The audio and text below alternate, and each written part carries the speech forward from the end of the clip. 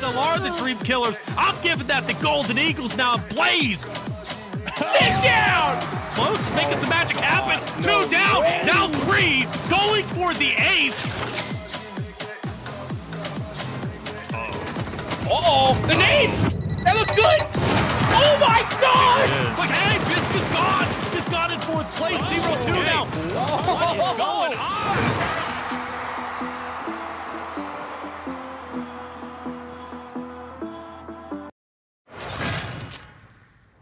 And welcome in, everybody, to the Titan Series Challenger Finals. It's day 2, and today we see which 6 teams will move on to the Premier Finals August 21st. My name's Powerbang. I'll be your host for the show, but I'm not doing it alone. We've got your favorite Mustache Dave and Enigma here on the broadcast to join me. Gentlemen, how we doing, Enigma? Are you feeling ready for day number 2? Oh, of course, but for the most part, I'm worried about these other teams if they're ready for it today, because that top 6 number, we were talking about it all day yesterday, and that's a daunting number to say the least for a lot of these squads.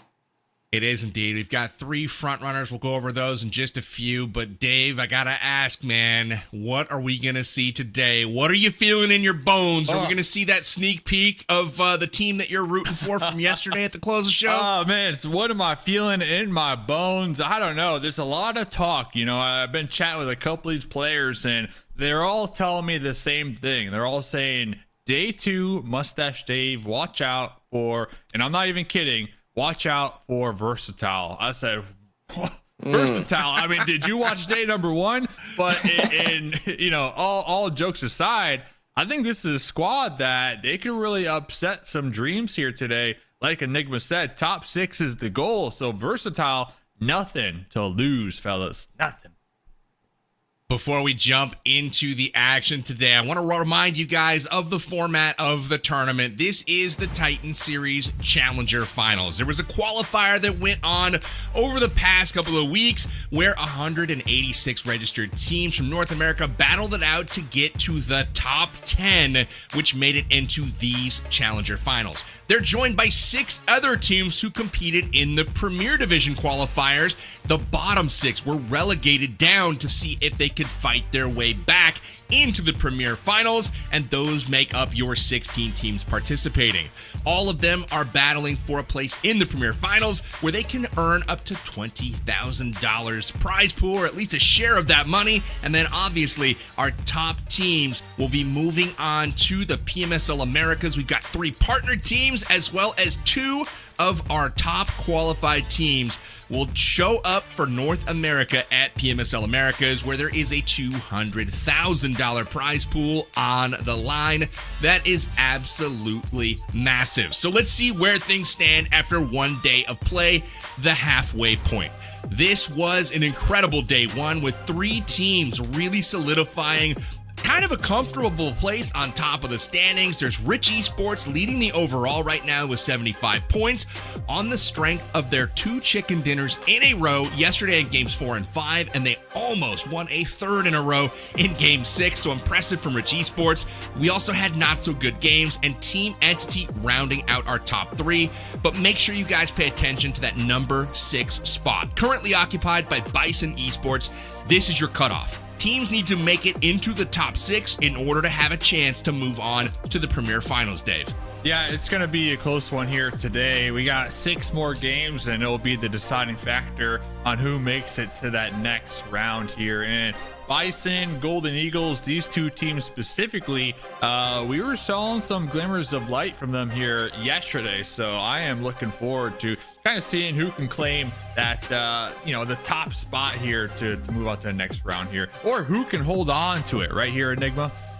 Yeah, and for the most part, all these teams below on the second half, they're trying to shoot up past those teams. 41 was the total number for the cutoff from BISON Esports. These teams here, a few of them near the top, at least all the way down to 4 Sexy Frogs. That's only a 13-point difference, right? 1 game, essentially, in my mind, PB, that they could be able to shoot up just back right up into the running of it. While the rest of these teams, and especially that number 16 slot, if they're wanting to really shoot for that top 6 here, we're going to have to start seeing some wins early.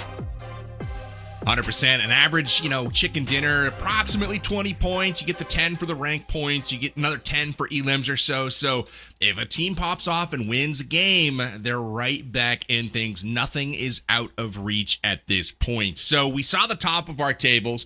We saw some really good action in day number 1. Dave, you were a big fan of not so good games.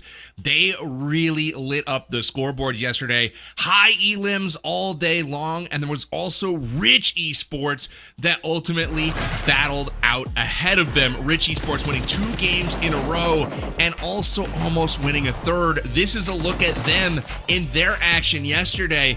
My goodness, Dave, walk us through kind of Rich Esports and their surge towards the end of day 1. Yeah, Rich really cranking up the heat here as the night progressed. Ooh, nice little run over right there. And kind of looking at the player stats, we had Loston with a ton of damage, over 3,000, going to be the second player when it comes to overall damage on day number 1. And then right in that 4th place spot, their squad mate Slay with 2,300. So both of these teammates putting in a lot of work here on day number 1, and their teammates not too far in the pack when it comes to, you know, total damage numbers done. But Rich Loston currently in that 2nd place spot when it comes to most elims, sitting on 16. So they had one heck of a day, PB. Pretty incredible stuff from them. I was a little worried about Rich. They were a team that I had my eye on as a slow starter. I was like, what's the deal? These guys I expect to be in the top 6, but man, they showed up towards the end of the day. But we shift our focus now to not so good games. Kiddo on your screen now. This dude winning a 1v4 here. A little bit of help from his teammate at the very end, but he was on point all day long. Dave, this was one of your favorite teams to watch yesterday. I mean, tell us what we got to watch out today for not so good games. Oh, Kiddo, definitely my MVP when it comes to day number 1, but not so good games. We have VRS4, you got Kiddo, you got Blinky, and then they picked up that 4th squad mate. This squad has actually been playing together for 3 years, I found out last night, and they reminded me, they used to be called Ace of Spades, if you can recall. I think Enigma, you might have played up against Ace of Spades, and then they changed to KR Esports. So these are some veterans in PUBG Mobile. Incredible team indeed. I mean, Enigma, this isn't the only story, though, that we were watching as of yesterday. These are the teams currently at the top of the tables. They were joined at the very end as well. It looked like there was another team trying to make it a bit of a challenge, but we also have to pay attention to the cutoff. 6th place right now is 41 points. It's occupied by BISON Esports. But right behind them is another team in Zero Mercy that started off the day super strong. They were a team that started hot in day 1. They finished near the top of the tables after a couple of games, but they started to slide down the tables towards the end of the day. They finished in 7th place, but good news for them. They're only 1 point off the cutoff right now. Talk to us a little bit about BISON Esports. For me, they were a bit of a surprise, but man, they were consistent as heck yesterday. Hey, a surprise to say the least, and I feel it's hard for us to say that with the BISON being kind of large. You know, you'd expect them to kind of be a full force factor, and for the most part, the first 3 games out of BISON Esports here, PB, 2nd place, 5th.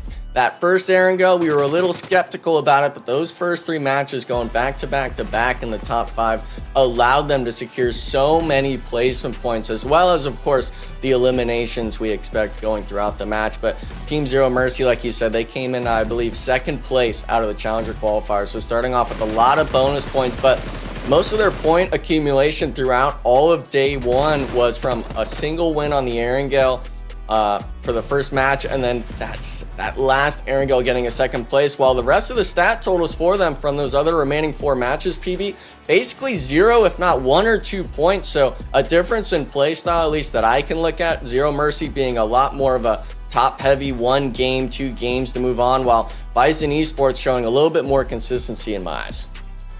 You know, you're absolutely right, and I feel like BISON Esports was just a couple of games away from actually leading this tournament. They had some really impressive, like they came out 2nd in the first 2 games, and then ultimately they put up a couple of goose eggs yesterday, which if they didn't do that and just had an average game, they may be challenging for near the top of the tables right now. But ultimately, they're a team that I'm happy to see them here.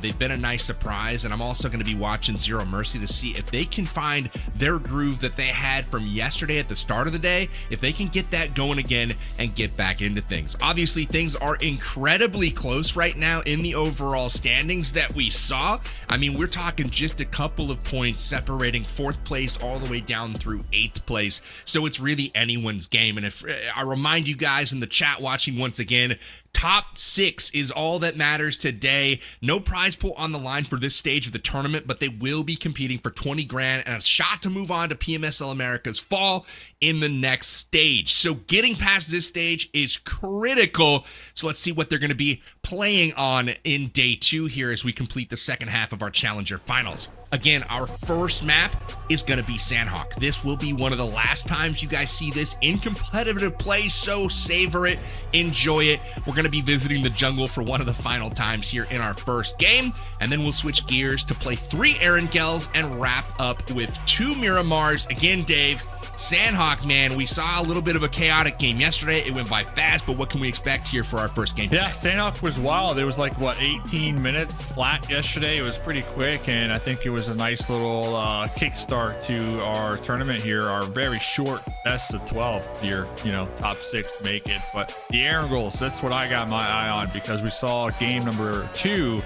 There's a couple of squads. They had a really good match, and there was really no stopping them. They just continued with that momentum through the other 2 Erangels, and that to me has me worried for these teams that are fighting for that cusp, for that knockoff point here tonight, PB. You know, an incredible start to yesterday's game, and one of the things we were watching out for was the drop locations. Would teams have an opportunity to drop clean and loot up, or would they be challenged by some of their opponents and enemy squads? And yeah, there was some hot drops yesterday. We saw some early engagements between, we saw Almost There and MEZEXIS going after it, and that's one of the things I know Dave mentioned. Versatile as a team to potentially watch out for today. Maybe a resurgence after a week day 1. We know they got it in them, but another team I want to see kind of come back today, Enigma, is MEZEXIS. They were pushed off the drop spot yesterday early by Almost There, who won the Challenger qualifiers, and they came into this in first place with 10 bonus points.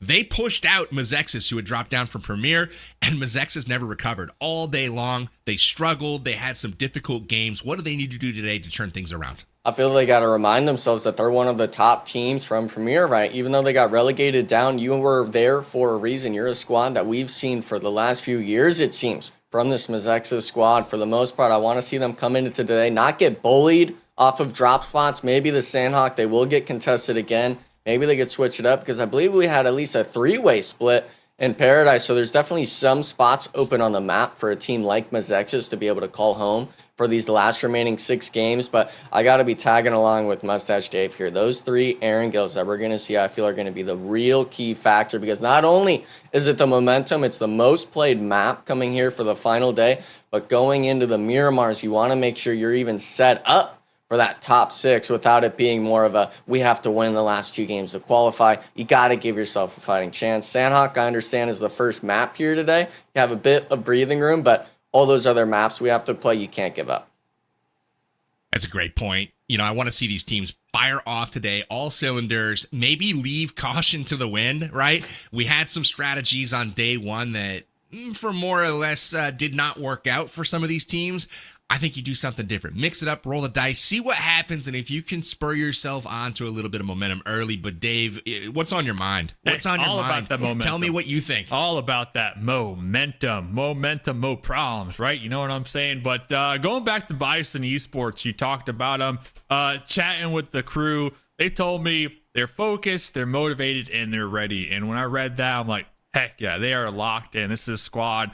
They got the game plan, and they've been grinding for 2 years. So for them to be at this stage in their careers, at this level, with the opportunity to make it to PMSL, to make it to the $200,000 cash prize lobby, it's huge. It's huge. And it kind of goes to just the esports ecosystem as a whole, as it's truly open to everybody, and everybody has the opportunity to give it their best shot and try to become pro. And I think BISON Esports are one of those stories, right, that we're going to hopefully watch unfold here tonight.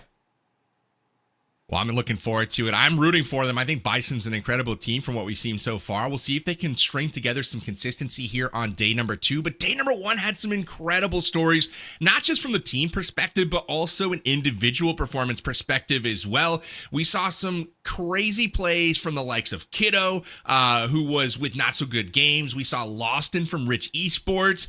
There's also Team Entity, who was crushing it towards the end of the day. So let's take a peek at the overall elimination leaders so far in the tournaments. And the 3 teams I mentioned right there, 1, 2, and 3, with Kiddo and Loston at the top, representing with 16 elims each. I gotta say, Dave, for me, this isn't much of a surprise. Those 2, for me, jumped off the screen yesterday. Yeah, I mean, we kept seeing highlight plays from them. And honestly, when it comes to that 5th place spot from Bison, we were calling them, what was it? Not Dr. Doom, but we were saying something because they started popping off. It was like game 6, right? That I feel like they got most of their elims, if I'm not mistaken. I think they had like a 5 elim game. Have to go back and watch. But yeah, just kind of snaking their way right there in that 5th place position. But Enigma, I'm seeing 2 NSG players up here on the top 5 elims. What do you think about that, big dog?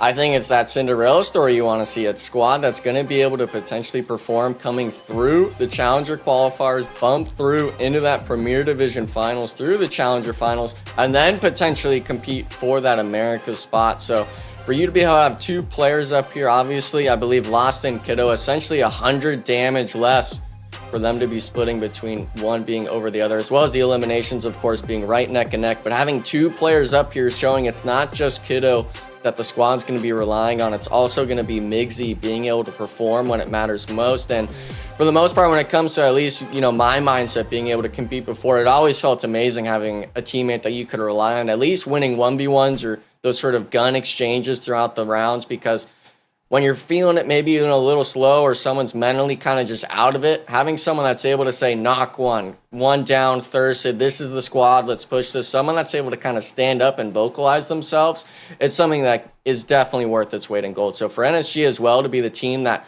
I've never heard of before, to be able to really kind of show that they could do that here, Powerbank, it speaks volumes.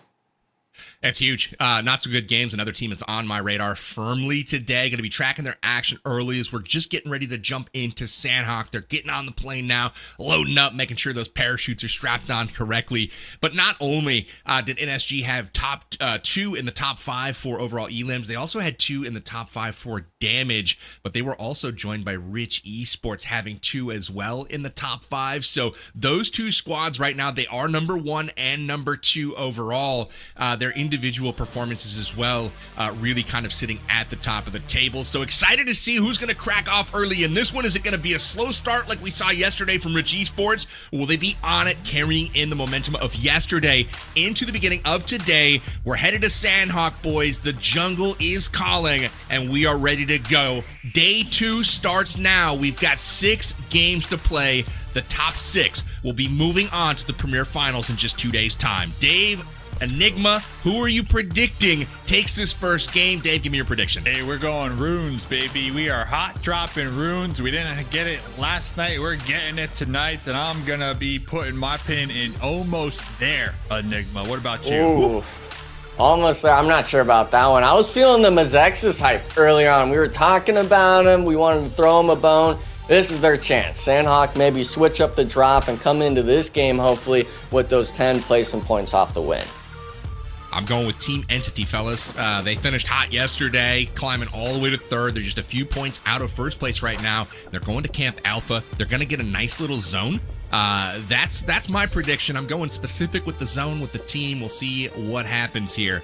But ultimately, expecting a really, really fun kickoff for our Day 2 action. Again, only 6 games left. It's make it or break it time for some of these squads. They've got to show up right now. I'm looking at the bottom of the tables right now. Dark Esports, MEZEXIS, Versatile. It's your time to shine. Let's see if they can get it done. Yeah, Versatile looks like nothing crazy from them. No hot drop action.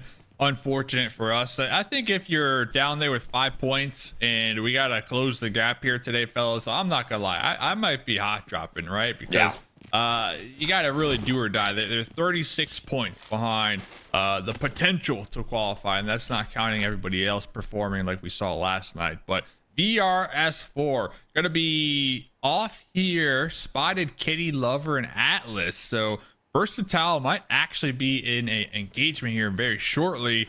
And meanwhile, whoa, circle number 1 said, listen, you guys, you can fight down there all you want because I'm going 50% water.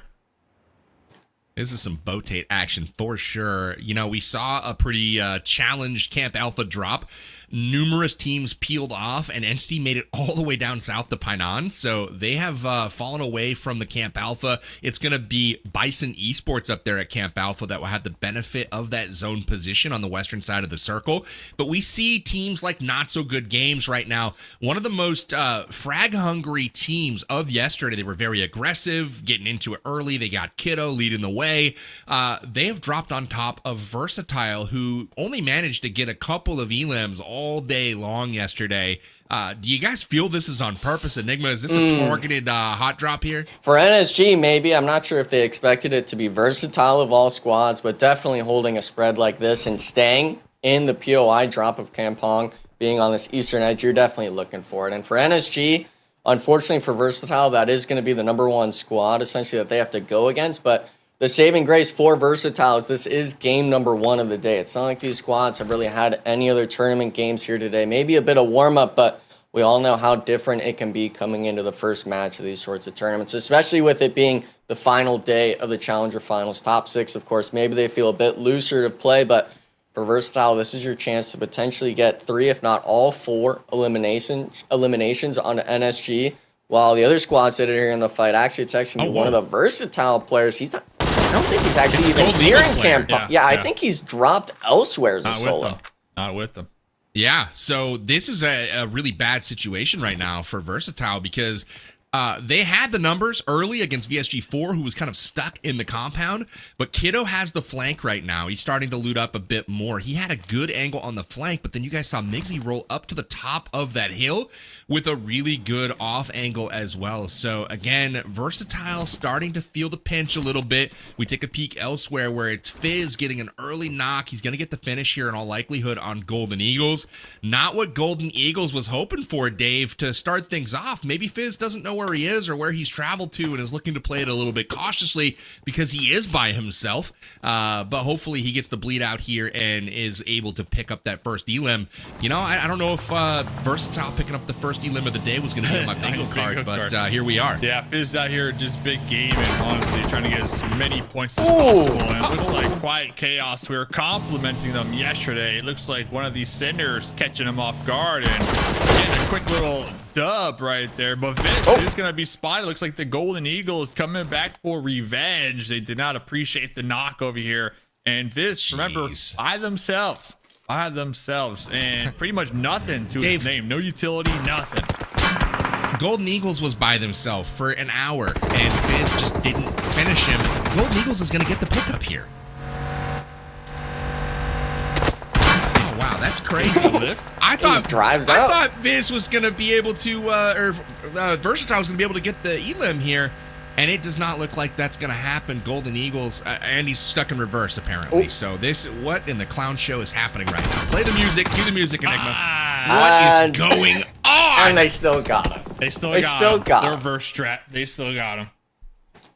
Oh my gosh. Highlight, cue the reel. We need to play that one at the end for the highlights. It may have been a low light, but at the same time, that was something. That's some kind of strategy. Meanwhile, back in Kampong, we've got the rest of Versatile, and it looks like Miggsy and the crew potentially going to wait them out as the blue zone starting to push them. Things are getting a little bit tricky early on here for Versatile. Yeah, and I think for the most part, a lot of these teams just doing the same exact thing elsewhere on the map is just this gatekeep with their backs to the sides of the blue zone. BISON Esports now doing that to MEZEXIS. But back to the Versatile play, I mean, the solo player getting the elimination, I don't even believe he makes it out of there with the vehicle because we saw all 3 of those Golden Eagle players just kind of perched up on the hillside. And thankfully for the Golden Eagles, right, they were able to get the reset onto their member. It's not going to be them losing one early on in the Sandhawk, but the rest of these squads, I'm not sure what's kind of in the air here tonight, but with it being the final day, I feel like we're going to see this a lot, not just on Sandhawk, but potentially on all the Erangels and Miramars of this sort of zone camping, rotation catching, just kind of rat gameplay here tonight. Ratty Rat McRat. Well, MEZEXIS. Rat. And the in the scopes of BISON Esports, can they answer before BISON is able to surround? You can see Alex starting to support coming from the top of that Camp Alpha Hill. I don't know if they're going to make the push there, but BISON definitely has their little antennas on point now. Almost there, getting into the rest of Quiet Chaos. Can Quiet Chaos pick up a point here is the question. No, gun down immediately. Here comes me, last one alive for Quiet Chaos, cooking a grenade. They heard the pin, trying to get the pre-fire DBS shots right around that corner. Quiet Chaos was looking at play coming down the hill. But woof with the save right there. So almost there. Should be able to get the full reset here with their 3 eliminations. And almost there. They were telling me before today started that yesterday they made a lot of solo mistakes and it kind of cost them the game a lot of the times. Yes, they're in 4th place overall, but right here is a prime example of them recognizing their mistakes from day 1. And day 2, they're playing a lot more grouped up, a lot more tighter. You'll love to see it. Yeah, and I think the big thing as well is just seeing the circle shift as well. If that pulls any more north, they essentially have the best position in zone. I'm not sure how many vehicles they'll have to make a late game rotation, but nonetheless, almost there. Their position on that full hillside just west of Tap Mock could potentially just secure them an easy double-digit elimination counter. And that's kind of the main thing we want to see out of these squads, right, PB, is the elimination tallies. If you don't get into that top 3, it's got to be closer to that 6, maybe even 8 eliminations total range. And unfortunately, MEZEXIS is the team that I chose, of course, 4 for 0 on the fight with BISON Esports now finishing. BISON Esports, we wanted this team to show up, PB, and they definitely are. They're off to a great start. So is almost there, holding off BISON for 4th place right now. And who would have thought in stage 2 that boot camp would be almost completely out of the safe zone? This is a wildly northern zone, and it's going to pose a lot of difficulties much earlier on in the game for all of these teams trying to rotate in. We saw a lot of southern drops. We saw a lot of, mid drops near Painan, and all of these teams are about to stumble right on top of each other. You can see Entity on the southern side of this zone trying to hold off teams that are coming in right behind them trying to backfill. So that's going to be really, really difficult for them to potentially do. So they're about to have it out, and Ace looks to be stranded here on his own, Dave. Do they know Ace is here? I don't think so. Everyone's just trying to focus on surviving, healing in the blue. Nexus OP laying down some shots. Nice. Popping out here, getting a quick knock, looking for the confirmation. There's a point right there on the board. And now looks like Digital Age, they're going to be aware of Ace's presence over here. Ace, though, unfortunate for Ace. No Molotovs, no grenades, but Hunter from flank. Downtown. They got Digital Age just pinned to rights here. That was an excellent flank. Hunter coming up from behind down the hill. Everyone else's attention focused up the hill at Ace. They knew he was there, kind of stranded, but Nexus and Hunter roll up in from the rear. And just like that, Digital Age in a lot of trouble right now. They are going to get pinched. And just like that, Kofu Boy puts another couple on the board. This is your 3rd leading fragger of the tournament so far. That might move him up the tables to 1st. As nice nade coming in from Gutsy starts off another fight here for almost there, Dave. Patrice back against the wall. Molotov grenade. He's done and dusted. Almost there. They are just continuing to steamroll. After we last saw them, they had a nice little engagement. 2 of their members got knocked down, but they did get the full reset. So almost there, sitting at, what is that, 7 eliminations here? Yep, 7 eliminations here to kickstart their day number 2. And you know what? The confidence truly showing here tonight, fellas. It's insane. I gotta say, Enigma, what do you think about the start of not only almost there, but BISON Esports? These are teams that there's only been 19 eliminations in the entire lobby. 13 of them go to those 2 teams. Almost there was 7. BISON Esports was 6. I don't think they could have asked for a better start to day 2.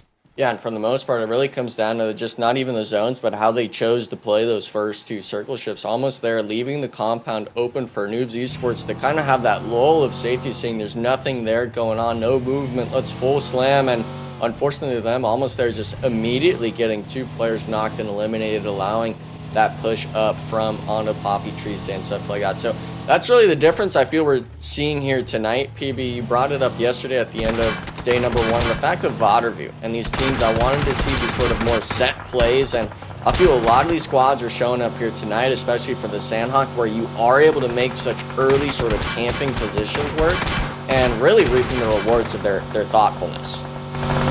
Dark knows that cars are destructible, right? Not on Sandhawk, baby. All right. I mean, I don't know, man.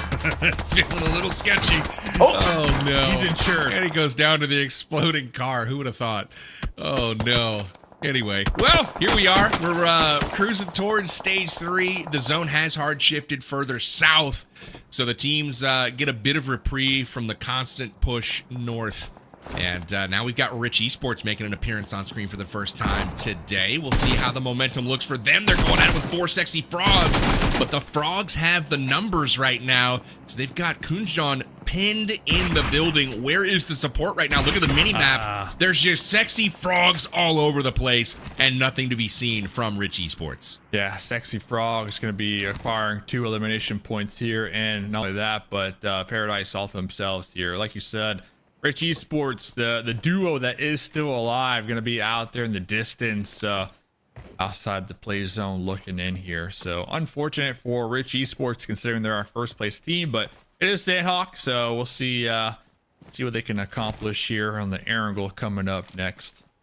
But NSG, another team, 0 eliminations. So really, this has been almost theirs match so far, leading the charge when it comes to the aggression, when it comes to winning the team fights, and really trying to play catch up and solidify themselves in that top 6 here. One team that's trying to make up for it, though, is Team Entity. We see them here. They lost Hunter early on, but 5 eliminations now as a squad, being able to really kind of secure themselves this southern side of the circle. And even though it is a hard shift down south, it is only stage 3, so there's a little bit of room for these teams to be able to work with. And for the most part, I feel if it goes anywhere but center, a lot of these squads are going to have to start making some of these do-or-die sends with the vehicles. NSG, of course, being the one I was about to mention, but now having one knocked is going to be from the Team Entity trio, so not an immediate push, realizing it's a 3v3 scenario potentially going on right now. And for NSG, I kind of wonder, you know, obviously you have Migsy, you have Kiddo. You want to make sure that you're able to honestly sacrifice yourself if you're the other 2 squad mates to keep these players alive, because keeping them up, especially on a map like Sandhawk, PB, I feel those are the 2 players you want to have in the driver's seat. Absolutely. I mean, this has been a really strong showing from 3 teams right now. There's 3 teams really just owning the lobby. It's Bison, it's Entity, and it is who's our other team? It's almost there. That's got 8 elims. Yeah, almost there is almost there. I keep forgetting almost their name, there. But here we are. Now Bison trapped under the bridge. This is not where they want to be, so they're going to try to get back into the fight right now. They'll still be full squad right now, so all 4 members up. Entity missing 1 after they had that skirmish in the midfield trying to get into zone. Bison's got full strength once again as they run into the buzzsaw that's almost there. Yeah, a little bit of an ego peak coming in from the Bison Esports player. Actually going to be an immediate trade from one of the Sinners squad mates down all the way to the east. But for the most part, if you're Bison Esports, the zone is coming in, 1:30 left on it, and they're probably one of the furthest squads away from having to rotate in. So getting JS up has to be an immediate now or never kind of scenario, as well as they got to deal with Dark Esports in front of them. And for Knight, I believe he is going to be knocked, but the rest of the teammates down all the way on the coastline. The issue I see here, Dave, is even if you have vehicles, even if you start driving along this coastline, it's so easy for you to kind of just get Navy sealed on through the back or just laser beam throughout all the other squads. And yeah, that's what we're seeing right now. Dark has one of their squad mates flying the boat. Ooh. The third party, though, didn't expect that. It's brutal. Just tunnel vision right there, trying to get the elimination. Was able to get behind the boulder, but they are just losing health. Meanwhile, Alex69 doing some scouting, trying to leapfrog around the last member of Dark Esports, and Alex69 actually going to be getting spotted and tagged himself here. So I was looking at Bison, I was liking their position over here, but I think they spent a little too much time over here. Now the pressure is really getting to them. The wheels are starting to fall off the bus for Bison Esports as they're out of here in 12th place. It wasn't a total waste, though. Guys, they picked up 5 elims. So, I mean, that's a solid showing for a game where you go out early with no rank points. It was not all for naught. You know, you could have been dark there. They go out in 11th, but only pick up 1. So, I mean, Bison doing a decent job, still putting distance between them and the bottom team. So, it looks like, for the moment at least, they're safe above that cutoff. So, we see the zone once again go towards Paradise Resort. 4 sexy frogs have got to be licking their lips, Enigma. Yeah, and I'm looking at it right now. No one else. They were the only team that dropped Paradise today. Yesterday it was 3. This time it's only 1. And if they're able to keep all of Paradise under control, this whole south side, including the squad of NSG, should be just right under their thumb, so to speak. And kind of going back to this north side, we see them there off in the distance, almost there. If they can clean up the Rich Esports duo, they could have full control of the north side, but they're not realizing, Dave, the shotguns, the snakes in the grass are striking in the end of it. And Rich Esports, yeah, they're only down to 1 player, but almost there, really struggling with this. Yeah, Jas, last one alive here. One more Molotov, one more grenade, doing a little lean peek action there with the M4, trying to get the pre-fire and create some space. That way they can reposition using these boulders. Meanwhile, Wolf just straight up prone in the bushes here, anticipating the push. And talking about snakes in the grass, I mean, we got snakes all over here on the edge of the play zone, but you know, it's not a snake. The sexy frog still locking down Paradise, PB. They got it in the bag. I hope so. They've got that compound locked down, very favorable position in the circle. They own about 1/3 of the zone right now. All of the other teams finally converge on one another. I feel like that's been brewing for a couple of stages now, but it finally comes to a head here in stage 5. All kinds of third-party action and shorthanded squads, snakes. It's the like that we always see on Sandhawk. You've got those snakes in the grass just waiting there with a shotgun. They jump up and bite you. That's what every other squad outside of the 4 sexy frogs is dealing with right now. Versatile goes out. They get another rank point to their name, so they're up to 7 right now in the overall standings. I don't know, boys. The comeback may not happen as much as we were hoping for, but into Paradise as well is NSG. Kiddo and the crew thinking they might like to challenge this superior spot. Enigma, what are you seeing? I'm seeing NSG kind of getting away with murder right now. I'm not sure how they're even able to get 1 person to the compound here in Paradise, but 4 sexy frogs, I feel, need to clear out this squad sooner versus later. And obviously there is going to be 1 player down of NSG with 4 sexy frogs having all 4 members up. But the issue for this is the fact that there's not just this team next to you. There's all the other members in the lobby still looking to shoot their guns, trying to get eliminations across the zone. And thankfully for 4 sexy frogs, it looks like NSG is going to try to have a 2-1 split. One try to maybe wrap, problem finding them, but allowing the other 2 members to safely cross back towards the west because they can't fight 4 sexy frogs. This position is too strong on this hillside, and now it's a matter of can they even really get themselves in the prime real estate position that they want to see after that knock. They rebounded, Dave. I think they might be able to get this pickup. We'll see if that's the case. It looks like no, he has been eliminated. Look, maybe a 3rd party here. But, you know, unfortunate. They kind of turned their head. Problem spotted them out. Rich Esports finally eliminated in 7th. And Blinky goes down for not so good games. Finally, Overwatch for 4 sexy frogs turns around and they catch NSG coming back for revenge. Yeah. NSG out of the lobby as well, but not before they take control of first place. They surpass Rich Esports by 1 point. But not done yet is almost there. They've got double-digit elims at this point. They are done, though. Right as I say that, they are eliminated in 5th place, but still a fantastic game for them. And now it's down to the Golden Eagles. We've got Zero Mercy. We've got Sinners and 4 sexy frogs as the only team right now with 4 standing members. Zero Mercy has 3, but 1 is knocked at the moment. Yeah, I do appreciate NSG, though, right there, trying to make the push as a duo, trying to get within the grenade range and really flush out 4 sexy frogs from Paradise, because if they were able to claim that position, it would be big chilling right now. New circle does pop, and this has to be a 4 sexy frogs win. It just has to be. I mean, their zone control is so good right now. They got one of their squad mates up the north, making sure they don't get wrapped around. Then they got another one down in the south. So they got nothing but control here. So 4 sexy frogs, this is your game to win. I liked what they did with this zone control, getting 2 into the middle. They've got 1 on the flanks, each watching an angle.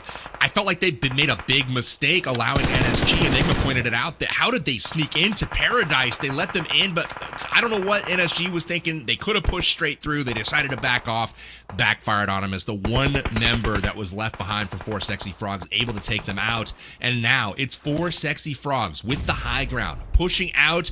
It's just them and Sinners. 4 versus 3, and we'll see who sees who first. Sinners running up the hillside. Joy Boy sees them, fires the shots, not able to connect, but the nades are out, the marks have been made, and it's a matter of time now. 4 Sexy Frogs, all they have to do is hit their shots, Enigma. Yeah, and for the most part, they're not even going to be using their shots for half these. Big damage coming out from Joy Boy on the frags, even down all the way on the off angle on the right from Feroza. If you're Sinners, I really kind of wonder when you actually opt to maybe even just push through the smokes and look for one of these players with a nade in their hand, but just the angles here, just 4 Sexy Frogs completely spread out, whether it's a tree, the hillside, or the cliff angles. You got to be able to be careful about it, and through the sides, through the smokes, we're not even seeing half of these shots go down. The rock cover is not going to be doing anything here, Dave, and with the last player up, yeah, the blue zone's actually going to be the one to take it. 4 Sexy Frogs. The team that needed to win, the winner chicken dinner, definitely boosting them up that leaderboard. Wow, yeah, I mean, they weren't even top 6, right? I mean, they were down there, yeah. PB, so it's a huge win for them. It's massive. Not only did they pick up the win, but they got 9 elims to boot. So 4 Sexy Frogs, all of us predicted them to win on Sandhawk. The only problem is that was yesterday.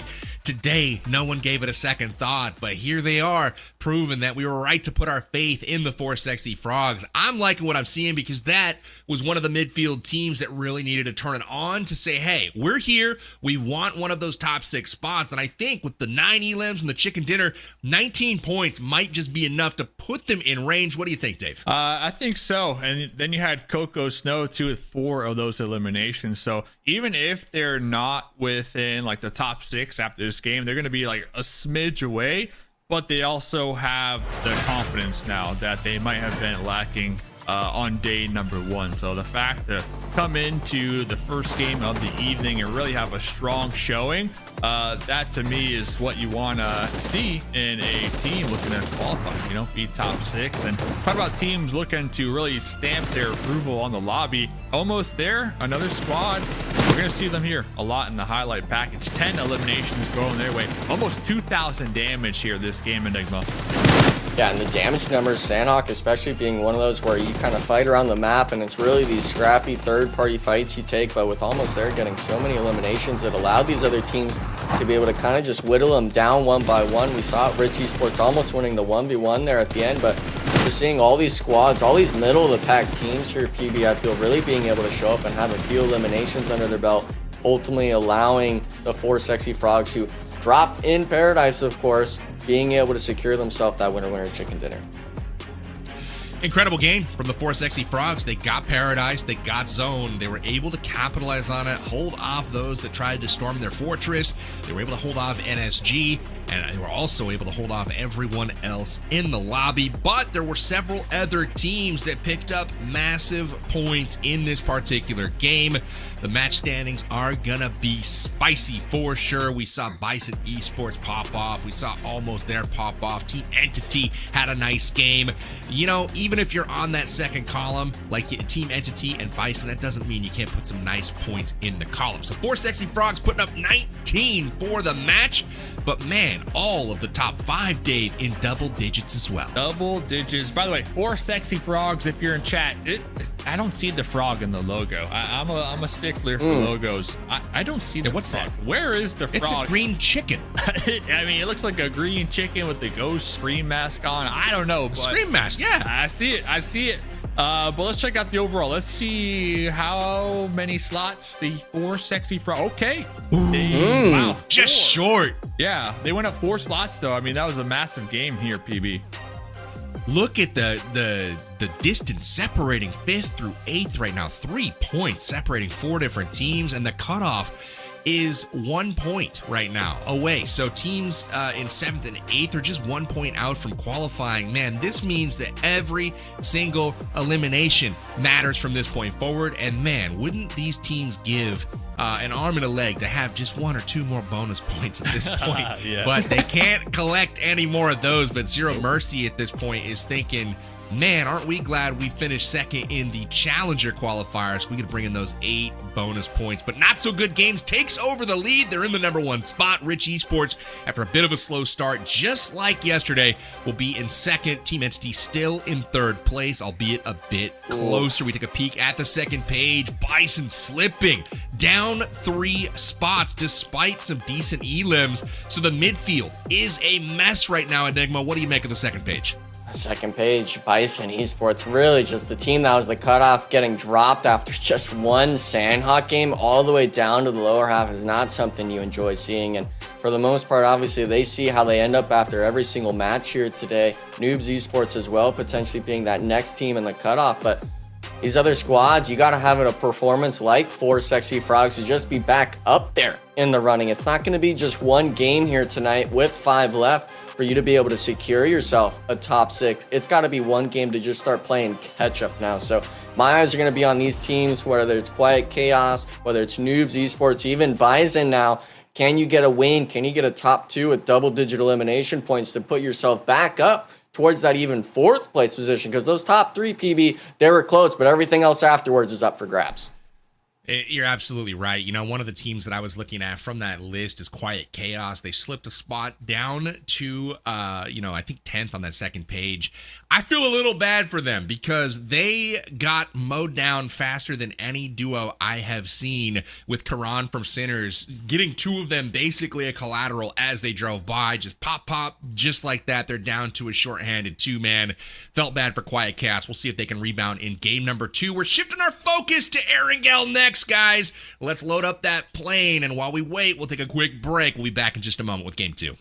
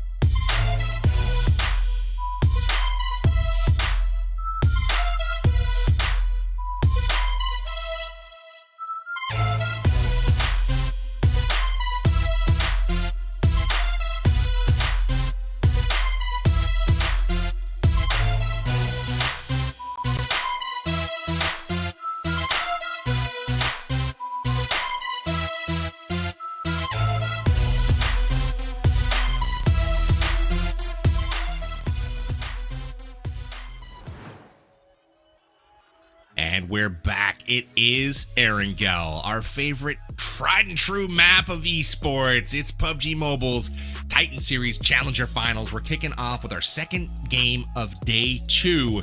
Just 5 more remain before we decide the top 6 teams that will be moving on to the Premier Finals. I'm Powerbang. We're back with Mustache Dave and Enigma here to bring you the action.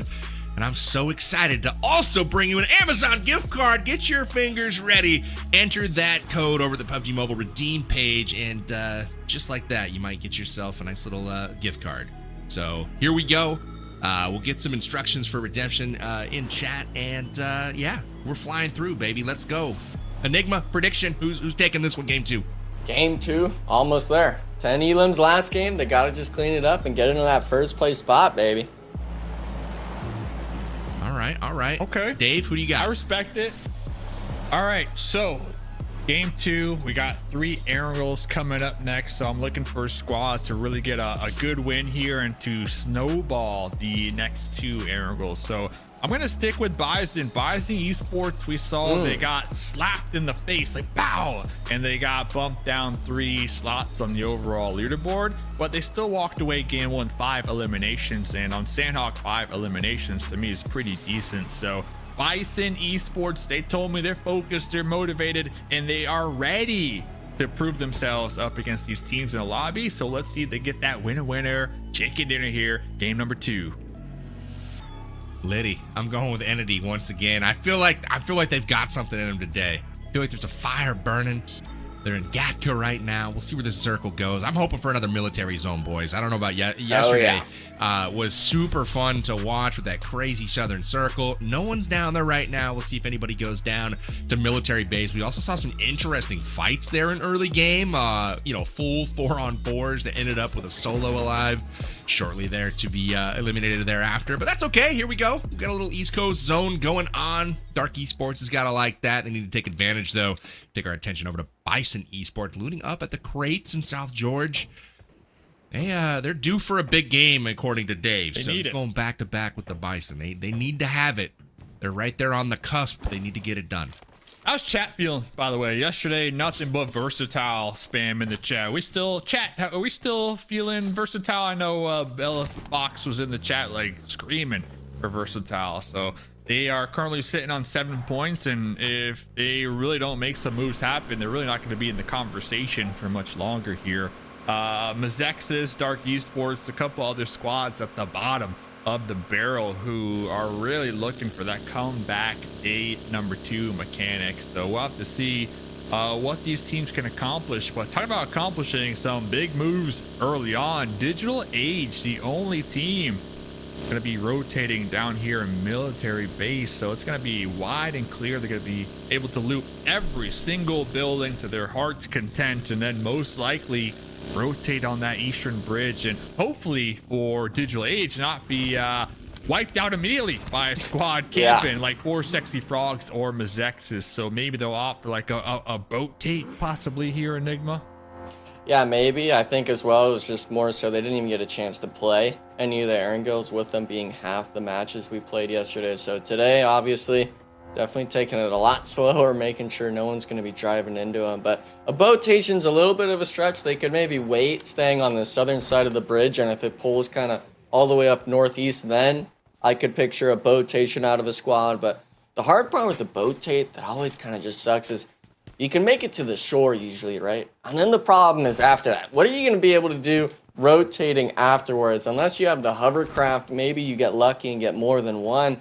If you don't have that, you got to sort of beach the boat here, PB. It's not something that you'd really ever enjoy. Beach the boat. Beach the boat, not something you want to see, but really it's kind of just an unfortunate thing if you have to make that play. But being all the way down south, it's so early on. I kind of like the idea of them being able to just loot and take it easy and hopefully make it later on to these Erangels. Fellas, I'm not worried. We saw no bridge camps yesterday. We saw free passes issued to those that were down south that needed to come north. I mean, I thought there was going to be some camp jobs going on, but absolutely no one was paying attention to the bridge. So I'm feeling confident today that whoever's down south is going to make it up north just fine. Now, I hope that's not the case. I want to see some drama. I love me a bridge camp, but yesterday we saw none. So, maybe they make it okay today. Maybe that's something that a team maybe did some VOD review yesterday, and they do camp the bridges out. So maybe it's the same, maybe it's not. But we see another bridge in action here. NSG looting up, looks like North George. And uncontested, so they're going to have all kinds of gear, and this is not a team that you want well looted coming into those next stages, because they will put the hurt on you. Miggsy, Kiddo, both of them just having really incredible tournaments so far, and I think, you know, one or two more good games from them, they've got to be a lock to move on to our Premier Finals. So the real question here, PB, for me and Enigma, I speak for both of us here, would you beach the boat? Yeah, dude, I would slam that throttle all the way down. I would beach that sucker. I would get that propeller onto the sand for sure. Not what I wanted to Onto hear, the but grass I respect almost. the opinion. I respect the opinion. So talking about another squad, Dark Esports. This was a team that we were kind of harping on yesterday, like game 1, game 2. We were kind of getting hyped because we saw Light, we saw Go and King. Making some plays happen, right? Making some plays happen early on in the night, and then after that, they just straight up flatlined. I mean, I'm gonna be the honest guy here. We didn't see anything from them right after that. So hopefully, they did some VOD reviews last night. I mean, they're gonna be over here in Yesnaya. They're gonna be the only squad in the general area. Looks like Goat doing some scouting over there. Might spot out some golden eagles, but yes, Naya, this early on, I actually like the spot. If Dark Esports were to just hold it down and maybe play for the late game, try to keep everybody alive, and try to go for like a nice little winner chicken dinner here, even if it's like 5 elims, I think that's the strat here. If you're one of these bottom teams, kind of play a little slower and try to go for those placement points here and secure something in the bag. Yeah, and securing, I think for the most Naya's part, got the Dark juice. Esports, I want to kind of bring it to attention. We didn't talk about it much yesterday. Almost there. The team that performed well in the Sandhawk last match, 10 eliminations all day yesterday, every single Erangel. They were making this Eastern rotation, just looking for a fan, any sort of squad. They were forcing the engagement. So for Dark Esports, I hope they honestly don't rotate any more to the east here. They kind of stay in that Yasnaya area, allow maybe even the Golden Eagles to be the main focal point of almost there, because that's a squad that's looking for a fight. And with them being sort of one of those middle of the pack squads, obviously they're on the top end, being in 4th place at 57 total points. If a team is looking for an engagement, looking for a fight, and you're not prepared to take it, stay away from them. Every single team in here we've seen has either been sort of that A-type personality team or the B-type, whether you take the fights yourself or you choose to rotate. And I think now, especially for this tournament, PB, you and I have talked about it a lot, the A-type, that sort of aggressive play style is what we want to see. That's not just what we want to see. It seems to be what works, you know, for those that are up there on the leaderboards that have a chance to move on. They're the ones that are mixing it up. And, you know, they don't win every fight, but the ones they do, man, it builds that momentum. It's what you want to see. And even if they go out a bit early, sometimes you're picking up, you know, 4 or 5 elims and going out with some points instead of a big goose egg. So just because you may not have the best position in the world, doesn't mean you don't take the fight. I would love to see everyone just mix it up at every opportunity. But, you know, they're the pros for a reason. We'll see noobs here on the rotation running each other over. No big deal.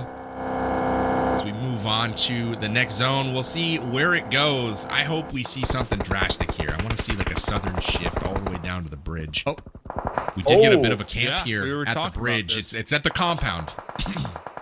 We were talking about this digital age. Remember, they wrapped around Dairy Pier. They went military base island. They did some looting, and we were kind of theory crafting what their next move might have been. Looks like they're going to be getting involved with the 4 sexy frogs. Looks like one of these sexy frogs already eliminated, Coco Snow, who actually had the most limbs in game number 1. So let's see what the sexy bros can do out here, because digital age looking to get some eliminations here. Cola popping out with the shotgun, trying to get the slugs, but unable to evacuate the area quick enough. And 4 sexy frogs going from a really solid game number 1, catapulting them up on the overall leaderboards to a lackluster 0 point, most likely game number 2 here, Enigma. Yeah, and for the most part, the team that they're going against, obviously they were only at 21 points coming into this match, but 3 elims without taking a single lick of damage or elimination loss, that being Digital Age. Definitely a big win, and I'm not sure if we even really noticed it, but Confirmation, one of the 460 Frog players, knocked himself on the pull-up trying to support his teammates. So that's how 2 players were knocked immediately at the compound. Digital Age applying so much pressure from their angle, and we see it even here now as well. BISON Esports trying to replicate the same. This is going to be more towards the center of the circle, around that mansion spot that we saw perform so well for Team Entity on that Erangel. But now, of course, them kind of clown carring it more so here for the first match at Erangel tonight. But these squads right now, I'm really just hoping that they're able to make these rotations quick and easy, not try to overcomplicate it. Because when you start stressing as the night goes on, with it being only 5 games remaining here, that pressure really builds up. And these teams are from the Premier Division. I understand that they have a little bit more experience than the Challenger squads, but these Challenger teams might experience something completely foreign and new to them, to say the least, in the mental capacity department. I'm smelling frog barbecue, fellas. I don't know. Well, you know, someone said they taste like chicken. Frog bites. That's what I'm just thinking about, little frog bites today. Joy Boy, though, staying alive, trying to keep that 4 Sexy Frog squad alive just a little bit longer here. Noobs Esports had to earn this warehouse spot, but they've got it at this point, and we are 30 seconds away until, we see a nice little zone shift. And again, I want to see something wild. Silence Esports. This is a team that has been midfield the entire tournament long. I feel like they've never really had a terrible game, never really had a good one either. 7th, 8th, 9th place every single time. I want to see them pop off and really show up for once. So hoping that this is the game where they do that. One. See, you say a pop off, PB, but then you say you also want a crazy chaos kind of zone shift. So I feel like you can only pick one. You either bless a team or you just throw everyone to the wolves and say we just need a crazy zone finish. Here's a central zone. That's about as central as it can get. Or you just beach the boat. I said crazy. Yeah. Look at how far they'd have to beach the boat if they were getting in the zone. What, here. right from Yas 9? Yeah. You could make it. You can make it. Send it, bro. It's only like 1,200 miles an hour, and you probably beach it just fine. Talking about beaching the boat, 16 teams still alive here. So we did have 4 Sexy Frogs. Oh, as I say that, might have jinxed them. 4 Sexy Frogs. I was just about to make a note that they do have that solo still alive. Ooh. Not for much longer. So from first place to last place, 4 Sexy Frogs gonna be the first squad eliminated. Not so good games. This could be their opportunity to get right back where they started on the overall leaderboards. Currently sitting on 0 elimination points, but they're gonna have a nice little prime position out here on the east. But Team Zero Mercy and Enigma making the pull up onto MEZEXIS. We got to crash, boys. All right, we're pulling up. Look at the cars in this compound. There's all kinds of nice vehicles around, and it is chaos. It's MEZEXIS versus Zero Mercy, and it is anyone's game at this point. MEZEXIS seems to be getting knocked left and right. Nades out, doesn't connect though. Another Zero Mercy goes down, and the tides are turning right now. MEZEXIS has a chance. It's up to Baby right now for Team Zero Mercy. Chases him in, doesn't get the knock, and MEZEXIS wins a fight. I don't think I've seen that yet, but this is the moment where they might be able to turn things around. Love to see it for them. They pick up 3 points, and that's huge for a team trying to turn around that momentum. Yeah, but the big key takeaway was that damage from almost there all the way across from the western side towards that mansion area, and I'm surprised we didn't see anyone from almost there make a rotation immediately, try to third party the MEZEXIS trio inside, so potentially a 3v4 situation that could weigh into the MEZEXIS side. But still, I mean, you being on the edge of the circle, that fight does feel good, but I still have to throw the question mark out of what do you do after this? You have a small part of the zone, a few vehicles to work with, but as I see it on my side of the screen, a lot of teams opting to maybe even camp them before they could make that next rotation. That'd be smart. Trying to get these eliminations while you can here before the chaos unfolds. 14 teams still alive. Why Chaos gonna be content in this little bowl for the time being. I mean, they're not getting shot, right? So they're doing something right. I've got a conspiracy for you, Dave. For me, yeah. Yep, for you. You see Sinners. They got 0 elims right now, sitting in the 8th place. Down there. They're just a couple of points back from the cutoff right now. We haven't seen them really do anything. They're another team kind of like Silence Esports. They've just been in the midfield the entire time. Haven't really had that pop-off game. They are right there. They're 2 points back, and the 2 teams ahead of them right now are both eliminated out of the lobby. So this, in my opinion, is the game where Sinners needs to pop off. All they need to do is pick up a few elims, and they're in there. This is the time. But I think Sinners is just waiting for their time to pounce. Yeah, well, we saw this yesterday, right? From the Sinners, they held down. It was an Aaron goal. I forget which match it was specifically, but they were holding down a warehouse, and they held it down great, and they came out on top. So Sinners really just trying to remain dormant, remain underneath the radar, like you said, PB, and honestly just survive till that late game as all 4 of their squad mates. So Sinners, they were in Yasnaya. They did see that new circle shift, so instead of just sending it straight into the new circle and getting sandwiched in those Yasnaya fields, they're going to be rotating all the way up there at the tippy top of the north here. So we'll see if they'll be able to successfully survive, because we see them on our screens just zooming right past and in between Team Entity right now, Enigma.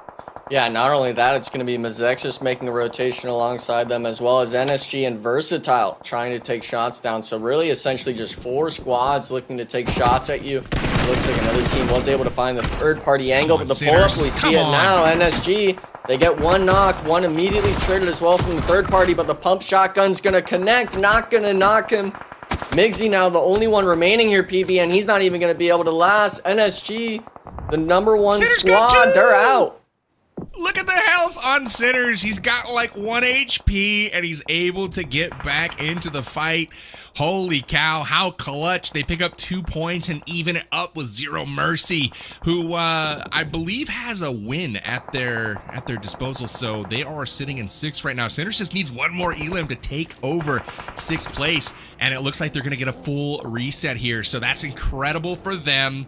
I thought right after I called their name, they were going to get full wipe just randomly in the middle of nowhere. I'm like, dude, terrible caster curse. But now Rich Esports honing in on Quiet Chaos. We'll see if they have the skills to answer here. Loston, though, in trouble and pushback. Austin just out here in the open, thriving here. Has his little ridge to work with. Oh, quick little flick right there. Like, was about to get shot in the back, but Lawson is just on it right now. Quiet Chaos getting separated in the mess here. They do have some smokes to work with and provide that soft cover, but after that 1 elimination, looks like Rich Esports trying to pull off and find a safer position in their vehicles here, Enigma. And I feel like this is a repeat of that Erangel from yesterday. Quiet Chaos in the exact same position, as well as Rich Esports favoring the side on the western edge of the circle, but with that early pull-up, I felt it was a little bit of a miscommunication from Quiet Chaos, now really struggling with the man disadvantage. They do have 2 eliminations to their name, but it looks like Rich Esports is going to be committing everyone, as well as the third party from NOOBS Esports, to try to get these last 2 eliminations to one of their squads. Lawson being one of the 2 eliminations from his team, trying to find the mark. But the issue is this roadside, it's so hard to really fully commit right over the hillside with NOOBS Esports, and with them being all the way down south, I'm not sure if you can even look for these last 2 players anymore. Right. You got to hit these shots here because the next circle did pop. You got NOOBS Esports trying to get involved, trying to take out Quiet Chaos. Quiet Chaos. There it is. They're dead to rights right there. Couple players looking for these easy points. So now Rich Esports, they need to make a move here, PB. They're about to get some free ones here. They're going to roll right on top of Digital Age, I have a feeling. Digital Age is just chilling. You know, that last fight was honestly, it was like Loston versus Poppy Triste, but they weren't fighting each other. They were just battling for the points in the middle in Quiet Chaos, and felt a little bit bad for Quiet Chaos. There was absolutely nothing they could do. They were just completely pinned down. But Rich Esports here hunting. Do they know these guys are there? They do. They're smokes, so they definitely know they're there. They're sending it through the smokes. They get one with a grenade. Out comes the buggy. The buggy parks, and Tempo is in trouble. It's all up to him. He gets shot in the back, and it looks like it might be a third party. Nope, it is Kunshan that gets the elim here. So Rich Esports picking up another. And now Rich is rolling. NSG's out of the lobby, and Rich Esports has 4 points, so that puts them back on top. We've got a nice little battle going here for first place. Yeah, the first place, but as well as the center compound here, Dave. I was worried about the Golden Eagles trying to hold all of the spread of the compound. It looks like they were trying to and lost 2 early on to a Dark Esports sort of slam on that north side. And the issue with this is when you get blessed the center spot and zone, everyone wants a little piece of the compound you're in. And Silent Esports, they're actually just going to be playing this whole ridgeline, which a lot of people early on might not be too favored in, but with Mansion kind of outside of this last circle shift, just on the edge, you're able to essentially freely play this ridgeline, and it's not only going to be them on the hillside, it's going to be almost there as well. And the nades, the elimination count already being at 4, they might be able to pick up all 4 players here on Silent. Yeah, almost there, though. They need to be cautious because that's the Sinners trying to third-party them from behind. So right now, almost there. They got a couple smokes. They got a little bit of a ridge line to work with to avoid those sight lines, but that is going to pump the brakes on their engagement with Silent Esports and really allow the Golden Eagles to just survive a little longer up there in their nest above this engagement here. So the terrain so difficult to work with, especially when you got teams trying to third party this one. And Hollow almost hitting the mark there. And to make matters worse, PB, here comes NOOBS Esports pulling up. I'm loving all the third party action in this game. There's just, you can't stop concentrating for a second. The smokes need to be thick because every time you get in a fight with one team, another rolls up behind.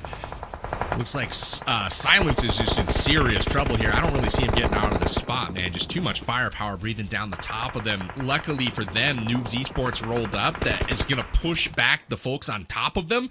But again, it's Golden Eagles is chilling, man. They're not going to come out of that compound, but you know, maybe they're going to run out of grenades. Who knows? Silence, though, down to just a couple of members, even behind the zone here as it comes in again. Dark Esports in a really good position, and it looks like a huge clash coming right now between Rich and Entity in the north. They're crashing on top of each other, and it is getting juicy out in the middle of nowhere. This is Northern Zone supremacy. Who is going to take it? We've got players down from both sides. Rich has 2 up, Entity has 3 up, and it all comes down to this for Rich Esports. They're trying to keep their tournament life going right now.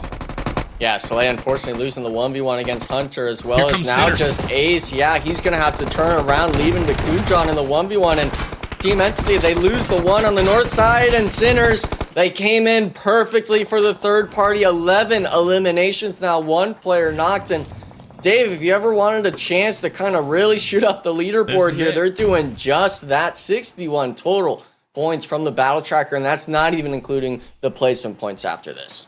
Sinners sitting on 11 eliminations. I thought they were dead on that rotation that we were talking about earlier on, but we'll get back to that because almost there. Oh, that's good.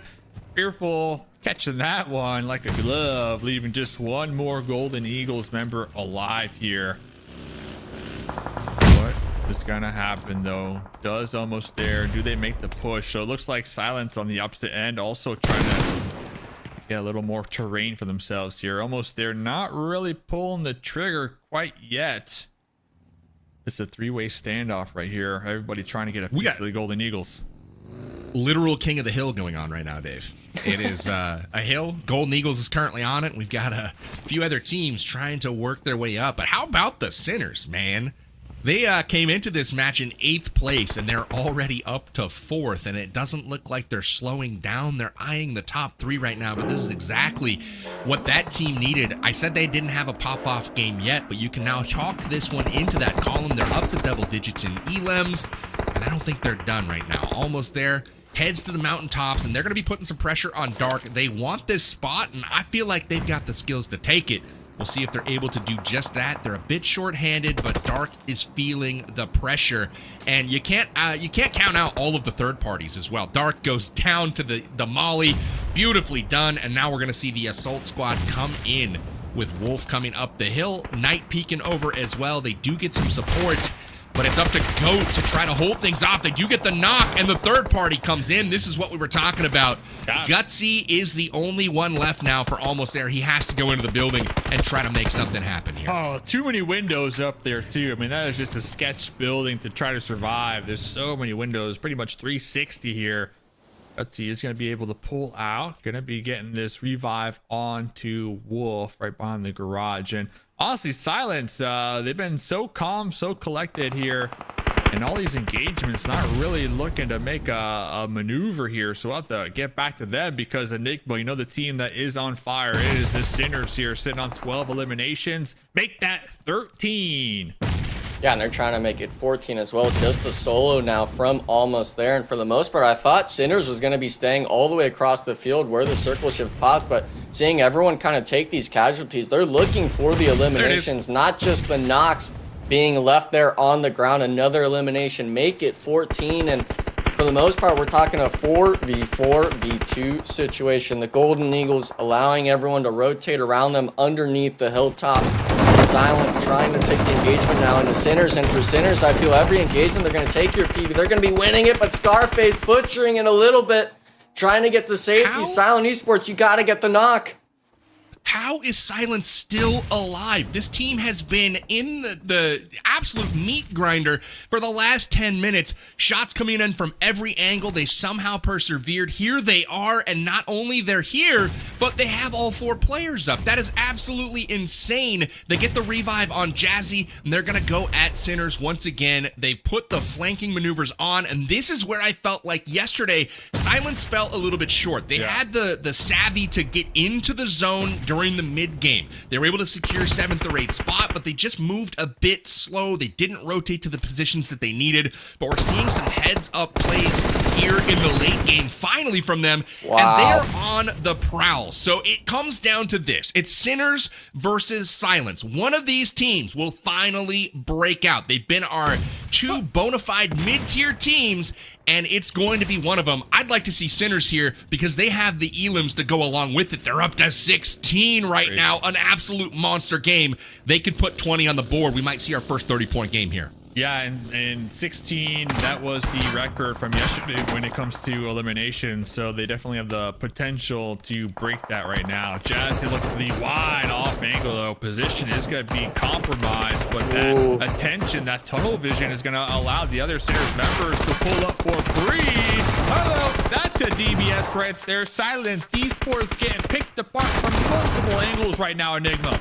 Yeah, and for the most part, you got to wait and get the group up going now. You can't leave it up to the 1v1s here. Looks like Silence being able to pick up at least one on a Darwin.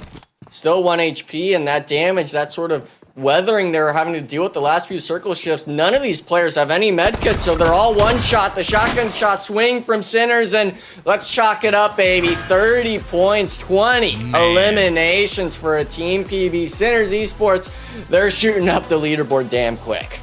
Goodness gracious is all I gotta say. This is a team that came into this match in 8th place. They were on the outside looking in. They were looking up at 2 different teams that they needed to pass even to qualify in for the next stage. Remember, I see chat asking you right now, what's the format? How do teams move on? It's top 6 for today will be crowned qualifiers for the Premier Finals. They'll move on to the Premier Finals August 21st through 23rd, and then the top 2 teams from that are not the partner teams will be moving on along with the 3 partner teams to PMSL Americas in the fall. So with that, Sinners just crushing it this game. We see our biggest point total from any game so far this tournament. 20 bomb. Are you kidding me? I said they needed to do something big. I thought I cast or cursed them because they got down to 1 HP in that mid game. Somehow able to come back, and both the resiliency from the Sinners as well as Silence. We can't discount their effort as well. They fought hard to get into that final circle. They fell just short, but you can't really expect a team to overcome another squad that's got a 20 bomb going along with superior position and a full squad. It was just too much to ask for the Silence there, Enigma. Yeah, and for Silence, it's just, you know, obviously some performances can be coming through. It was a decent game from them, getting some eliminations, but really just the 20 eliminations, especially this play right here, the third party coming in onto 2 of the top 3 squads in the lobby, Rich Esports and Team Entity, cleaning up both, as well as getting essentially all of the players from those 8 members kind of fighting it out, and afterwards playing it to perfection, coming in from that northwestern edge, waiting until these squads really started losing players and then fully committing into the compound. And obviously for Silent Esports, really got to tip my hat to him still, PB, because the med situation definitely was not there in any way. We saw it at the end here, all players being 1 HP, but Silent Esports realizing, hey, second place isn't too bad.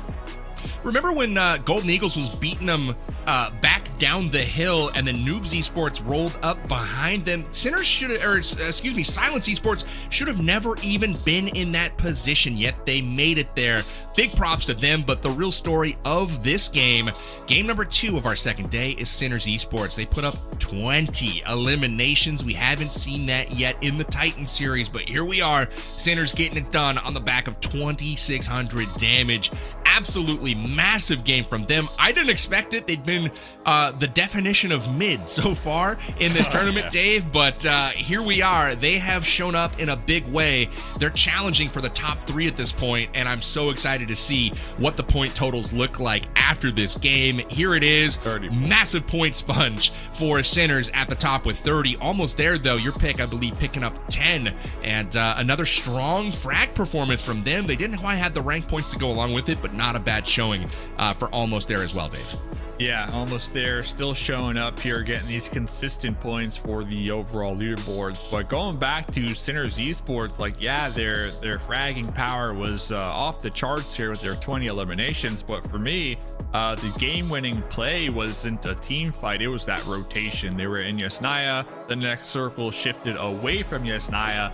And instead of going through those fields, getting sandwiched between 2 different squads, I think Dark Esports is one of them, they rotated all the way around the north edge and really threaded the needle between team entities. So let's check out the overall here. But I think that was the game-winning play for Sinners, right? Oh, there. wow. Gosh. Are you kidding me? They do get into the top 3. That is absolutely mind-boggling that they were going from the bottom of the first page all the way to the top 3. There was a massive gap, too, between our top 3 and every other squad, but things are starting to tighten up, and we are starting to see a little bit of a mini gap between our number 6 and 7 teams. 10 points now separate Golden Eagles and Team Zero Mercy. So those that are in those 7th, 8th, 9th, and 10th spots, they gotta start picking it up. This is their time to shine. But Team Entity sneaks by not so good games as well. Not so good games. I didn't notice them having a not so good game, yet they fall 3 spots down to number 4. Rich Esports passes them up. Entity swings on by, and Centers with the absolutely massive game are all the way up to number 3 here, Dave. It's looking good, man. I mean, we're only, 2 games deep, and we still got 4 more to go, but it's looking good for teams like Sinners because it's all about that momentum. We saw it yesterday on the first Erangel map, and we continue to see it throughout the other 2. So when you do get it going here, and then you're following up with the same exact map, of course, the zones, we got to see how they play out, but I think getting that confidence going is key here, especially for teams looking to qualify. I'm still looking at BISON Esports. I know they are stagnant when it comes to the overall. They slid down after their game 1 performance on Sandhawk, but I still have a feeling like if I'm looking at any teams on this page specifically, I think BISON Esports has the best shot at really closing the gap and potentially finishing top 6 here at the end of the day. You're absolutely right. BISON's been slipping, though. Yeah, and they're going the wrong way, aren't they? Yeah, and for BISON Esports, if we were in a standard kind of format tourney, how we'd expect these results to go out, I'd say, yeah, maybe they can come back and crawl through. But these last 2 games, we've seen 2 teams do massive jumps in points, 25+ points, 30-point games, just off of 1 game alone. Huge. And when I look at that point spread, right, that top 6, we're sitting right around that 60-point mark, give or take a few points. Even the top 4 teams that are in the 80-point range, I feel 90 points or so is going to be that cutoff for that 6th place spot coming into that final game. People are going to have to really start nitpicking and almost just pulling out a marker and writing down names of, who's still alive on some squads, because every point at this stage of the game matters. And unfortunately, with there being 2 games done today, 2 more Erangels and then 2 Miramars, it's going to be up for grabs on who's going to be able to have their own pop-up performance, not just that consistent 5th, 6th place positioning that we've seen from a lot of these teams. We're 2/3 of the way done through our Challenger finals. The standings are getting spicy. Things are getting interesting. Like Enigma just said, we've got 2 more Erangels coming up in just a moment. We're going to take a quick break, load up the plane, get everybody's gear set, and we'll be back to the action momentarily. Don't go anywhere.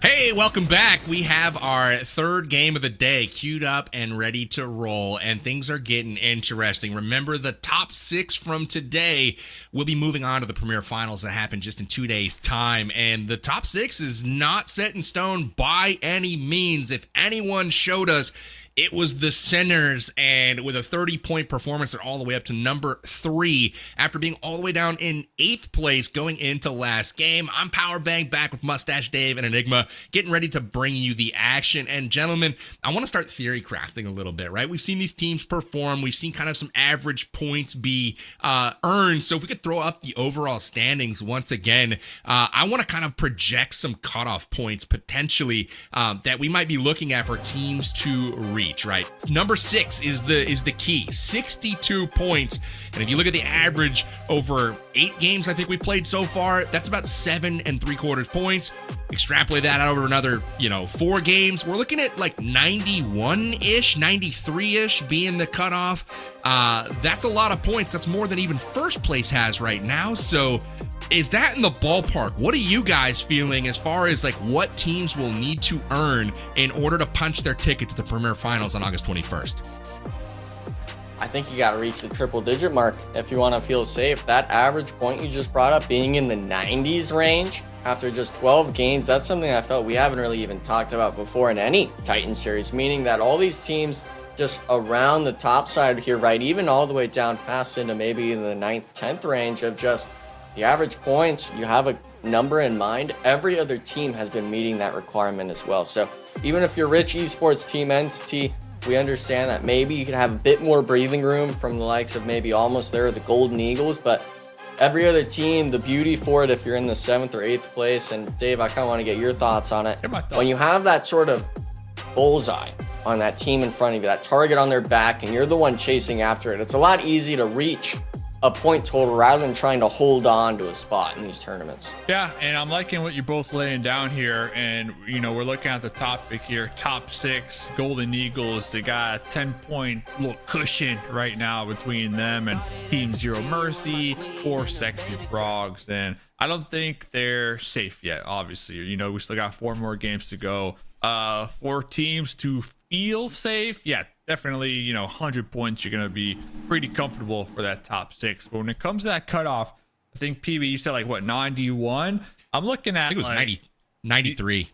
I'm looking at like I'm looking at like 80. I'm looking at 80 because I feel like the teams at the top are gonna be gobbling up the points, right? So that mid-pack team, Golden Eagles, I think the 80 is gonna be the struggle right there for me. So hey, we'll see. I'm writing it down. I got 80. All right. PB, I want what you're drinking, brother. And then Enigma got throw me down for 90. 100, yeah. 92 is my prediction. Okay. The math says 93, but I'm gonna go 92. The interesting thing for me is that even if you look at like the projected line to beat, there's no one above it right now. No one's safe. So if Rich Esports or Not So Good Games goes out and just craps the bed for the rest of the day, they might not qualify. That seems kind of crazy to imagine, but what if one of these other teams pop off? 2 of the teams that I was looking at there on that first page, that they don't have a chicken dinner yet, right? That is almost there, and the Golden Eagles, neither one of those teams has put up a dub. If they do, that might shoot them into a whole other stratosphere here. So I'm looking at them. Golden Eagles, for me, I thought would have 1 or 2 chicken dinners by this time in the tournament. They have not done so just yet. They seemingly keep losing 1 or 2 members, are shorthanded, but somehow find a way to rank pretty high. Last game, I think we saw 3rd place from them.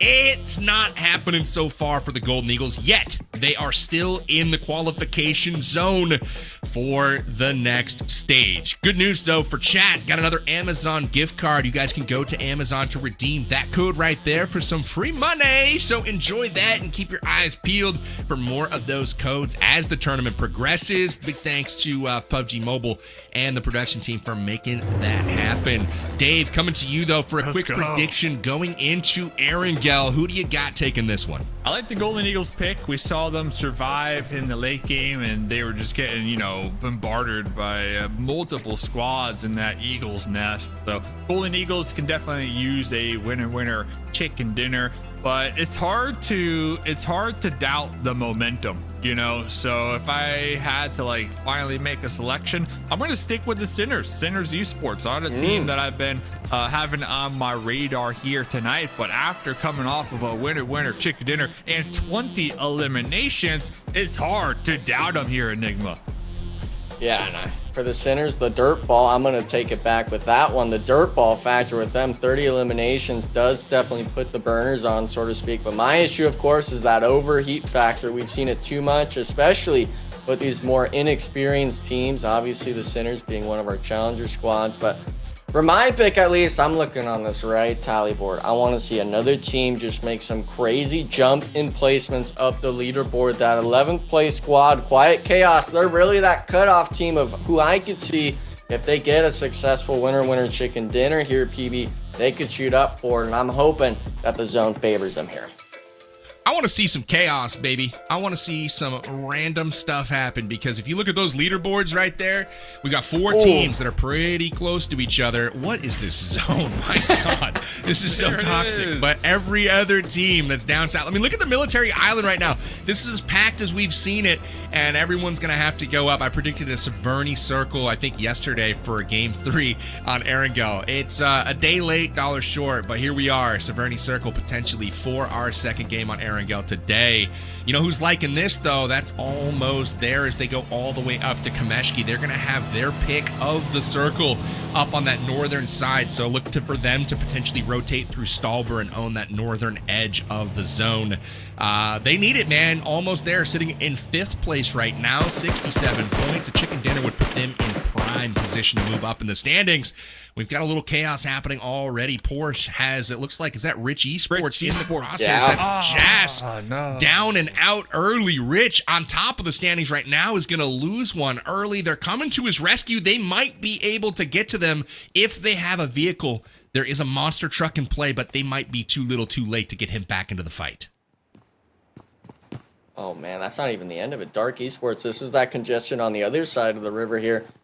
Quiet Chaos Me is going to be the only player here for it, and it actually looks like Dark Esports were actively looking for this player. The vehicle full pulled up, and for the shotgun, he does have a pump, is able to maybe connect a few, but gets spotted light, immediately getting it, and a little bit of a PM even going on with the melee here. But Quiet Chaos, they got one, and unfortunately, I believe they're going to be losing one as well early on in this Erangel. Got one, and they gave one right back. That's all right. That keeps The on circle giving. of life.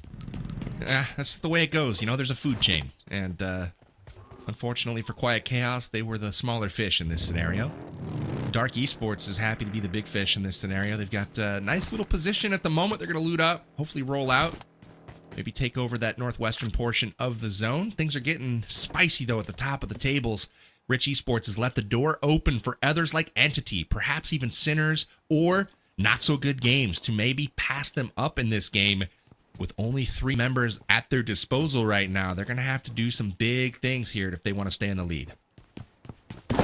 There's a lot of room here in circle number 1. I know we mentioned it all the way up there in the north. You got Isnaya, Stalber. I mean, we got Digital Age and Severny, so they're going to have some nice time to really loot it up. And then Roshawk, we got Sinners, you know, split loot in school, but besides that, there is a lot of open terrain, and we're looking at the players right now just kind of going along their way, getting this loot, and there's a lot of squads down in the south that are going to clash here very shortly. And honestly, I'm hoping to see the 4 sexy frogs really take advantage of it, because they saw the parachutes. They have a general idea, right, that there's some teams down there in the south military base island, and they know that they really need to make a comeback essentially from their game 1 performance, because last game they had 0 points. They got wiped out really early on. So I would like to see Enigma, the 4 sexy frogs, and I want to get your take. I want to see them get a little proactive here actually with this game, and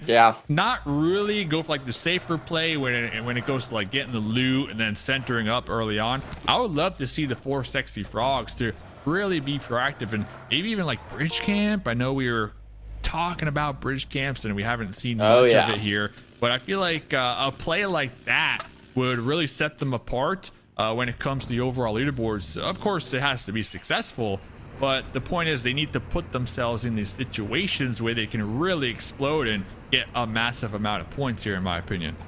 Yeah, and I feel like Joy Boy is doing just that, at least kind of being the spearhead with the scouting. In my mind, I'd picture them maybe even taking that western gas station, that bridge compound west of Yasnaya, or potentially even just taking that whole lakeside up north outside of Yasnaya's POI spot. But for the 4 Sexy Frogs, definitely going from that 100-0 performance, winning into a 16th place with 0 points is not something you want to see. So I was kind of getting a little bit worried with Joy Boy being so far forward, but they are going to kind of congest down now more together as a team, and it's definitely going to be all eyes on them having essentially a 10+ point difference they have to make. So even with the win, it's never just one game, right, that you have to be able to perform well.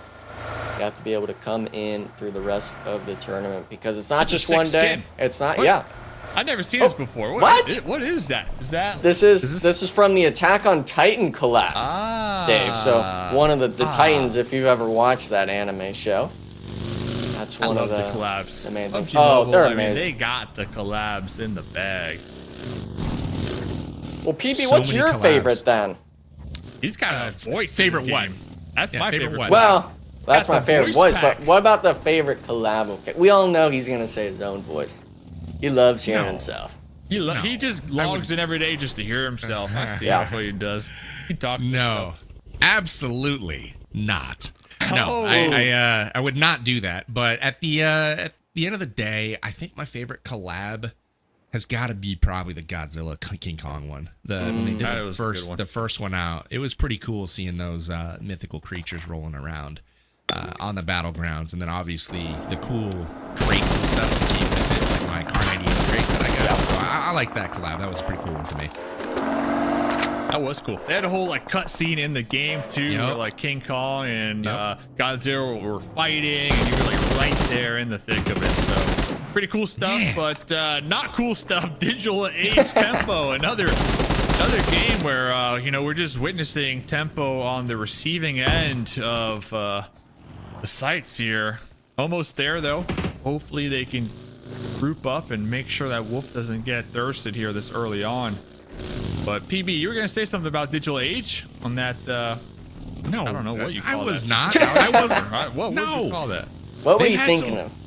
No, I was just thinking back to all the goofy decisions I've seen from them, like having a team dead to rights on the flank and then just kind of looking at them over the wall and driving off and then watching your whole team die, to that one where you're just kind of rolling up and almost cost them there. I will say, though, there was some really good shots from almost there.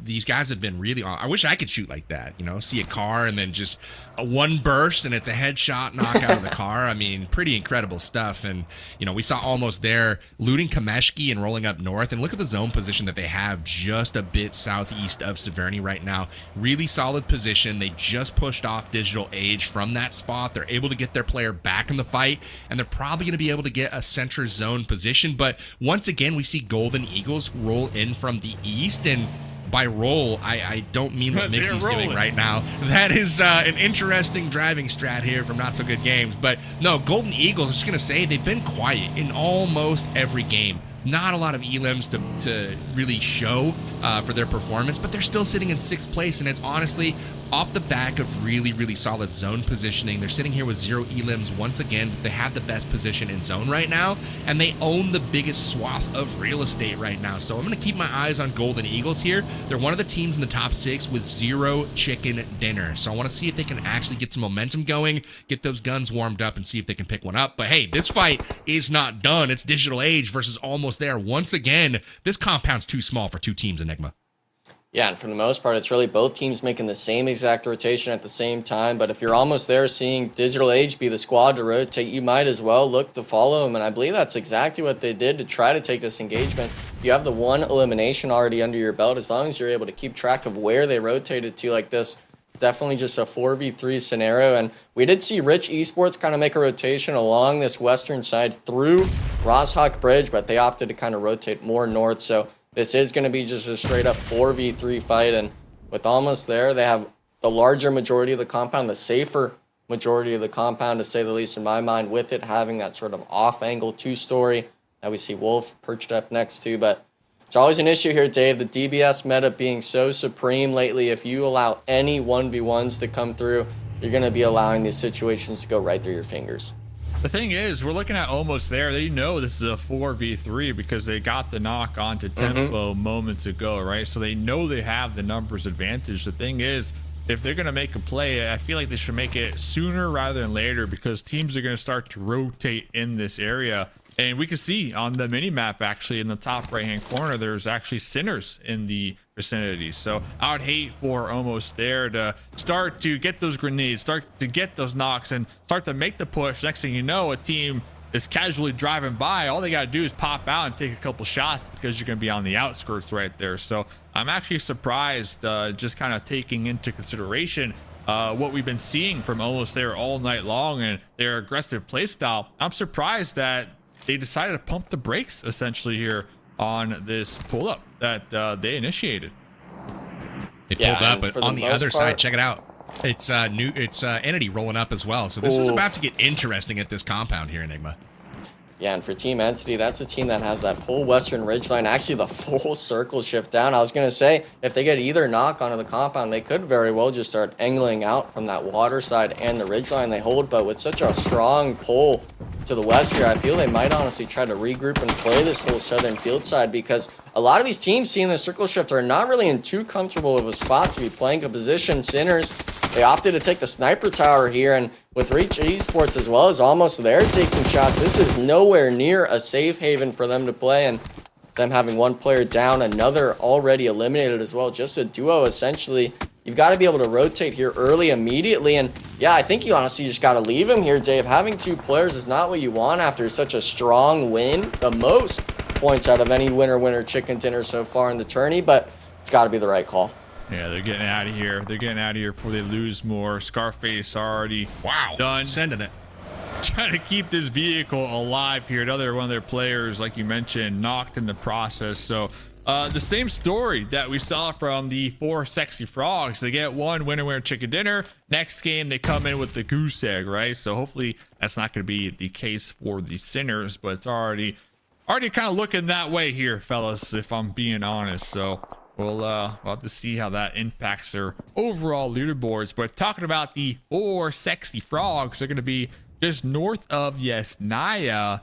They do have the Golden Eagles not too far from them. And then also the standoff that we were chatting about with almost there in Digital Age. So 4 Sexy Frogs, they have some potential to make some plays happen. But Joe Boy, all the way out there. I mean, the spearhead, as you called them here, Enigma.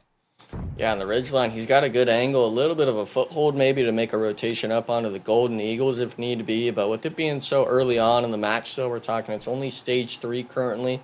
Like Naya Lake being able to take up a large majority of it for now. But the next circle shift, a lot of these teams I feel are going to make those sort of do or die sends with so many open ridge lines in play. We see it as well in the elimination feed. Noobs Esports, one of our lower bottom end teams, needing desperately one of those pop-off performances. We're able to get a few knocks on MEZEXIS, one being down now currently, but with the players pulling up, one of them actually almost getting ran over in the backside. Oops being the main star down on the squad. Now with Winter trying to get the DBS shots going. Everyone essentially taking 1v1s on each side of this team, and for Noobs Esports, they're taking a little bit too long for the most part. We're also seeing Versatile off in the distance here, PB, looking for the third party. It is a clean wipe, but do they have the time to get the resets? We'll see. I suspect it's about to get a little hot. Here's the revive coming in. It's Fizz. Is he gonna do something? Nope. I'm excited right now. I'm abnormally excited for this fight. Let's see it. Come on, Team V. Burn him up. Let's go. There you go. Molotov. Yes. Let's go. That's momentum, baby. He got one. We have 4 elims. Gentlemen, do you understand that is half of what they have gotten in 8 games so far just in this fight alone? Fizz is on fire, by the way. Going up, baby. Going up. Did he just emote? Hey, we're feeling good. Nice. We're feeling good. All right. We got our first successful team wipe. We're feeling good, boys. Oh my god. That is insane. Fizz, you're a wild man. I better see you in chat after this game because that was something else, dude. They won one fight and they're emoting on them. Hey, I love it. Keep that confidence high, boys. You got to get it going. You still have time. 62 points is the cutoff right now. If you can drop 230 bombs like Sinners just did, you're right in this thing. There's only 30-point bombs. Only. That's all you got to do. That's it. It's simple. Now you make it sound easy. Simple.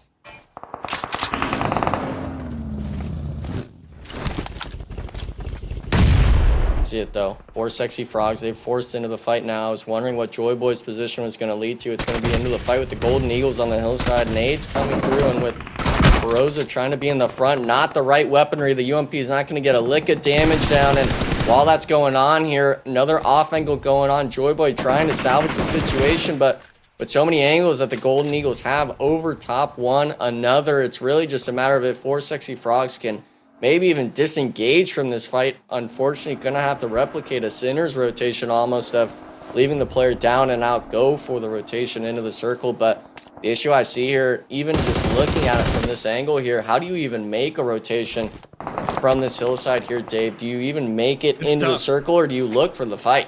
Yeah, it's tough. You know, you got NSG right to the north as well, and NSG are just itching for an engagement. You know, this is one of the most aggressive teams in the lobby. So looks like Golden Eagles gonna be pulling off, and fortunate for them, the 4 sexy frogs not too aggressive themselves here. So we'll have to get back to that, because Quiet Chaos, they pulled up into the wrong neighborhood down here in the south. Remember, almost there. They were hunkering this down for a while up against Digital Age, and looks like Quiet Chaos looking to get a piece of real estate themselves here, looking for the third party, the backstab or the grenade into that little building that Digital Age were just able to get their squad mate picked up. Wiz on the water tower, by the way, or not water tower, behind the water tower, second story, overlooking this engagement.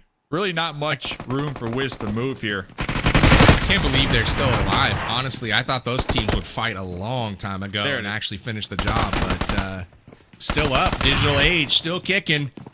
They take down Quiet Chaos. Still alive. I know. I thought this was going to be done a long time ago. Remember how many teams were circling this position, and now it's out of circle. They've got to move, but man, I thought for sure they would meet their maker here, but they're still going. Props to them. Who do you guys like for position here, Enigma?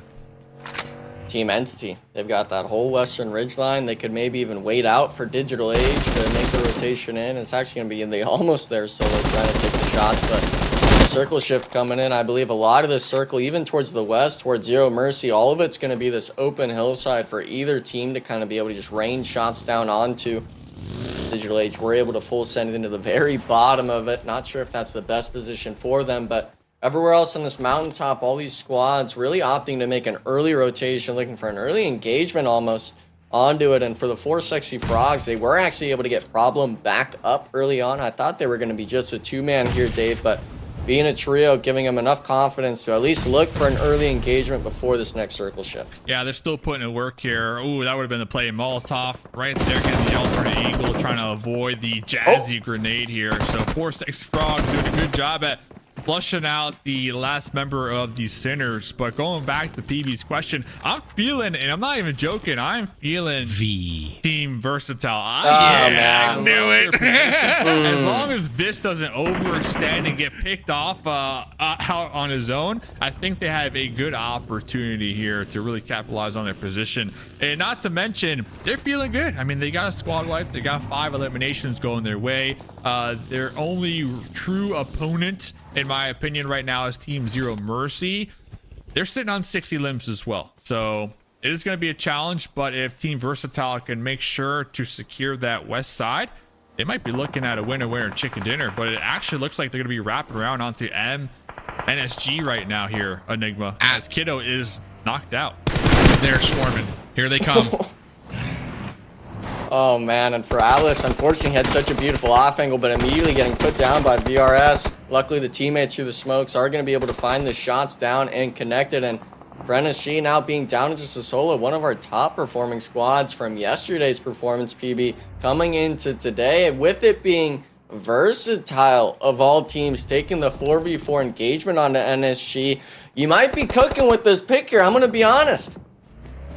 You know, Atlas was up north getting the scout done as NSG was trying to get to zone. He spotted them and then called the rest of the squad like, hey, yo, there's some folks here that are in a bad way. And despite, you know, the call out, he did get knocked, but V able to win the engagement. They aren't able to fully wipe NSG just yet. They still have that pesky Blinky surviving, putting down the shots. Atlas is knocked again. Watch the flush here as Blinky's in a 1v4. Will he try to scare the points? He can't do it. Kitty Lover with the run over. That was absolutely clutch, and that should keep all four up for Team Versatile.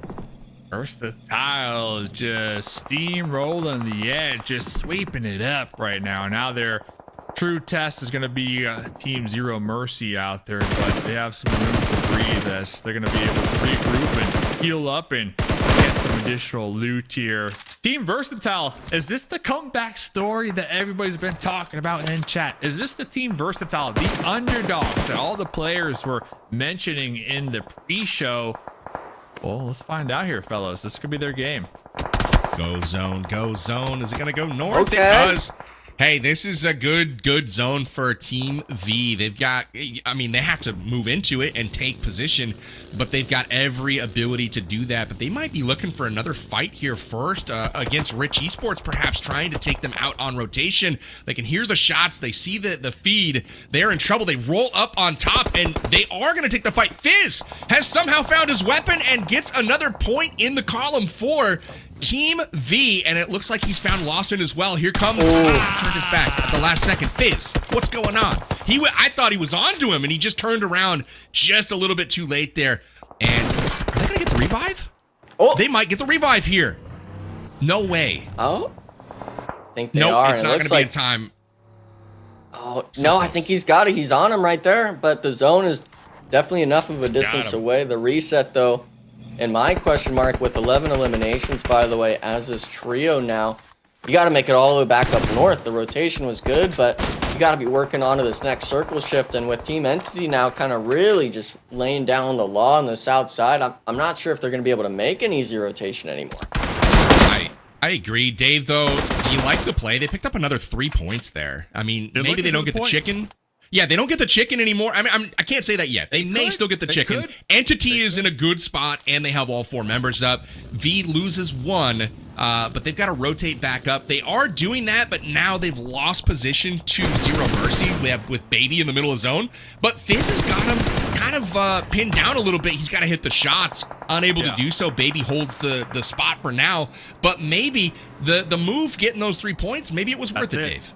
When you're feeling it, and they're looking to capitalize on their elimination points here. Best case scenario, Entity and Team Zero Mercy, they get into a skirmish, they clash, they get hurt, and their health goes low. Meanwhile, we have Versatile pop in with the third party. So I think Versatile losing one of their squad mates, they will set them back here just a little bit, but much needed elimination points. They're sitting on 11 right now, and they were able to pull off just ever so slightly off of the Team Entity engagement that we were looking at moments ago. So if I'm Versatile, I think I'm going to be a little calm, a little chill, you know, a little collected here, and just kind of let the lobby, let it play out on its own, and third party from their angle right now. They don't need to be ultra aggressive. Let these two teams fight and just take those shots when you have the opportunity. And that's what they're doing. Fizz on the Baby right there. Not going to be able to get the confirmation, but that's going to open up for Team Entity, and they're kind of letting the game play out here. So Versatile, I'm still looking for them to win here, PB. It's a nice nade right there. Entity Ace flushed out. He comes around. Zero Mercy able to take care of him, but the return nade comes in. It's good. They trade Zero Mercy down to just Solomon. He's got to try to make good here, holding off the 2-man push from Entity. Hunter coming up. They're trying to get this revive in on Ace, but the nades may pose a problem here. Solomon opens the door. Also going to try to get the revive off. He opens it here. We'll see if that pans out or not. Entity should get the revive in first. You can see that map.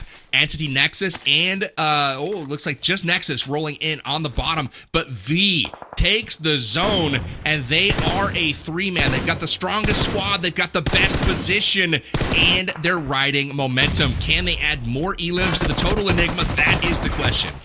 Well, possibly. Unfortunately, though, it's not going to be any players down long enough for any sort of steals going their way up from the down in the distance. And now with Versatile, they're really just looking to maybe even just chill, try to hold down this far southern side to allow these duos, this trio as well, to make the rotation. And Digital Age, by the way, we were talking about it earlier, the rotation again. Full sending down to the bottom, reaping rewards, getting into the top 3 position. But for Versatile, the 3-man, I'm really interested in seeing if they're going to opt to capitalize if they were to get a knock onto the likes of Team Entity, or if they're going to try to really wait it out, because it is stage 7. The blue zone is going to do a lot of damage to him here, Dave. If they allow this team to really kind of be struggling against the circle shift, it's really going to be able to allow them to kind of just sit back like how you wanted and really just get free shots down. Yeah, it looks like a care package is going to be landing. That's big there as well. Kitty Lover, nice little knock with the M4 as Team Entity were trying to group up just a little more into the center, into this little dip behind the boulder. Hunter tossing the smoke, still getting picked to pieces, but able to get behind the cover. Meanwhile, Digital Age. Where's the third party? Yeah, right, what is going on? They're right there. They're not moving a muscle. They are not moving a muscle. I wonder if they have grenades. I mean, any type of utility can really play spoiler over here. But really, Versatile, they're just gobbling up the points right now, PB.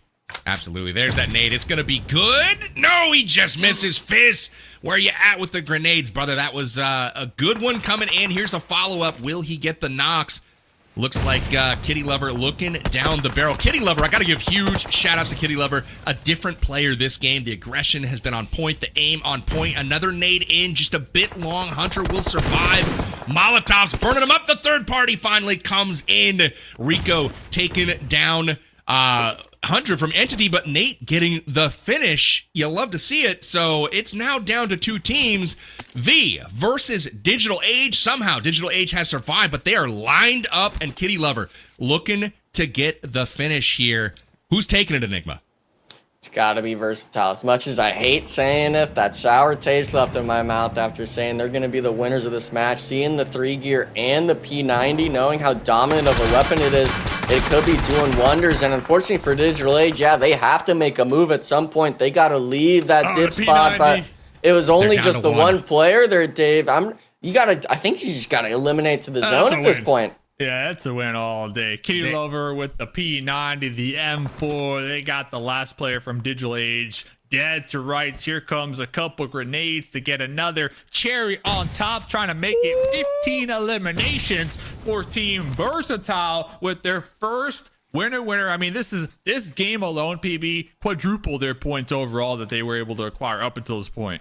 Good news, Dave. They're no longer in last. Just like that, wow. Team V is competing. Where do they come from? I don't know, but they've got Zendry pinned down behind a rock. It's a 3v1, stage 8. We still have 2 more circles we can wait out, but it looks like Papa Blue's about to push Zendry up the hill.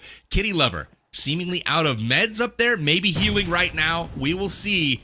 Just a little bit too far out of grenade range. There's the shots. They come in from the flank. Kitty Lover getting pieced up a little bit, but not worried about it. The other 2 have Kitty's back. Here we go. Zendry, though, with the nade pen pulled. Blue at his back. This is it for him. Gonna heal.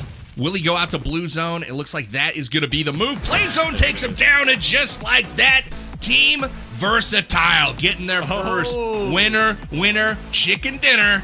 Watch out, fam. This is absolutely crazy. Dave, what did you make of this game? Did you ever imagine V was going to turn around like this? Yo, I told you guys, your mics weren't muted, man. Viz heard what you were saying, and he came back with 6 eliminations here in this game. So shout out to Viz. Shout out to Kitty Lover as well. 5 eliminations. And listen, I hope that we continue to see this from this squad in particular, because that would be the biggest comeback story ever in the history of Titan Series, because this team, they were dead to last, bottom of the barrel. Nobody believed them. A couple people in chat, I think Bella Fox, one of them. But if we can continue to see, 1 or 2 games like this, like you said, PB, top 6, I think it might be realistic. I'm not even trolling. It might be realistic, but they have to continue the same performance.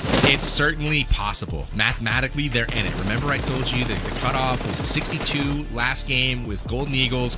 They just ripped off like 25 of those right then and there. Before this game, Versatile was averaging 1 point per game. They were sitting on 8 after 8 games. That is woeful. I don't know. I mean, you could grab some kids in the neighborhood and say, hey, you're going to play a pro tournament. I think they could manage 8. The turnaround, though, this game, holy goodness. Versatile was a new squad. This is the team that everyone is rooting for and thinks has the capability to get it done. They did not disappoint this game. I don't know what the aggression was all about. They were not playing timid. I mean, look at this run over here. Blinky was turning to take out Atlas. He was going for the flush, but it was not meant to be. They were able to get there in time to get the revive on Fist. Like, just clutch play after clutch play here for Versatile. Can't say enough good things about him for this match, but can they do it again next match, Enigma? They got to do it at least 2 more times in my eyes. The top 3 double-digit eliminations. Yeah, the point total probably at the end of it all is going to be pretty nice for them, but we're talking, like he said, 1 point average before all the other games. The damage stats, they don't lie. They were putting in work with, but the question mark, of course, is where was this all the other games? This is a team that qualified through the challengers. They came into here now playing, finally being able to show up, but for the most part, I'm just happy I didn't make any bets on this game, speaking poorly of Versatile on the broadcast, because I'm not wanting to pour water on my head or, you know, shave an eyebrow or something if they were to get a win. So for the most part, if they can get another win under their belt, maybe we could start throwing their name out there more. I hope so. I will say chat is absolute cinema right now. I see all of you V fans out there rooting for them, blind faith, and it was rewarded here in our 3rd game of the day. The good news for V fans, there are 3 more games left to go. There is a chance, and it's not even a snowball's chance at this point. They picked up 24 points in this match. That is a massive come up from what they had done so far. Remember, they had 8 after 8 matches, and now after 9, wow, 32 points for Versatile. That's still a long way off the mark that they need to gain, but now it's possible, Dave. I feel like a couple wins, you know, they might be in the running if they can string together some consistency. I know I talk about it all the time, but I really believe in momentum. You know, it does such wonders for squads that are in the slumps. And Versatile, we knew that they had the skill sets, we just didn't see it. And getting this massive win, 24 total points, this could be that momentum, that wind in the sails that Team Versatile needed desperately here. So if they can clutch it out maybe one more time and then kind of coast it in the last game, they could be top 6. But let's go check out the overall, because I am so curious on where they're going to end up here. So not on the first page yet, but they're definitely going to be hot on the trail. Team Entity, though, by the way, PB, 95 points at the top, looking pretty good. I think Entity is quiet but deadly, man. This is a team that's there every game. I feel like they're a strong pick to take it all here. Golden Eagle still clutching to 6th place right now, just barely holding off everyone else. But I was giggling a little bit to myself. They were like, oh, not quite the first page yet. Do you remember they came in? Versatile did with 8 points. I mean, they're not sniffing the first page anywhere cool, just yet. Yeah, it would be cool. I mean, if they did that in one game, I would be seriously impressed. But hey, maybe with one more of those, they might be there. Because right now, if we take a peek at the second page, they should be sitting on around 32 points. So that is not too far back from the first page. You know, we're doing all right. But the good news is they're up 3 spots. Versatile on the move. I'm watching them. Another team, though, that we had high hopes for after a strong day 1 is BISON Esports, and they've done nothing yet today. Enigma, where has BISON been? They've been missing. I'm not sure if they're in the savannas or whatnot, but for the most part, we're on Erangel currently, and they unfortunately have to deal with 1 more before we reach the deserts of Miramar. And when it comes around to that, you definitely don't want to be anywhere close to this 49, 50 point range total. I believe on that first page, we were looking at that 62, 63, maybe even 65 range for that 6th place spot. And we all know, of course, with these sorts of tournaments, especially even today from the previous matches we've seen, that number's only going to be going up. So I'm hoping that these teams, especially the ones like BISON Esports who started the day off in 6th place, I hope they're able to kind of find themselves their right footing, so to speak, after this first half of the day and come in strong in the latter half. Yep, they got to find some footing with those hooves. You know what I'm saying? Those BISON hooves. Yeah. Anyway, all right, guys, 3 games in the books. There's 3 more left to go. Top 6, move on. Can Versatile eyeball that 6th spot and actually make it in? I don't know, chat. We'll see. Don't go anywhere. We'll be back in just a moment with game number 4.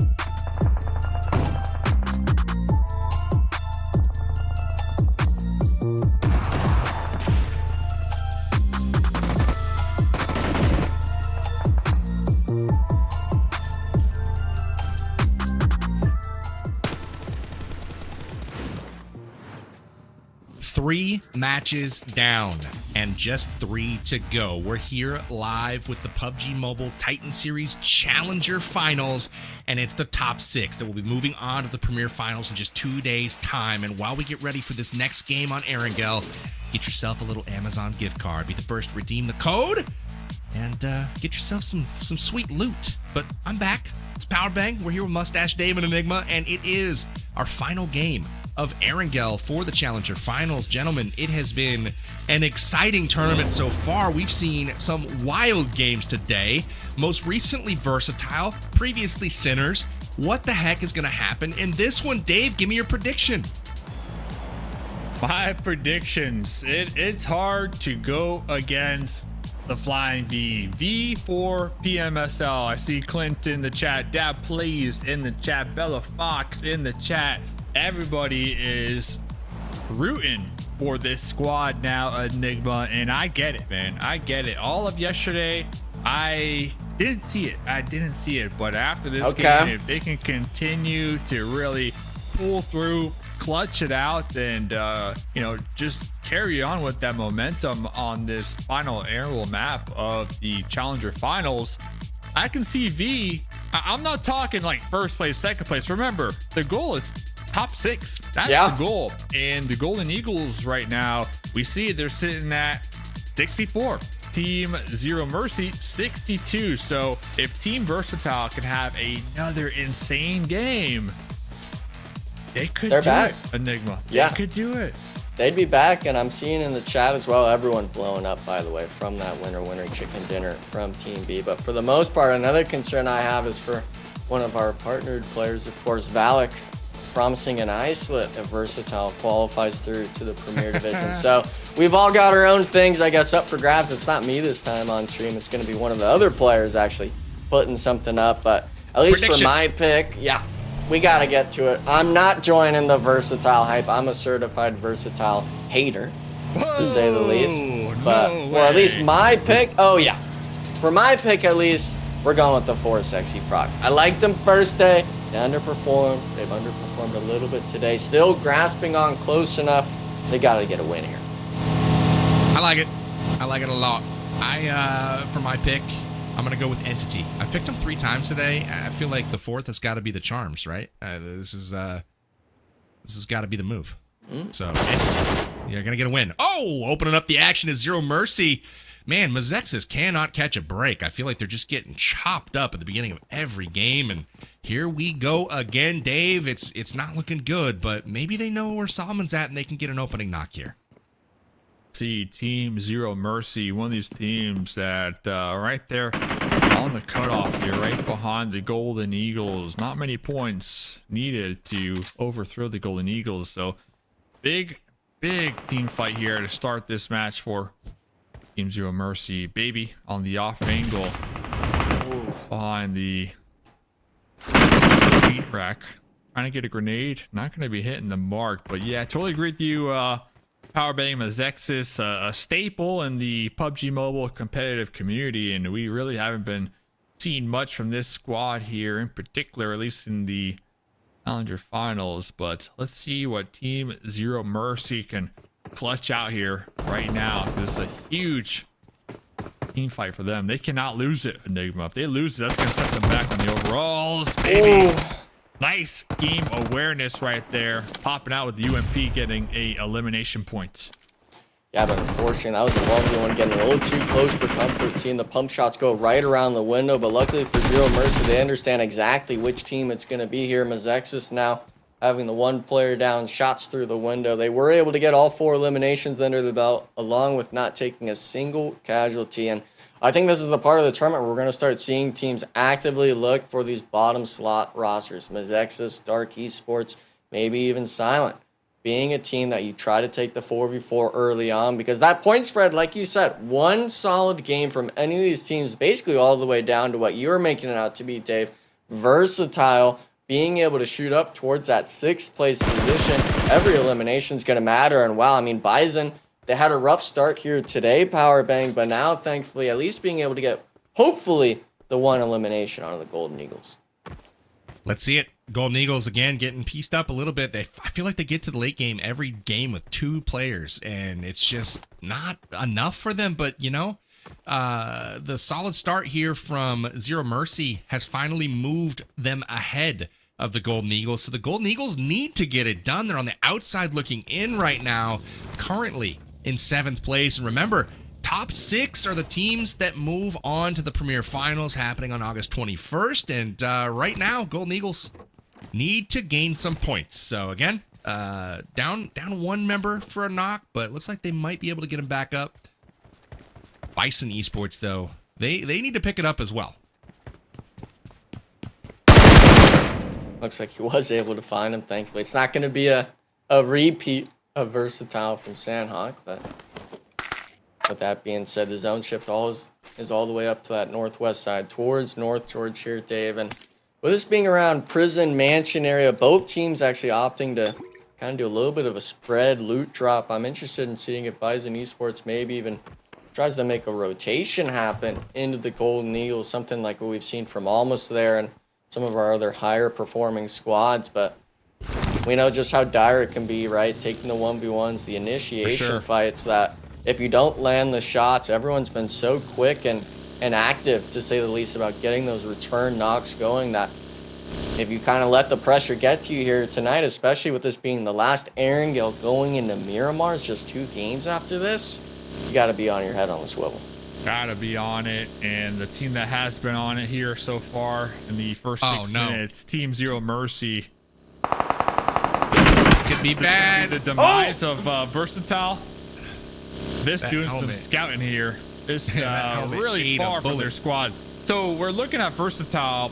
It just came off of their most insane performance yet here in the Challenger Finals, and now we're looking at them here now. They are all, I mean, Enigma, I got to know the strat. They're all split looting. They're all off on their own. Nowhere to be found when it comes to being able to provide support to each other. What's the mindset, in your opinion, right there with that play?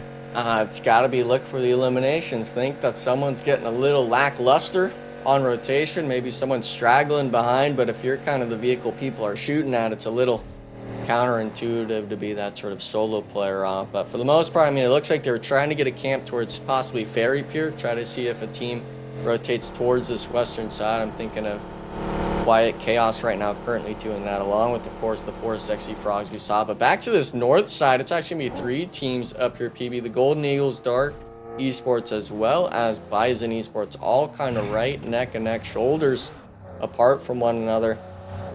Luckily, I think a lot of these teams are still not even going to be looking for the fight this early. They're not. One of the teams I'm watching, they've had an interesting day so far. Not horrible, but not very strong either. It's not so good games. Currently sitting in 3rd, so they're feeling kind of safe. But this is their drop spot. They are in North George, and that is where the zone has gone. Also up there, right alongside them, is Rich Esports. So the top dogs in the lobby right now are the ones with the strongest positions. I look at the top team in Entity, and they're just south of Everest right now. So again, very strong positions for the top of the lobby. I'm looking at some of the lower ranked squads right now to, you know, really take it to them. Hopefully get some fighting going and try to catch up, because again, in all of these games where a lower ranked team like Sinners or Versatile has won, the top teams haven't done much at the same time. So they're actually gaining ground on the upper half of this lobby. No one's running away with it. Let's see what his next circle takes us here and see who's running away with it. Last angle of the tournament. Ooh. Centers up. NSG up there. North George. Rich Esports as well. North George. Both these really strong teams in the lobby are going to have a nice little position up there to potentially gatekeep squads like Golden Eagles, like Almost there, and BISON Esports. A couple of these squads that we've been chatting about for some time now because they're on the cusp. But 4 Sexy Frogs, running out of bullets, looking for the reload here. Finally able to get it. And this is Quiet Chaos just once again find themselves in the crosshairs and on the receiving end early on, but this time around looks like they're able to support each other at least here, PB, and they're going to be pulling up for a possible team fight here early on. I swear Porsche's just always in the mix in the middle of nowhere, just constantly shot out of vehicles or, you know, getting gunned down, and I'm not even sure that it's their fault because they're oftentimes a passenger in the vehicle getting mowed down, but this time able to escape just barely. Quiet Chaos is living up to the name. It's constantly been chaos with them. 4 Sexy Frogs peels out and will retreat a bit, but this is the fight that we've kind of been awaiting here. It's NOOBS Esports who has the position right in the center of zone, and they're going up against NSG, who has gone south of the bridge, and they're trying to take it to them, take over this spot, and hopefully, you know, stake their claim to the best buildings in the zone at this point. Yeah, but the hard part of this NOOBS Esports, they were opting to make the rotation towards Hospital while they were making those vehicles kind of start moving. Winter got ISO'd out on the backside, but Kiddo actually self-nades through the doorway, not realizing what was even going on, it seems. NSG, I thought, having a little bit of an upper hand being so early onto the compound now, really struggling to find their mark, but thankfully finding one knock and thirst onto Oops slamming, realizing now Blinky having the off angle all the way up to the northeast side of the bridge, leaving it up for each team being down to just 3 members essentially. And I gotta throw the question mark out there, PB, especially to you, just the matter of fact of, you just have the player try to rotate back, or do you go for the nades? But actually now Poppy Tree stays down. Noobs Esports, the power position now crumbling under NSG. I think you keep the pressure on if you're NSG. This is a team that's lived by the sword and will die by the sword as well. The aggression has been on point from them all tournament long, and honestly, they've won most of the fights. So even if it doesn't go their way here, I think they can live with that. They don't need to win every game from here on out. They just need to score a few points. But look at this. We've got a fight developing, a three-way going on between Silence, Zero Mercy, and Almost There. This is getting a bit mixy, to say the least. Silence trying to survive. They've been able to do quite a bit so far, and just like that, Almost There has been removed from the lobby, extracted, but it's not over. Does Silence know it? Are they aware of the other squad? Now they're on fire. Things are getting crazy, Enigma. Yeah, and I mean, it's just the smoke's everywhere. People are missing frag grenades. We're seeing people walk through mollies. It's not something you ever want to experience, but luckily for Silent Esports, getting those 2 eliminations onto Almost There allowed them to really kind of solidify half the compound under their control, really be able to set up for this initial 4v4 engagement against Quiet Chaos. And for Quiet Chaos, even though they have the 2-story, the issue is everyone likes eyeballing that. All these other teams off in the distance are going to be looking for it, but it's going to be Silent Esports getting the first knockdown through one of the nades, trying to find a bit more of me being able to just dodge it. I believe actually prone onto the balcony, so Silent Esports realizing the pressure needs to come forth, but with the nades coming through, Dave, the timing is just so slow. The utility usage from this squad is just not hitting the mark, and now the return knocks are coming through. It's anyone's game here. Yeah, next circle did go up too, so we might see a couple squads rotate in the area. Silence Esports sitting on 4 limbs. One of their squad mates bleeding on out. They're going to be tossing out these smokes. We hear a couple of the C4, the time bombs going off here in the distance as well. Quiet Chaos now springing the trap, working the way down the stairs with the shotguns through the smokes. You can't see a damn thing, but me able to get on the outside of the building, peeking through the window. Dark's joining the fight. Oh, they spotted me. That was a crucial surprise factor for Silent Chaos, but that's gonna be it. They're gonna be done here, PB. They're also going to be joined by Dark Esports, who just rolled up for the third party. In come the nades through the window, connects. Wouse is down. Dagas is down. Dark Esports looking to put the finishing touches on to Silence, who fought valiantly. It's not going to be enough, though. Hollow down, and it's all up to Emperador. And here comes the reinforcement. Silence goes out in 12th place, but not before picking up 7 eliminations. Yeah, and 4 elims is a good count. Unfortunately for them, they are one of the teams down right next to Versatile at the very bottom of the leaderboard. And yeah, I'm a Versatile hater, but everyone else down right next to him is in the same exact boat in my mind. You've got to be able to perform and pop off. And that elimination tally, 6 for Dark Esports, currently having all 4 players still remaining. You made note of it just now after that wipe, PB. This is a team that needs to have a pop-off performance just to have a fighting chance into the last 2 Miramars, so we'll have to kind of be able to wait and see what their next rotation might be with it going north. And for North George, surprisingly, no one across the water. Everyone has made the cross down south, and my only issue is if it goes anywhere towards these crates, everyone's going to be just sending it. Oh, man. No. Bison Esports thanking the PUBG Mobile gods on this one. They own that area. It is a difficult place to crack. Nothing but open area around it. So that is a really interesting position. Man, if only someone had stayed north. Granted, it probably won't end there, but there is no one on that upper side. Everyone forced to fight it out here in South Georgia poll. That includes the likes of Team Zero Mercy. They're going up against 4 Sexy Frogs. And it is a 2-2 split right now. Not really working out for him. Coco Snow makes it to the flank, but not before taking a ton of damage in the chat, though. Nate down. Kitty Lover down. The feed is saying it's not looking good for Team V. Not looking too good. Frog over here trying to take out the sexy frogs with his grenades. Coco Snow, though, on their knees. Looks like Baby showing up with UMP swapping to the Scar here. And Team Zero Mercy, remember, they got into a early skirmish here. They were able to win that fight and overtake the Golden Eagles on the overall. And they're going to continue their path here on the overall leaderboards. But going back to Versatile, Vis, Atlas, the last two members alive. Zero elims. Atlas back against the wall. Got caught by a grenade. Here comes Vis, not able to get inside the compound. Backstab from Dr. Doom from behind. That might And be I it believe for two of the Versatile. members, I want to say two of the members from Versatile got caught out on the rotation. They sent it all the way past Dark Esports, but the issue with that, PB, was that Dark Esports already cleaned up that fight. All four players just taking free shots on the rotation, so there only being two players, I believe Fist as well at the end, not even having a helmet to his name, really kind of just a recipe for disaster. And with it being only stage 4, by the way, guys, we have 9 teams remaining. I feel like everyone essentially is taking either casualties or just completely out of the lobby already. There's nowhere to hide right now. Everyone's on the southern part of the circle. No one on the northern side of that bridge. It looks like Digital Age has moved towards it. And now we have Noobs with just 2 players actually taking down Not So Good. So NSG out of the lobby. You know, I got my eyes right now on the squad in the crosshairs. That is Zero Mercy. They're up to 7 eliminations. They're crushing it right now. So that is absolutely massive for them.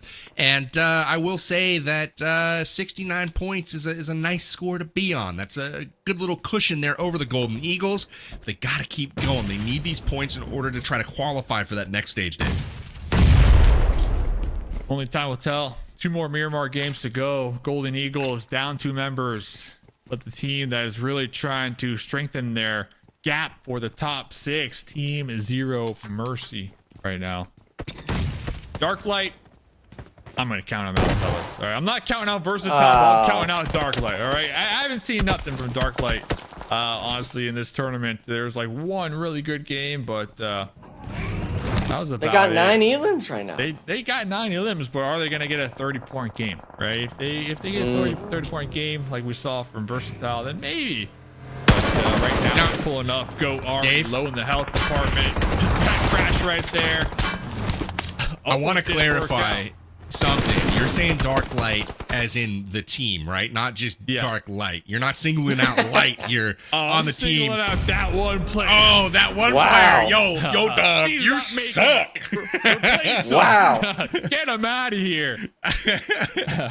Look at the zone control here from Bison Esports, though. Absolute. I mean, I don't know that I've seen a circle like this with this many people left alive and the ability to gatekeep nearly everyone while keeping all the other squads out of the circle. I mean, this is crazy work right now. Brutal is pushing out against Dark Esports, trying to prevent the crossing here. This is interesting for sure. Got him. Wow. I mean, much needed points, right, for Bison Esports. They've been slipping down the overall all day long. They still got the whole score alive. They got 5 eliminations ahead of them. Entity and Rich, the 2 top dogs, going to be fighting it out. But Bison Esports, this is their moment because 4 Sexy Frogs, Golden Eagles, all the teams ahead of them, they're eliminated. So this is Bison Esports' moment to really capitalize on that and try to get these points to overtake and get in that 6th place once again.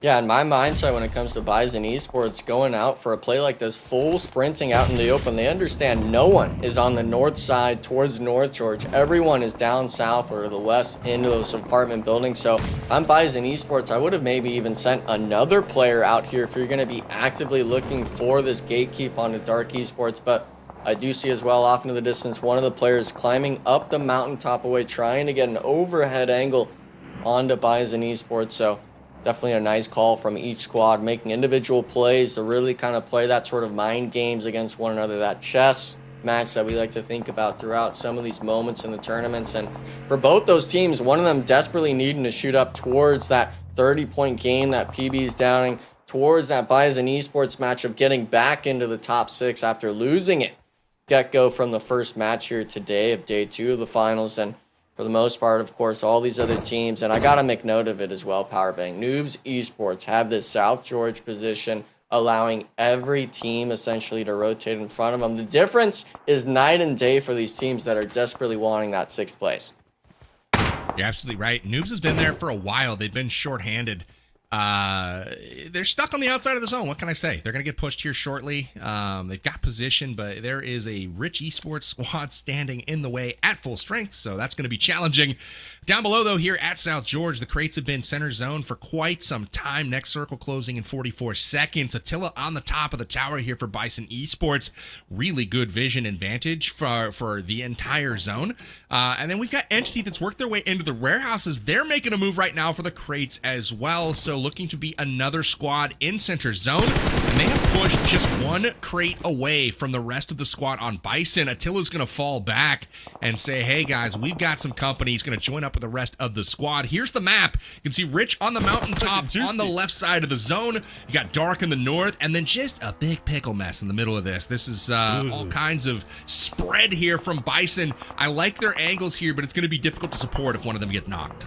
Love me some pickles, and I love me this final zone that we have on Erangel. We still got some Wow. water in play. I know we didn't get like a military base flashy finish, but I mean the crates, what more can you ask for here? So we got the crates, we got 5 teams still alive, and a lot of the teams, they're going to be a full squad actually. Only ZM down 2 members, so 4 full squads in crates. This is a classic TDM death match here to see who gets the final win in the Challenger Finals. Erangel. After this, we're going to be sending it to Miramar. Lawson just sending it off that hill right now. So looking at BISON though here, Enigma, they are in the crates, but a little bit too spread apart. Like I'm looking at this as like if a team was to crash center on with a vehicle whatnot, they might lose a member. You know, they might get caught off guard here. So looks like they're starting to realize that as well, as they are going to be getting a little closer together here. I like the call from BISON. Yeah, and for the most part, just as you said, of course, Rich Esports taking the full send play on a Bruto of all players on that northern side, being able to kind of solidify themselves a position. And if they didn't move any seconds later, I guess you could say it could have very well been a 1-for-1 trade on the cliff side. But wait a second, Rich Esports, they had one knocked at the crates. They said, yeah, no, we're going to go to the cliff side. We'll just play this. Screw the crates. Oh, look at this. It paid off. He's going to get the peek, the knock, and the flush onto Brutal. Brutal's out of here, and they're not done yet. They take down Goat as well. Goat may have a hard time getting revived. Dude, Rich Esports taking on 3 squads at once right now. It's Dark, it's BISON, and it's Team Entity all at the same time. But they've got the cover of the cliffs here at their disposal, making good use of it. Nade's going to follow, and will it land is the question. That is a long throw. Buys them some time, though, to get that revive.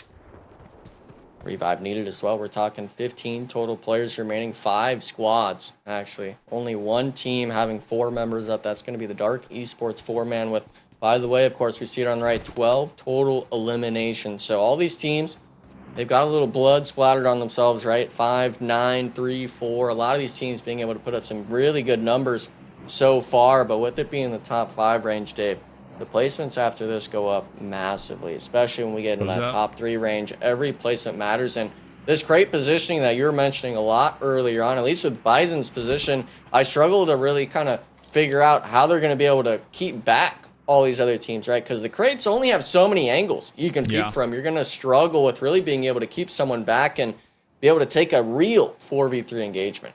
Yeah, you're really gambling too that the final circle kind of ends on your section of crates too, right? Because if you do have to push across the separate crate sections, you're just going to be exposed to the elements and probably a couple angles that your opponents are going to be just zoomed in on at this late in the game. So looks like BISON going to be one of these squads like you mentioned. ZM just kind of holding on. They got 9 eliminations going their way. They're on the edge right there. Blue zone about to close on in, and we'll see what's next circle goes. But ZM just trying to stay alive. They already got enough eliminations this game to feel satisfied, but they don't want to get taken out, because if they do, the circle said, listen, Dave, I don't even care what you're saying about ZM, because we're going to just put them through the blender after all here. So what I was saying is that ZM, they need to survive, right? They already got enough eliminations this game. They should be satisfied, but they can't go out now because they're in 5th place. They're holding on, but if they get taken out here, that could be a huge come up for BISON, who are simply just trying to get within that top 6. It's the rotation of the day so far is Dark Esports going north. They took the bridge. They pushed through. They were able to take the pressure of Brutal from BISON that pushed out against them, and they didn't care. They were like, you know what? We feel the pressure, but it's fine. They took that northern side. The zone has paid them handsomely for it. They now own it. And Rich Esports having a really tremendous positioning game right now. They haven't been incredibly active, but they are moving together, and they're moving into a central position right now that has pretty good control themselves. So it looks like it's going to be Rich or Dark that have the greatest position. Everyone else trying to fight their way in. But now it looks like Rich and Dark might take it out on each other. Yeah, and this is kind of a blessing for, I feel, BISON Esports. They were getting peppered down, trying to drive in, kind of congest down into the warehouse. But now with both these teams fighting, you have a vehicle potentially stored away. You could very well even look for the third party onto the cliffside because, yeah, being center zone here, I feel is somewhat decent. But being on this edge play, being able to control where you're able to sit, where you're able to kind of peek, it's going to be able to reap the rewards. And for Dark Esports, man, yeah, they're down to a duel, but getting that knock, we've got to find a way to get the elimination here. His teammate does have a molly to work with, but I'm not sure if it's going to be enough. Loston just applying too much pressure down on this low angle. Loston has a couple grenades here. Going on a fishing expedition. Ooh, big knock. Nice little lane peek right there. The scar, but the water slowing him down. Looking for the support from the squad mates. Slay in the front line, trying to make sure Lawson doesn't get confirmed, but Lawson already gone to the wolves here, leaving just 2 members of Rich Esports alive. But hey, they'll have some really good cover here in this new circle shift. This looks like a Rich game, but we'll have to get back to that because Team SP right now, PB, they're clashing with BISON. Here we go. BISON getting torn apart by Entity. Will the prediction be correct finally today? I've said Entity pretty much every game, and they've come close, but they haven't put it on top just yet. Doom just hit the crate. Was that a nade? Maybe a smoke. I don't know. It's a smoke. Okay, it was on purpose.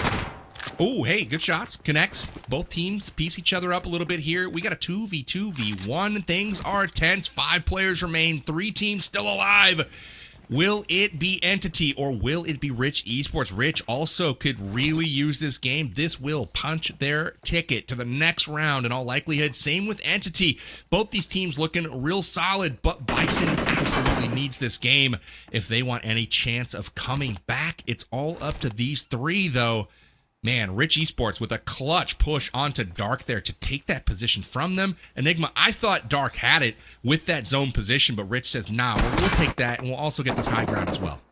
Yeah, and for the most part, when it came after Lost got knocked, went 1-for-1, both players opted to actually drop down into the cliffside and double up, allowing themselves to take the 2v1 position. And now we see it as well. Team Entity making the same magic happen, 2v1 scenario. But like you said, PB Slay, he was able to get up onto this top side. And with it being stage 8, it goes into nothingness, by the way.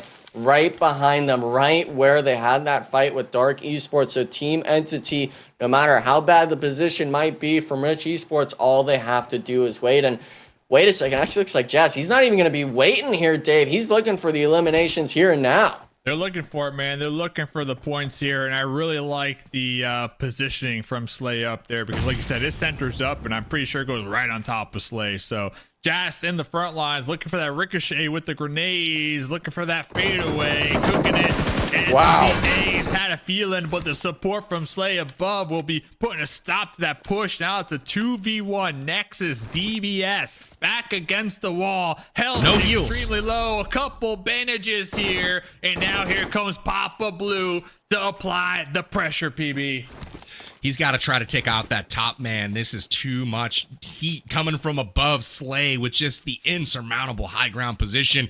He doesn't have heals. He's got to get up to this next blue crate, try to loot. He does successfully, but the nade should come out here from Jazz. Slay saw him push up. They know where he's at this point. It doesn't look like there's any heals because Jazz looted the crate before he backed off. This is bad for Nexus OP. Here comes the nade. Will it land? Will Rich Esports Esports take the dub. It doesn't look like he gets the knock on the high ground. It's now a 1v1. Jazz on the push, connects. It's all up to this, and he pushes for the win. Rich Esports will take it for our Game 4 winner. Huge win for Rich Esports. Yeah, that Team Entity, one player got the first knock. I was getting a little worried, but that MG3, seriously. man, just the pre-fire coming through around the crate, leaving him 1 HP. That's something that you love having in your hands, especially when it comes to the crates, right, Dave? The pre-fire is reigning supreme, and yeah, the DBS does do wonders, but unfortunately, he was only good for one there. For a second there, I was like thinking Nexus might have had that. For real, Nexus might have had that after getting that knock on the high ground on the Slayer right there. But shout out to Entity as a whole, because second place with 7 eliminations. They're going to continue to gobble up these points and really secure themselves a top 6 finish. Same can be said with Rich Esports too, right? PB, 9 eliminations and the win going their way. But I think the biggest conversational piece, first of all, Dark Esports, I appreciate the 13 eliminations. I appreciate you showing up here. But I think the biggest conversation for me is Team Zero Mercy. This squad, their 10 eliminations, 1,700 damage done. They were not, right? They were not in top 6 coming into this game. And now with that performance, they're right there. They're right there. Baby. They're right there. It can go any direction at this point still. I think you saw a few teams that game punch their ticket with Rich Esports and Team Entity both finishing in the top 2. These guys are moving on to the Premier Finals. There's no way that the 7th, 8th, 9th place teams are going to catch up to them. So congrats to Rich and Team Entity, but everyone else is still on notice. It could still go absolutely haywire and crazy on Miramar. We are running out of games for a lot of the lower teams, though, to have those big pop-off performances. So now we're looking at maybe 1 or 2 dark horses that could still get back into it. I'm afraid for teams like Versatile, it might be too little too late going out in this one with an absolute goose egg. This for me was like the play of the day, though. He jumps out, pops up, takes down Brutal from BISON Esports, then whips over, gets Goat from Dark, then pops up and starts firing onto Entity. The aggression was unrivaled. That was the push that they needed to push Dark off this spot, secure the position, get the high ground, and ultimately get the W. Enigma, we're done with Erangel. I loved what I saw today, but what about you? Well, Erangel, we saw it 3 back-to-back-to-backs, and a lot of the games have been a lot of upsets, to say the least. But now when we're coming around to the end of the tournament, just 2 matches, especially being Miramar, which is more of that traditional slow play. I'm expecting these teams, if you're not one of those 2 squads, like you mentioned, PB, Rich Esports or Team Entity, you're gonna be needing to be able to secure yourself at least a top 5, maybe even top 3 minimum per game. And if you're anyone else down below, maybe below 9th, 10th place, you're gonna have to go back-to-back wins. There's no way else for you to bake it into that top 6. But of course, we see it, the player stats, at least for the team. Rich Esports, 9 elims, 2,100 damage in the survival time of essentially all the match. For Erangel, for them, their positioning was something to make note of, Powerbang, but for Rich Esports, I'm almost tired of talking about them. I want to see who's going to be in that top 6 range, right? Well, we don't have to wait too long. Let's check the match rankings first to see how things are going to wrap up for this round. Again, Rich Esports, Team Entity on top. Look at that, 13s all around. BISON picking up 13, Zero Mercy picking up 13. Dark Esports, a big 16 down in 5th place. But that's basically where all the points went. The lone exception there, Silence down in 12th spot, picking up 7. They were very active. Remember that 3-way fight at the compound? They were able to win a couple of squad fights, but ultimately got third-partied and taken out of the lobby a bit prematurely. Not a bad game for them. You know, a team that's on the outside looking in now, Dave, is Golden Eagles. You've had a background that looks suspiciously like their mascot, but they're now looking up at 6th place. What do they got to do to get things going on Miramar? 2 more games to go. Golden Eagles, we gotta see it. We gotta see the results here. You've been coasting the entire tournament, and you know, you've been remaining right in the conversation. Let's check out the overall, because I really want to see how many points the Golden Eagles need to acquire here. So Golden Eagles get bumped down there. They're going to have 66. So, I mean, they don't have much work to put in, but they're still an uphill battle, right? Because team, Zero Mercy, coming off of a really solid game. And almost there, they've been consistent pretty much all night long, and they're still without a winner. We're chicken dinner. But kind of going back to one of your points from earlier on here, PB, Golden Eagles almost there. One chicken could seal the deal, you know, for either of those squads when we're talking top 6 placements. By the way, fellas, going back to what we were saying earlier, I had 80 points for 6th place. Enigma had 100 points. I don't know if you understood the assignment there, but PB with 93. So are we still confident? 92. Are we still confident on the cutoff right there for 6? Yeah, I think it's interesting the way the points have spread down. I'm 92. I keep correcting you. I'm sticking with my 92. 93 is what the math said. It said if they 6th place averaged out, whatever. I think 92 will be the cutoff. I'm going to stick with it, but it is interesting how a lot of the lower teams have been soaking up a lot of the points. So those top teams haven't really gained as much ground as maybe they did earlier in the tournament, but we take a peek at the bottom. And again, Versatile has slipped down a couple more spots back to 15th. Not what we want to see, but maybe they can have another big game here. I know chat would love to see that, but man, you are right. There's a few teams in the top that we got to keep our eye on. Almost there is almost there. The whole tournament, they're like right there. They could punch their ticket, but I think there's a few teams.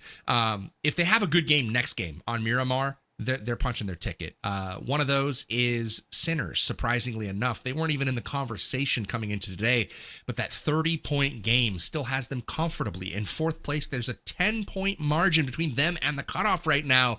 So another big game from them, they could be smooth sailing on through. That just goes to show you what the strength of a really good round will do. Well, gentlemen, that wraps up Sandhawk. That wraps up Erangel. We've got Miramar coming up next, matches 5 and 6 of today. Just 2 more remain of the PUBG Mobile Titan Series Challenger Finals. The top 6 will be moving on to the Premier Finals in just 2 days' time. Don't go anywhere. It's sure to be a crazy ending. We'll be back in just a moment.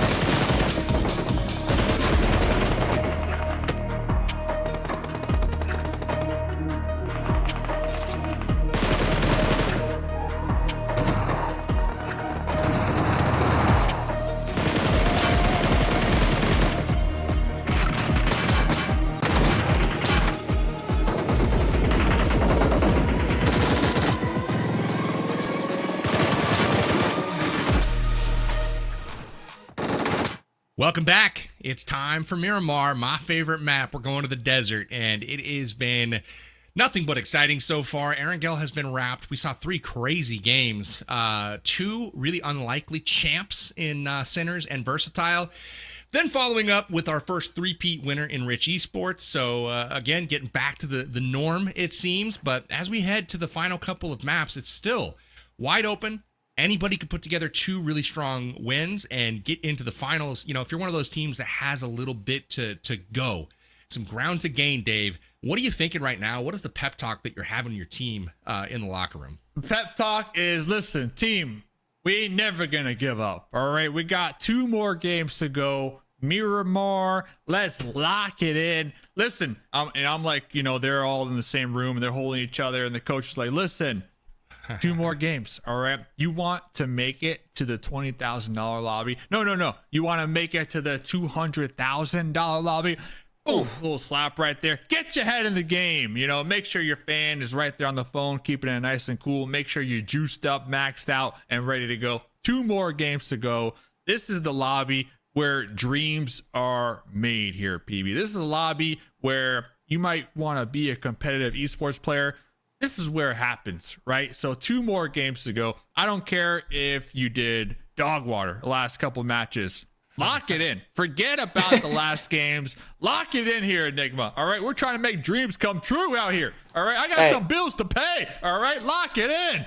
And the Bills, for the most part, they got to get filled. Some of these teams haven't even had the taste of chicken, right? Some of these teams really just starving for it out here in the deserts. Definitely not going to be the place for a lot of these teams to get it done. With it being just 2 matches, that means only 2 wins remaining in the lobby. 20 placement points up for grabs for these teams to get. Maybe it'll be the same team going back-to-back. Who really knows, right? But when I'm thinking of, if I'm in that locker room, if Coach Dave is next to me talking about this stuff, I'd be adding 1 up afterwards saying, there's first Miramar. We got 2 Miramars back-to-back. The first Miramar, we got to come out strong because you don't want to be going to the last game of the tournament, especially if you're in that sort of repeat of a map. Not that mental fatigue maybe that some of these players have been used to, but going into it, you got to start off strong. And then hopefully with that dirt ball, that momentum factor that you and I like to brag about so much here, Dave, they're able to make it happen and really make that Cinderella story, not just for that premier finals right in the next few days for 20,000, but also going after that into the $200,000 of PMSL Americas. Oh man, I'm just envisioning the speech now, Dave. Gentlemen, I just gave you the speech. This is it. You've got 1 game for the rest of your lives. Don't do dog water. Yeah. That's the speech your I'm envisioning from Dave. All right, this is the game that, you know, this is your moment to make your family proud. You know, really earn that last name here. If you fail, well, you better change your name. I don't even want to see you at Thanksgiving dinner, right? I mean, that's the truth out here. So, like I said, we got bills to pay, fellas. They're gonna be looking back on this in 20 years, thinking, man, if Coach would have put me in, oh man, I would have went to PMSL. I would have gone pro, soaking it up. My soulmate in the hot tub. All right, guys, Miramar. It's true though. Game 5. TB, it's true though. I want a prediction. It's true. No, okay, what's true? Tell me. Like the path to pro. I mean, some of these players, like, they can envision it, right? And you know, you've been there, Enigma. We've all been there. We've seen these pro players at the top of their game. And it is life-changing money that you can compete for. I remember one time Zuxi and Luxy from Bigatron, they had posses around them, a whole posse around them. And I was like, what is going on? Who are these dudes? And they're like, oh, Zuxi, Luxy. And, you know, they're at the top of their game. So PUBG Mobile really is, you know, dreams come true out here. And this is a lobby, you know, to make it happen. The path to pro is right here, right now, PB. It is indeed. Zuxi and Luxy. There's a callback. Good old Bigatron Esports. I remember them, man. I had a picture with Luxy. He was like my kid. Yeah, for sure. Well, hey, they're not in this lobby. Probably a good thing for a lot of these teams. We are getting ready, though, to see which of the top 6 will be moving on to the Premier Finals. There's just 2 games left. We have to prove it on Miramar in the desert, and it's all here, all or nothing. And we also have an Amazon gift card for you in chat. So be fast, claim that, get yourself a redemption, and maybe get some sweet loot. I don't know what you would get. Maybe a garden rake, maybe a don't know, an HDMI cable. Anybody's guess what you would get with your Amazon gift card. But the speculation is over for now as we head to match 11 of 12. This is 2 more to go. Enigma, predictions. Who's going to win this game? Predictions. Winners. Someone that's going to maybe make an upset. I got to go with the Golden Eagles. They dropped out. They've been on the cusp all of it. And you said it best earlier on. I think throughout all of yesterday and today, PB, they don't have a win yet. They finish off strong here, then they'll definitely secure themselves. They'll lock in that top 6 position. Now, Dave, prediction from you, my friend. Lock it in. We're talking about teams looking to lock it in. I got to stick with the Golden Eagles. This is a squad that I picked in the pre-show yesterday as a team that can easily finish here in the top 6. I'm getting a little nervous. 2 more games to go. They've been losing their grip on the 6th place position here. So PB, one winner wear chicken dinner. That's what they need, and I feel like now's their moment to let it soar. Indeed, I'm gonna go with, we need to see. When I look at the points here, 4 Sexy Frogs, NOOBS, Esports are probably the 2 that likely have a chance to come back still. When you get down to 11th and 12th, it's kind of starting to get out of reach. So I would love to go with NOOBS Esports in this one to take our first Miramar. That's the pick. They've been in a good position many times and just haven't won the fights. Look at the circle, boys. Are we going to get an island finish? This could happen. Oh, yeah. We got to make it happen. And the Golden Eagles, they're dead center, by the way. First zone. That's my pick. No, I don't want to really cast or curse him because we've been too accurate with that, I feel, throughout the last 10 or so matches. But for it now, obviously, we see the first place team making their rotation, and we got to bring it up too, right? You made mention of it, PB, Dave as well, of course. These top 2 slots, 100-point mark, they're confirmed. They're making it to Premier. But the next 4 out of 6, in terms of placings alone, just the spread itself being really only, 14 or so points from 3rd to 6th, making it then another jump down, essentially 5 or so points to 7th. These teams very well could still be shaking up the leaderboard. And with it being still 2 Miramars, we've seen so many teams, I feel, today, especially here, Dave, being able to put up double-digit eliminations or at least double-digit point totals with it being 5 or 6 squads doing that. Yeah, definitely been the biggest day when it comes to just swings, just big swings on the overall leaderboard when it comes to teams leaping up and when it comes to teams sliding on down. So with 2 more games to go, the odds not in your favor anymore if you are like 4 Sexy Frogs, if you're NOOBS, if you're Dark Esports on down.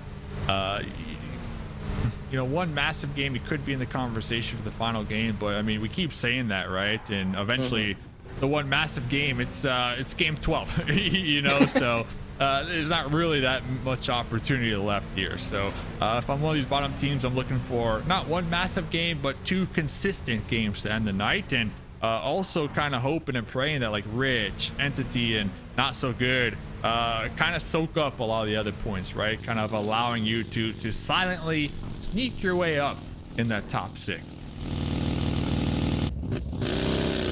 Can't keep my eyes off the leaderboards right now, and just kind of playing out all these different scenarios. I will say Almost There has they came in as one of the favorites from the Challenger qualifiers, right? They were the top dog coming in. They bring in 10 bonus points. You can see those 10 bonus points are impacting their score. It's huge. But now Dark's getting into it with Silence. Is it getting into it if you get 4-man wiped? It's getting got. Yeah, that's I think that's a lock. They're 12 on down. They out of here. Yeah, they're out of here. But Silent, though, with getting those 4 elims, even though they lost 1 player, right? Getting some eliminations under the belt to try to make something happen. But now, of course, it looks like there's, 2 or 3 squads kind of circling them. The north being 4 Sexy Frogs and just south being Rich Esports. And these are kind of 2 teams, I feel, PB, that I still wouldn't even want to engage with because one team, 4 Sexy Frogs, have made a lot of these early game engagements look easy, while Rich Esports, they're in first place. They could grief anyone down the leaderboard if they wanted to. I think they should. They should take this opportunity. They're in. Like I said, 112, 108, you guys are definitely safe. There's no 5 teams that are going to pass them up at this point. But I think they could make it fun for everyone else. They could have some, you know, some joyous times because there is no prize pool on the line at this point. They just need to get to the next stage. Seeding doesn't matter. As long as you're in, you just got to make the top 6. 4 Sexy Frogs, though, their points are going to matter. They need a dub right now, and they have 55 points, and now they're about to have 56. We'll land another shot here before Wars gets away. Not able to get it done, but hey, Sexy Frogs starting off on a high note here. Quick maths. You a mathematician, though? PB was pulling out a lot of numbers earlier, Dave. I was kind of getting a little stressed. I'm not a numbers guy. He's pulling out averages and totals. Well, yeah, that's just how my brain works. I'm sorry. He does my taxes. Well, maybe for a reason. I steer clear of that, though. That's for sure. Early game Just trying to find a little home. I'm looking for Golden Eagles, though, fellas. I am. It's going to be slow, but hey, as long as they can survive making that late game with all 4 of their squad mates alive, give them the best odds here. I know PB is hoping and praying that the zone continues to shift out there towards the east. That would be pretty amazing to kind of have here. Those are the most exciting games, like in PUBG. The Eastern Island finish game. It's always absolutely crazy trying to watch those crossings. We even saw it in the Global Finals game come down to an Eastern Island game 6 or whatever of the day, and it was the greatest thing ever. So I'm hoping that same thing happens here. Maybe it will, maybe it won't, but I'm hoping there's a chance. Always. Yeah, there's a chance. We have a chance here with circle number 1 being where it is. And looking around, there's only about 6 teams currently in the circle number 1. Everybody else on the outskirts just going for their loot patterns, getting their vehicles, getting set up, getting geared up. A lot of teams going to now be on the approach, trying to avoid the blue zone damage. Rich Esports, one of these squads, are going to be loading on up. Not so good games. Another team to be crossing through Los Leones here, maybe through MEZEXIS eventually here. Not so good games. The last match wasn't so good, but funny enough, I think that was the only game tonight that we can really say that not so good games had a not so good game. Besides that, they've been extremely consistent in the entirety of this tournament here, Enigma.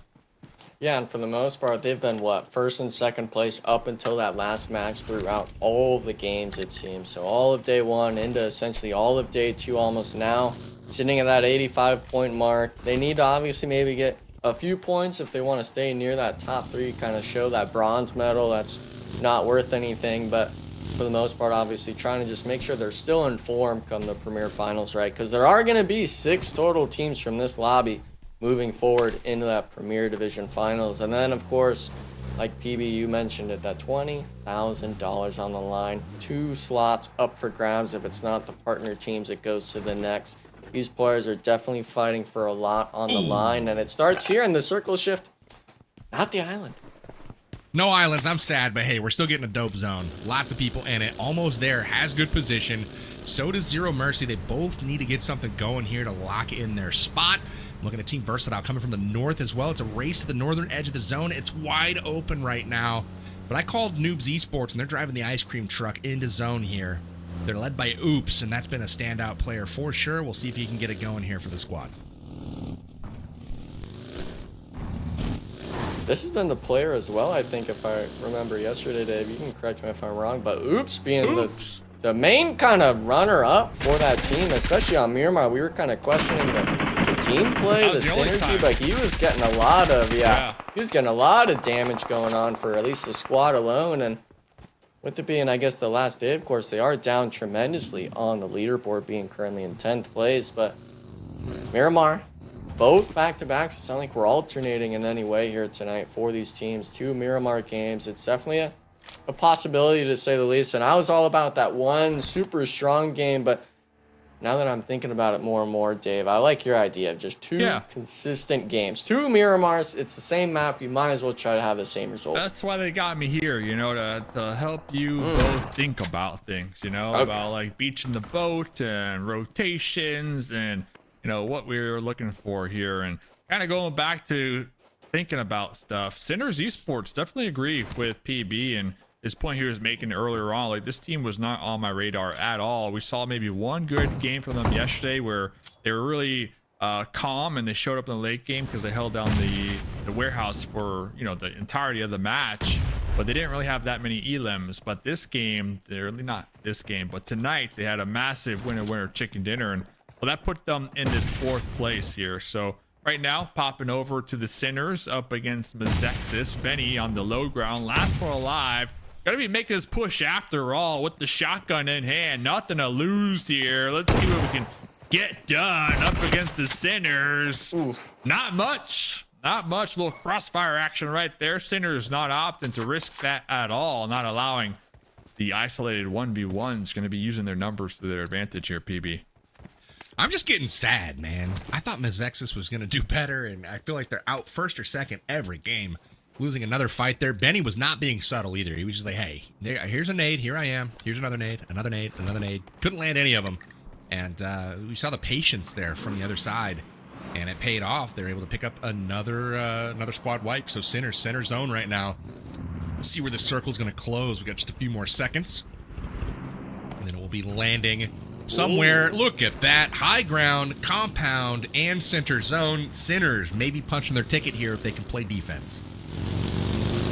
Yeah, but a lot of teams not going to be playing defense. I believe it was the Golden Eagles as well as Quiet Chaos all the way up to the north. Going to have to rotate through either Noobs, Esports, or Team Entity, kind of on that new circle shift towards the northern side. And with all that going on, we got to look at the south side as well, man. I mean, every team's deciding to really hug the edge of the circles here, trying to make their move now in. And with this part of the map on Miramar, a lot of this terrain is going to be really just 1 or 2 ridges and then a 100 or 200 meter drive you'll have to make on through. But for the Sinners, they have this spot, they had this compound early on after that engagement, and now, Dave, they've got to go against Versatile, a team that won a match. Of course, a lot of hype from you and PB, but they got to win this fight now.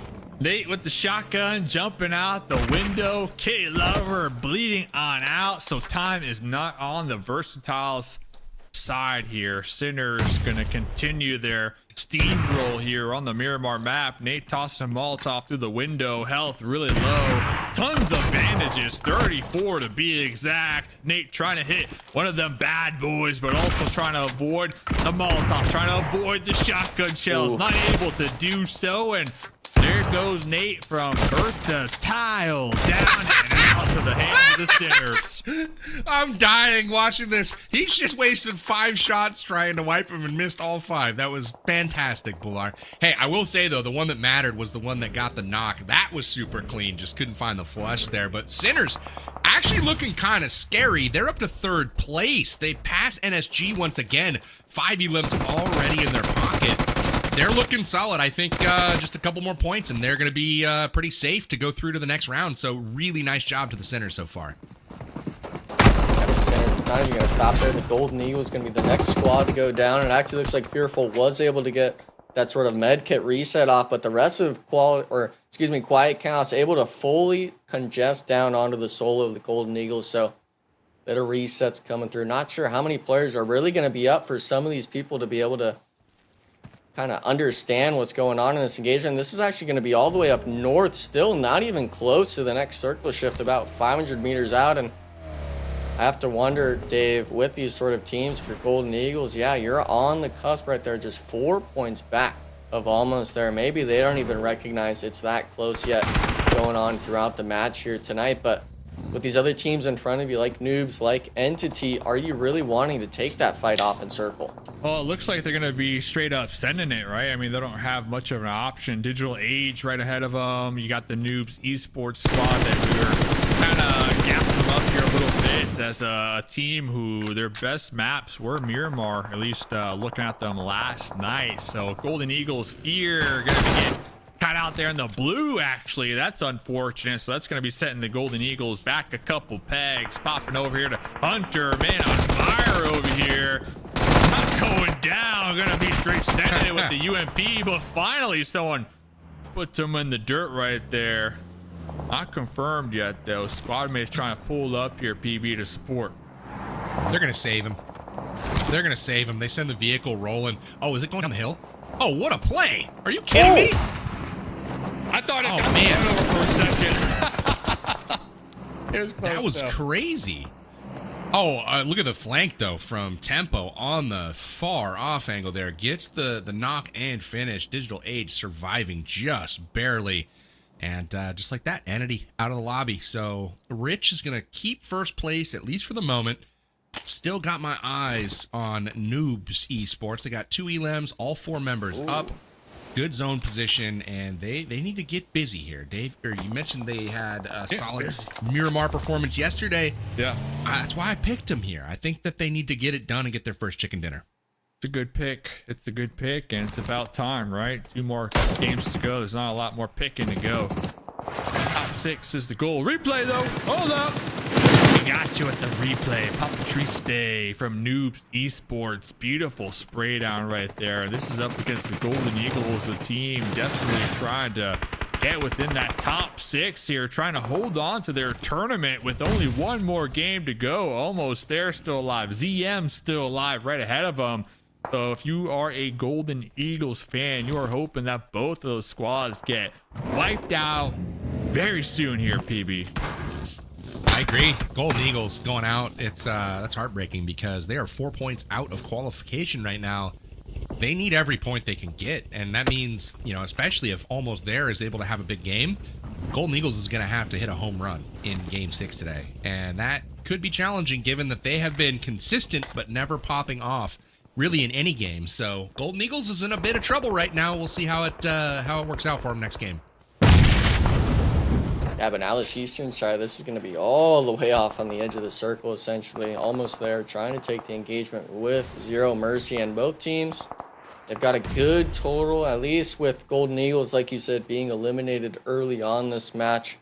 They can get a few more, at least under their belt, some points-wise, whether it's through the placements or that elimination tally. It definitely will be a blessing coming into the last Miramar after this. But there's still a lot left to this match. We're talking it's only stage 4, 11 total squads remaining. A few of them, as we can see on the right side, taking some casualties. But the main ones we're looking at, of course, BISON Esports, 4 sexy frogs. And like how you mentioned it, PB, Noobs Esports, which I got to make note of for Noobs Esports. We just cut away at them. We might bring it back to them because this squad, it's always a telltale sign that a squad might do good in a game, I feel, is if they're able to pick up these solo eliminations throughout the game. Almost There, 1 and done. Another one, 1 and done. As well as these other players being able to make the rotation in. And with the positioning they have, depending on the circle shift, yeah, I feel they could start potentially farming a lot more eliminations in this without taking really any casualties, PB.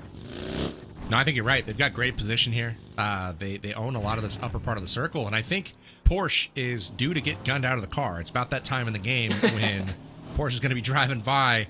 We'll see if that actually manifests here, but Winter is looking that direction, and there it is. Car, gun. Now we just get a little knock, and we're good to go. But nope, not able to connect just yet. I think QC's got to be the next one in the crosshairs for Noobs.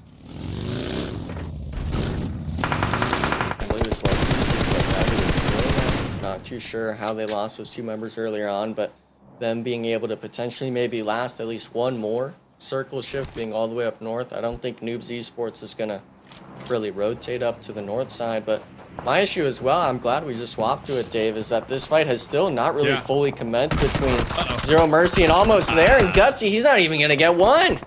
Great news for the Golden Eagles, though. Almost There, losing 2 of their squad mates. Now it's up to Wolf. It's up to Knight here to continue to survive. Looks like BISON Esports going to be circling the outskirts right now. This compound. There it is. Knight back against the wall with the UMP. Dr. Doom, though, tossing a Molotov here. Right on the money. Knight burning on up. I'm looking for the follow-up here. Alex, 69, tossing some grenades this direction as well. So Almost There getting bombarded right now.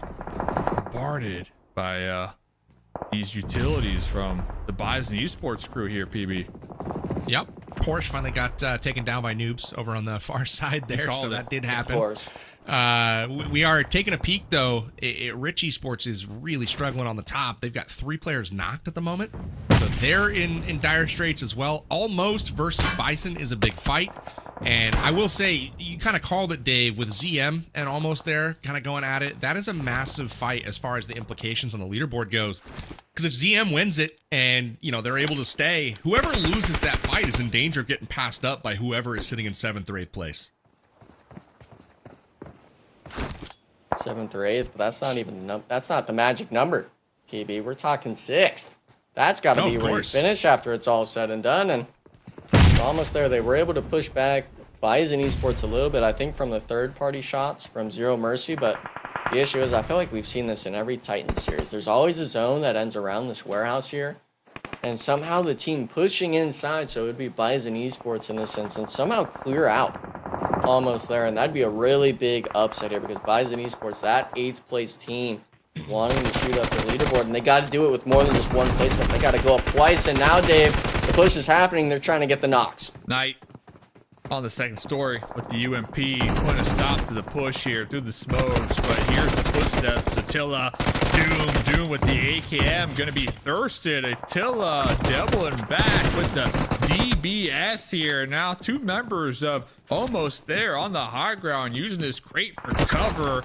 Gonna be pushing down the stairs, but the blitz in the stairs. Attila catching him off guard right there. Knight gonna be trying to get the pickup. Both players trying to get the reset here. I'm waiting for the push. I don't hear the footsteps. One grenade. Could have went for the ricochet. It looks like Attila will be pushing up after all. Just a little late, though, on the timing. Getting a couple bullets out there from the DBS, but missing the mark here, PB. Let's see, round 2. Can we get it? Yes, sir. Baby. Stopped the revive when he went for it again. Got the elimination. Now Rich has been knocked out. They were able to get revived, get back in the fight, but NSG finishes the job here. Kiddo with the big wipe, not too shabby, and you still see Sinners in control of the zone. Back to that Almost there fight, though. Man, they had that one. All they had to do was jump and hit them from 2 angles at once, and it just didn't happen. They went one at a time, and that shows you what happens if you do not coordinate your assaults. BISON made them pay. They're still alive, and that is a massive fight because BISON's still in the lobby, able to secure some points, and now Almost there is gone. So here we are. We got Noobs still in it. Noobs looking pretty good right now with 4 players up. They also have Team Zero Mercy and 4 Sexy Frogs with 4 players up as well. So I think that Noobs, 4 Sexy Frogs getting the upper hand on them there. Winter going down, will be eliminated. And just like that, they might be in a bit of trouble alongside Sinners. Sinners also has a man down. They're losing members little by little. Ooh. Good shots here from Oops. This man's been on fire all tournament long.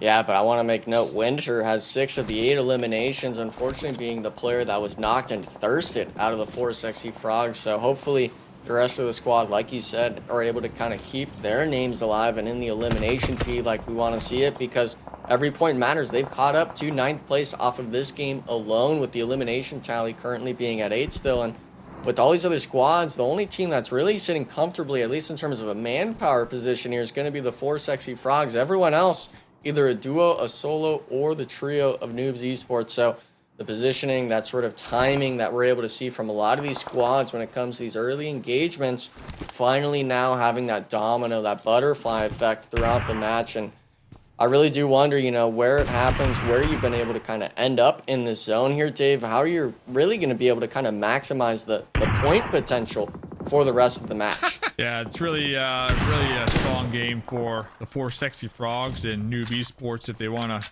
have a fighting chance, right, for that top 6. So we'll have to see what they can do with their numbers here. But kind of going back to the race right now, the teams that are actually on the cusp, Golden Eagles, they're going to have a chance. They're still going to have a chance moving into this last game because Almost they're eliminated. ZM eliminated. So yeah, between ZM and Golden Eagles, this 10 points, but I'm looking at that 6th place position, Golden Eagles and Almost there. They're going to be clashing here, PB, in the final game, but we'll have to see how much ground the 4 Sexy Frogs and Noob Esports can truly cover here in this second to last match. Yeah, big game here from Sinners. They're gonna punch their ticket in all likelihood with 7 eliminations so far. Noobs Esports, look at the zone control they have on the upper side here. They're just in the circle fully, but man, they own that northern part of the circle. They have the high ground over there as well, so looking pretty good. Not so good games also at the high ground on the south, but they are gonna have to move. The zone will be pushing them out here in about 20 seconds, but they've got control of the south, at least for the moment. Bison looking over this direction, and Karan still just chilling in the compound, trying to buy some time. He's going to have to move out here shortly. Things are looking good, though, for Noob here. We'll see if they can get their first dub. Poppy Tree stay. Trying to find a little bit of a spot. I think he's going to play that little bit of a glue factor, try to be in between Cat God and NOOBS, but the only concern I was about to make note of is BISON Esports having to make the rotation in, possibly towards the solo of Noobs Esports. But NSG, being able to find some shot connections. They're not encircled just yet. I'm not sure if this is actually going to be a safe, playable spot for them up on top of the cliffside. He's going to try to get he's a in. little bit of a feel out, but I'm not sure. I feel like Noobs Esports, if they were able to get a little bit more elevation, they might be able to kind of arch one over and kind of pick them off one by one. But now we see it BISON Esports, yeah. 3-man, 3 eliminations. Unfortunately, I believe just going to be the 5th place. The shots will start coming through, and unfortunately, that's all they wrote for them. Top 4 situation, though. The circle still has a little bit of room to play with, but we see it from this vantage point. A lot of open space. NSG got blessed. Look at this, Dave. He's in the circle right now. They're in for the next zone as well, and they don't have to leave that high ground perch where they can see the entire battlefield. Yeah, I'm looking at, what was that, Kiddo right there? Kiddo's looking to really solidify himself as the MVP of the lobby, right? Because remember, coming into today, it was Kiddo and, what was it, Loston, both tied for 16 total eliminations. So it's a good opportunity for Kiddo to really put a stamp on that particular achievement here in the lobby. Currently sitting on 5 eliminations so far. Next circle goes up. Looks like they're going to be getting peppered, though. So 4 Sexy Frogs going to be the gatekeepers right ahead of Not So Good Games, trying to get the last minute heals off here. But 4 Sexy Gamers, this is going to be their second winner chicken dinner here of the night. I mean, they still got 3 up. They have 6 total eliminations so far, and they're going to be blessed with the west side of the new circle shift here, Enigma.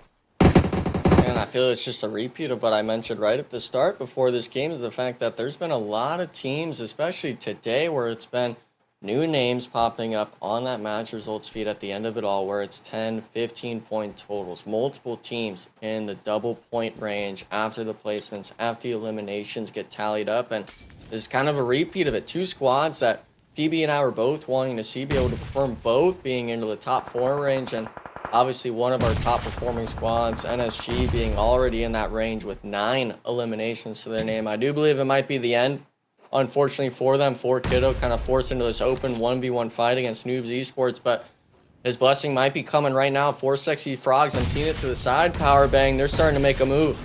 He's winning this fight. Watch this nade. It's coming in right now. Poppy Tree is on the back line. He's looking the other direction. It's all about Oops and Kiddo, 2 of the standouts in the lobby. Kiddo is forcing this fight. He jumped off the high ground. They still had circle up there, but he decided, you know what? I'm coming down the mountain. Here we go. Nades land. They chunks him down a little bit. They both have around the same amount of HP. They haven't seen each other just yet. I will say, I thought Kiddo was going to be able to get to the flank undetected, but Oops sniffed it out through the nades early and put some pressure on Kiddo, forcing him to retreat just a little bit. But now 4 Sexy Frogs in Joy Boy starting to enter the equation, getting up to that ridge line. Things are getting a little bit interesting and spicy now. Oops falls back just a little bit, but now 3 teams out in the open. We're into stage 9. The circle will be closing down, so whoever has center zone has the advantage, and it looks like 4 Sexy Frogs trying to take advantage of their numbers, just waiting for things to crack off, and here they go, Dave.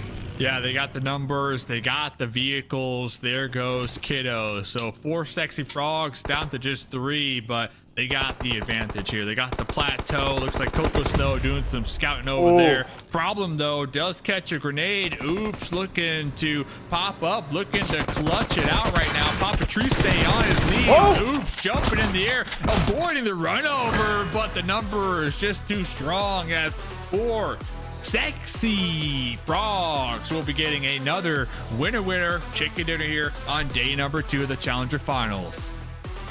Gentlemen, we got a dark horse in the mix. We have another contender that may have an opportunity to steal a spot going into the final game. I thought I was going to be just up to the top 8 before Sexy Frogs has other ideas. They were way out of it to start the day, but they just picked up their second chicken dinner of the day. They've won game 1. Now they win game 5, and we still have one more game to go. 4 Sexy Frogs taking it home here. Impressive performance from them, but also Noobs Esports. I thought I was going to get a prediction correct today. This is the 3rd time I predicted the 2nd place winner in the lobby, and I'm a little sad about it, a little salty, not going to lie, Dave, but it started early. Sinners got a big boost from an early game push. Lots of elims their way. They surpassed NSG for 3rd place, and NSG came storming back with a second half performance to take that spot right back. 9 elims to their name, but absolutely crazy action all game long, Dave. Yeah, Sinners, walked away with 7 eliminations, not so good games with 9 in total. BISON Esports still constantly showing up, but almost there. Getting picked apart right there. There's a big fight for the overall leaderboards up against ZM, and this was a good fight too for the Golden Eagles, who were eliminated early on. So Golden Eagles, in my opinion, I mean, still in the running, but they're truly going to leave it to the last and final match to see if they can clutch it out for that 6th place position overall. But I was looking for Oops to clutch it out here, Enigma. We saw Oops last night on Miramar. I think Oops last night on the final game walked away with like 6 eliminations, if I'm not mistaken. So I was waiting for it. Oops, definitely avoiding the run over here at the end. I thought he was dead, but got the quick little flick. But at the end of the day, 3 Sexy Frogs just too strong to handle here, as they do walk away with the 2nd to last winner chicken dinner. What are yeah, those but it's frog not the mascots? last. It's not the last. Is that a chicken dressed up as a frog? I don't know. Maybe that's it's something. It has horns on it. It might be a chicken dressed up as a frog. Something. I don't know. Well, hey, guess what, guys? One more game to go. Winner chicken dinner goes to the 4 Sexy Frogs. I think they put themselves in contention. Would love to check out the match rankings to see who scored points and who did not. There were some teams that definitely punched their ticket that particular round. Not so good games, and Sinners Esports doing their part to secure a spot going into the Premier Finals. Remember, it's those top 6 teams that count in the overall rankings at the end of next game. So it's coming down to the wire. Lots of points going out, and most of them soaked up here by the top 4 squads. Dave, what do you make of the rankings here for the match? What do I make of the rankings of the match? I mean, shout out to 4 Sexy Frogs. I know Enigma picked that squad yesterday before we even saw them compete, right? And I wasn't a believer. I'm still not, if I'm being honest with you, but they had 2 really good games here today. So, you know, all the power to them. I mean, they're doing a good job, all things considered here. But let's check out the overall. I think Sinners definitely punching their tickets after this last game for that top 6. With 92. So going into the that's what we said. What did I say? I didn't believe about the 4 Sexy Frogs. Yeah, they're in 6th place. Oh yeah. Where are the Golden Eagles though? The Golden Eagles. They're Eagles. gone. I think they have 68. They're going to be in 9th place right now. No. That is crazy. But we take a peek here at the top 6. Zero Mercy has had a decent day. They've won the fights that they've needed to win. There was a key one against Almost there that they had the upper hand, and you can see how close those point totals are. That's a massive fight because the net swing of points is just absolutely massive there. Almost there falls 1 spot, and that is huge because 4 Sexy Frog gets the chicken dinner, and they put up 11 elims at the same time. That gets them all the way up to 6th place. So a new member in our top 6, Golden Eagles, down 2 spots to number 9. They're at 68 points. Noobs Esports at 65 points. Those are probably the last teams that remain with an opportunity to catch up, because 42 points right now, that's just too far back from our cutoff to have a chance. So Noobs Esports is your last chance. Man, Versatile officially eliminated. Sorry, chat. Enigma, what do you think? You were right. What do you know? Versatile gone. Certified hater. They're the only team on that bottom 8 with a winner chicken dinner, so they definitely did something right throughout today, at least, coming into their matches. But for the most part, of course, it's like you said, we got to start putting that cutoff down there. As much as we hate to do it, it's just only a few teams get to move forward. And to be realistic, for the most part, Noobs Esports, in my mind, just like you said, they're that cutoff team for me. I got to say, if I was to think at the beginning of the day that we come into the final game of play and still 10 teams have a chance to move on, I'm pretty happy with that. That means 4 of those teams will not make it. And so it's make it or break it. It's do or die right here, right now. But before we get into our last game on Miramar, we're going to take one final break. Get yourself prepped because it's sure to be a dang good time. We'll be back in just a moment with the final game of PUBG Mobile's Titan Series Challenger Finals.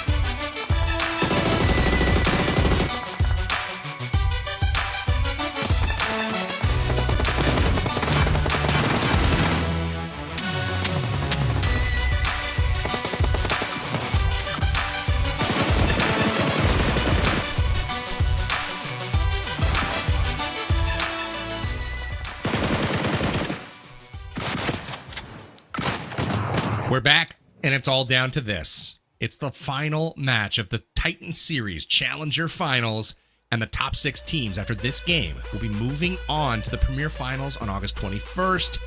Who will take the cake? 10 teams still have a chance to secure their spot in the next stage. I'm Powerbang, the host of the tournament. I'm here with Mustache Dave and Enigma, and we've got an Amazon code to give away to you. Here it is. Go redeem that sucker and get yourself some loot. Dave, got to come to you for a prediction, my man. It all comes down to this. The stakes couldn't be higher. Who is going to deliver in the clutch? Well, it's, you know, I got to stick with my fundamentals here. And although I'm all about the Golden Eagles and I've been a Golden Eagles fan for the longest, they've just been slipping and sliding. And when we're looking at the fundamentals of the classic Mustache Dave strategy here, I got to say, 4 Sexy Frogs, I think they're going to qualify here. I think they're going to qualify. 2 chicken dinners here today. It's hard to bet against them here in the final match here, fellas. It's a great pick. Why don't you go next, Enigma? Who do you got? I'm going right underneath them. Almost there. 3 points back. They don't really have too crazy of performances today, right? But if you're able to really end the tournament, not only is 4 Sexy Frogs' slot up for grabs, Zero Mercy as well. Potentially a 2-team setup, right?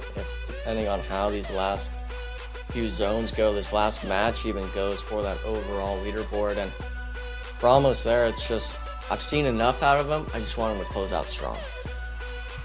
Makes sense to me. I'm liking 4 Sexy Frogs as well. I think that's the dark horse pick. Let's get in there at the buzzer, boys. Let's get it done. I'm liking it. So here we are, flying on in. I want that crazy island finish. Give me that island finish. We'll see if we can actually make that happen. Almost had it last game, but this game may be the move. So we'll see. We got a south zone. This could be fun. We got a lot of fun spots to fight out here in the open. But I think looks like 4 teams have punched their ticket. Oh, and this is a big one. This is a really big one. 4 Sexy Frogs is getting into it, and the Sinners are there to punish them. 4 Sexy Frogs caught in the middle, too, because Dark Esports is up at Picado, and they get the opening knock on Coco Snow. This is not what 4 Sexy Frogs needed, and they feed another one right in front of him. He's pinched.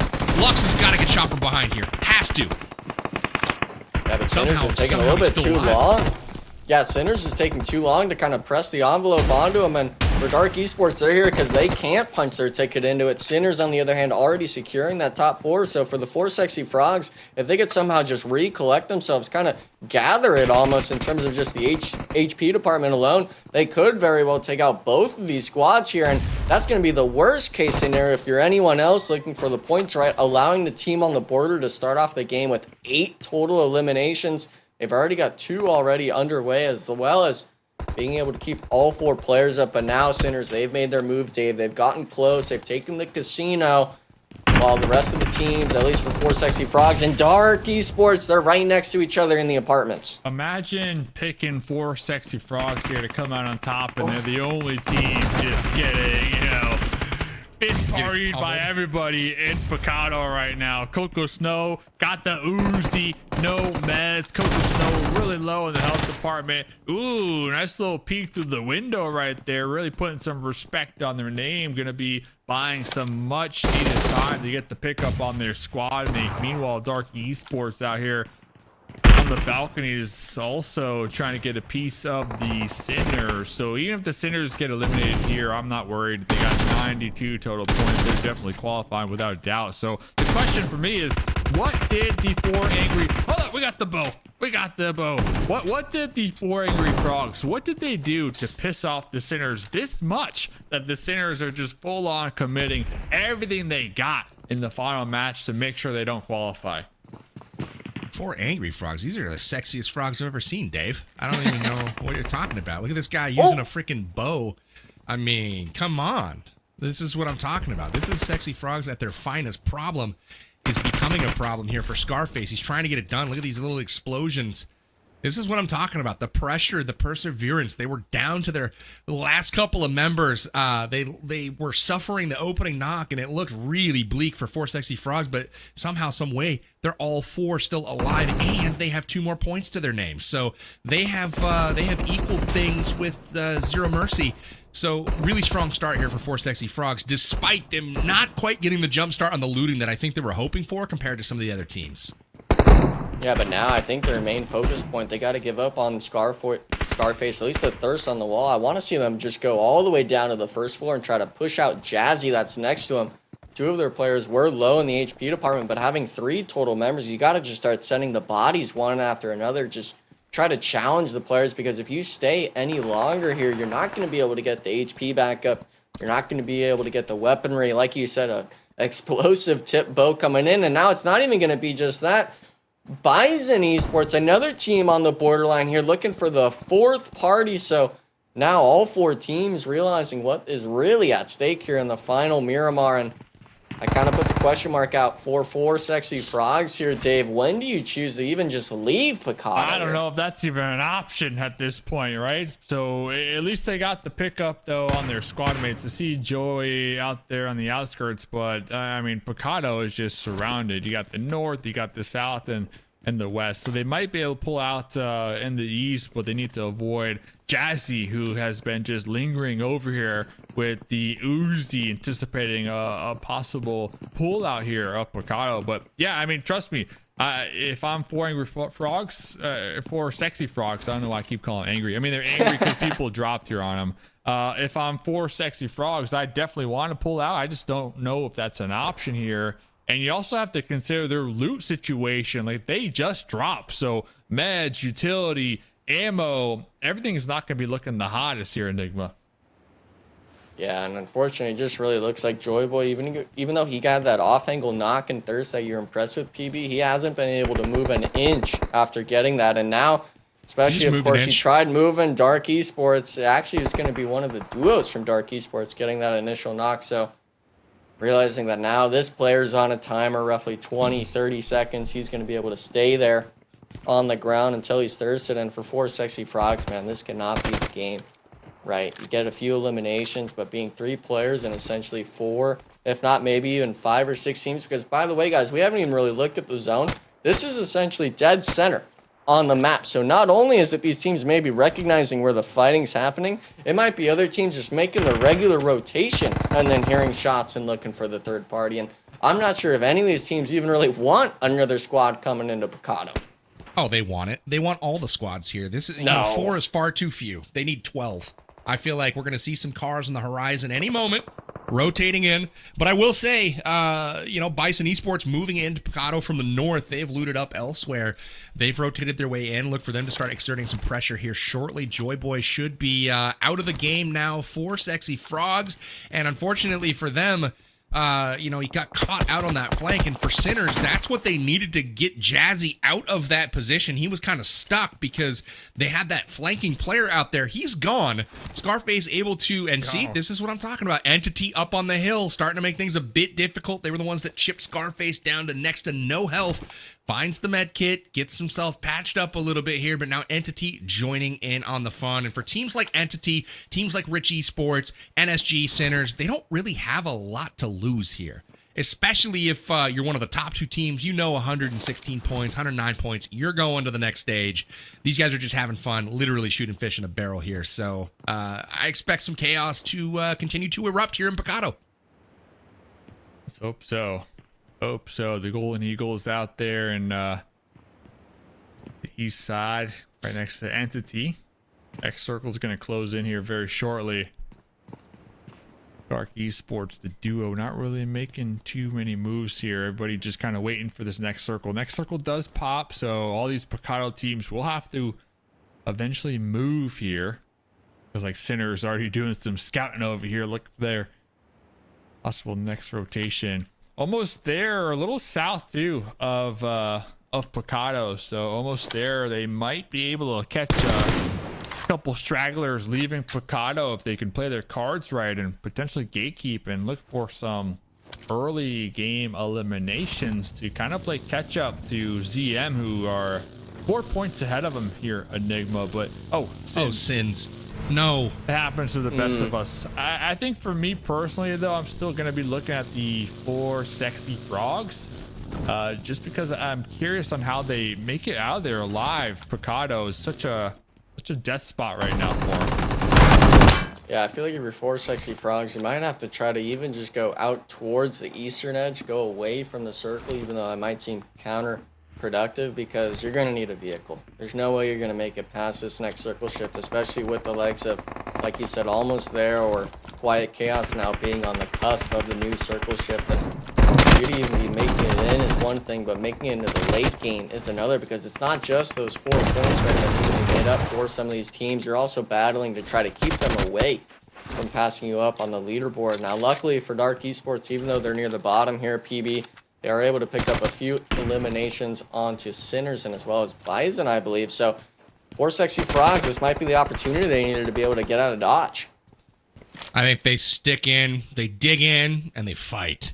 Right now, they got a 4-point margin. They got a 4-point margin over the cutoff. And I feel like with the attention focused on Dark, they might be able to get the flank, which is what they're doing right now against Bison Esports. They make the push. They've got 1 member down. They have traded, but there's Doom. Nice. And that is both players. They do get the flush. They're going to be able to actually get the pickup here. Now, will Alex be able to come back and put pressure? I don't know. Bison might be willing to just give this up entirely. They did make the commitment to go try to take out Dark Esports, and that did not pay off for them. They lost 1 member there, 2 members now at the stadium, and they're down to their last member left, and that's Alex on the outside here. He's engaged with Dark Esports, so again, huge play for 4 sexy frogs. Look at their kill total. They're up to 81 now, so they're thrashing their way up that leaderboard. Bison eliminated, and they will not be moving on. They're officially gone, so that leaves just a few teams left in it. We've got the 4 sexy frogs, in all likelihood, starting to punch their ticket if they can get just a few more points. ZM, though, and almost. Man, almost there, I'm proposing a name change. I feel they're going to end up in 7th place, a couple points out of it. I feel like, boys, now might be the time to put in the change to just there. We're almost here. there. I don't know. Yeah, here. Arrived. Something. Arrived. Here, Almost there is going to be everywhere. really painful looking back in a moment if they don't get it done. Oh, Sexy Frogs made it out of Picado. Looks like they doubled back. They were able to pick up at least 1 motorcycle here. And like you said, PB, walking away with 5 elimination points here. So they dug in, and now they're going to be using the blue zone to their advantage to kind of slowly make their way out here. Can we tip our cap, though, to 4 sexy frogs? I got to give a little salute here from all PB, because they did not have the manpower, the weapons. They got the drop on them. The other squad got their first knock against 4 sexy frogs. It looked really bleak for them. They were able to turn that around and not only survive with 3 out of 4, but get 5 eliminations with 4 different squads inside of Picado. That was an absolutely crazy turnaround, and that might be the difference in them moving on to the next stage. So again, huge props to 4 sexy frogs for that drop. I think it's just pressure makes diamonds, right? You don't ever really expect some of these scenarios, but when it happens, it's really a matter of how your instincts react to a lot of these situations. And for the most part, I'm really happy for the fact that you were thinking it was going to be almost there. It's going to be Quiet Chaos trying to do the gatekeep on a Picado, but they're wrapping all the way down south out of the circle, almost touching Los Leones on the edge of the circle shift here. So these teams all now finally finding their spot in on this next circle shift. We only lost 2 full squads going into making it 14 teams remaining in this match, but we talked about earlier, right? 10 teams, 4 of them essentially kind of guaranteed their spot already, that being Rich, Entity, NSG, and Sinners. But the rest of the lobby, of course, I'm going all the way down to 8th place, of course. Golden Eagle is kind of that benchmark. Unless Noobs Esports pulls out a miraculous win here, there's still a lot of PUBG to be played, and there's not a lot of points difference between these teams. Oh, for sure. I mean, Golden Eagle is, 70 right now, and ZM in that 6th place, 78. So it is definitely doable. Golden Eagle is really leaving it to his last match to try to qualify here. I'm hoping that Fearful doesn't get knocked out on their late rotation, but we'll have to get back back to that because Rich Esports, our first place team, they're actually going to be clashing with our 6th place team right now, ZM, who, oh, well, they're on the losing end of this engagement right now, Enigma. Yeah, and it's only going to be 1 player remaining. Rich Esports really making light work of the players. Frog down to just 1 HP. I believe the third-party shots coming from NSG down south, so really just struggling to find their mark, but I don't think they're really going to be making it too far. The crazy part about it to me, PB, is the fact that when they go out here 7th, 8th place, the teams right behind them for this last game, they both squads have all 4 players remaining. So if you're ZM, you got to honestly hope that Rich Esports doesn't look for your last remaining player. And obviously we see 1 elimination still from NSG, but both those teams, I mean, they're already secured. It doesn't matter who takes them at this point. The struggle is how many players on your squad get eliminated. And even with the circle shift we see up north, Frog, his position alone is not one that's good and strong. It's not. I like the call out, though. There is, it's wide open at the bottom. The only team that has been eliminated at this point fully is BISON. And the top 10 teams otherwise, you can see them on the right there, all of them have an opportunity to move on to the next stage. Things are getting spicy now, though, with Entity, Dark Esports, and Rich Esports closing in on the place that ZM formerly occupied. ZM escapes, but Rich gets busy with Entity, not able to land the shots at first, but rebound successfully. Hunter eliminated, and Entity down to their final member as well. Inconsequential, though, Entity will be moving on to the next stage, but for Rich Esports, they're putting their stamp on it, and with them being able to take out Entity, that likely secures them first place overall in our Challenger Finals. So congrats to Rich Esports on that. But this is the fight that we want to see for Sexy Frogs. Can they get it done? They can't. They're out of here, but they get 5 eliminations in the process. Yeah, so can I call them angry frogs now that they got eliminated here? I mean, they're still going to qualify. Yeah, they're still going to qualify most likely. It depends on what Almost in Gold does, man. If they qualify through, then they're angry frogs. True. Very, very angry. There you go. I like it. I like it. We'll see. Golden Eagles, though, pulling up in the back end of this engagement, looking to hurt them while they're healing. Rich Esports currently getting surrounded right now. Golden Eagles pulling on in. They have 3 total eliminations so far. Looks like they're going to open this one up with a Molotov. Nice little throw right there. Keep him in the corner. Swap into the pump. Oh, but Slay catching him on the approach with the grenade. Kubi on the outskirts getting third-partied. Meanwhile, Loston on the second story trying to decide, do I heal? Do I throw the grenade? Slay has the right idea, though, right now, Enigma. Yeah, and the big damage going off on Kubi, not being able to get the knock immediately, but it's so hard to predict where they're at, and he throws it around the fence, not even getting the retrade on the revive. Slay missing the mark potentially onto the Golden Eagles wipe, but now making it this 2v2 scenario. A little bit of a mental reset going on. Slay still has a bit of utility left in the backpack. His teammate getting it from up top. Loston making sure his name is remembered in this Challenger Finals. Finding the re-knock. Now leaving it down to just Fear. Trying to get the reset again. The same spot, same place, different timing. Maybe even a different teammate this time. But for the most part, you got to struggle. Your teammate's healing. Got to get the damage in. And his teammate finally gets it. Big win for the Golden Eagles, and we're talking PB. It's going to be a 3-man squad still. It's not a duo. They only eliminated 1.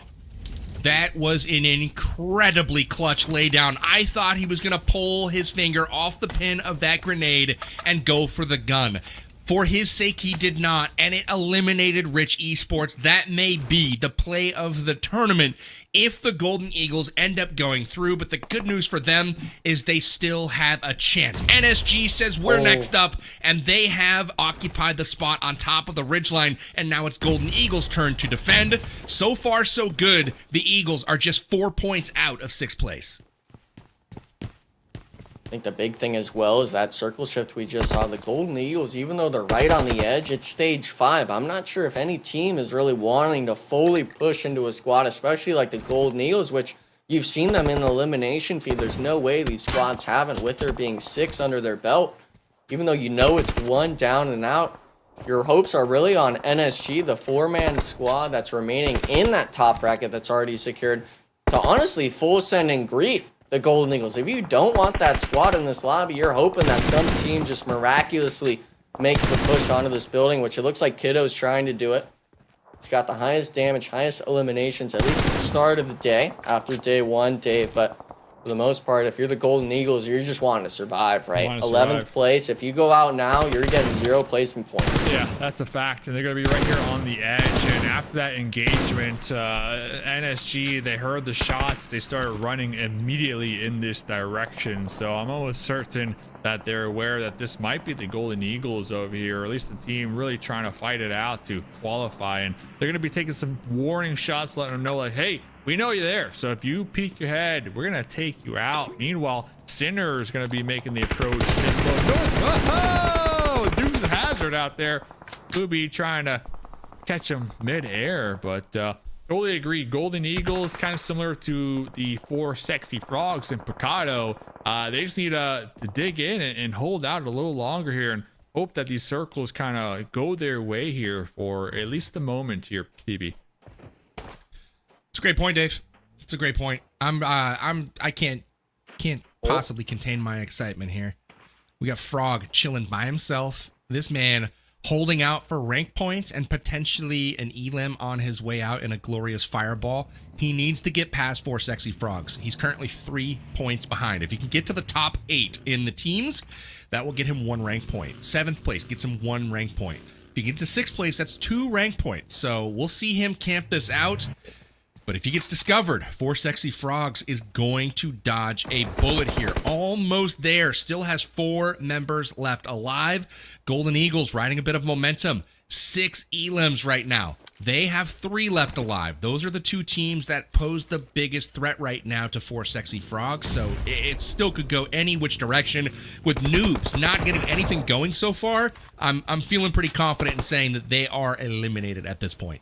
Yeah, it's kind of a sad thing, but unfortunately, it's just with so many solos and duos, I don't picture Noobs Esports even really taking an engagement like this and going for a full 4-man wipe. And with it being the last game, we know, Dave, you kind of make note of it a lot when it comes to the end parts of the tournaments. If you need the points, you need to start going for it. And for Noobs Esports, they've essentially always been on the back foot, other than maybe Oops being that spearhead. But we see it now, the solo. This is what you're wanting to see. He actually takes 1 out of NSG, and they haven't been able to get the thirst yet, so they don't know this is the solo yet, I believe, but he's got to deal with Kiddo. Ooh. Realizing now, I believe, only 1 set of footsteps being heard by the knocked player here, PB. He's got to get another 1v1 down under his belt. Situational awareness here from Frog is not great, I will say. A man crawling at his feet, and he does not go for the flush, being just a couple of points out. That puts them out in 6th place right now, 78 points. And that means that almost there, just 2 points behind. Golden Eagles, 3 points behind. It is anyone's game. And Noob, maybe we spoke too soon. They put a squad wipe up. They have 3 left alive. They're still in this. It's a long shot, but they're still in it. Listen, it's 10 points for placements. If they get the win, they're in it, okay? They're in it more than well. I feel for ZM right now. They had such a good day number 2, but 78 points. Golden Eagles finally overthrowing, almost there.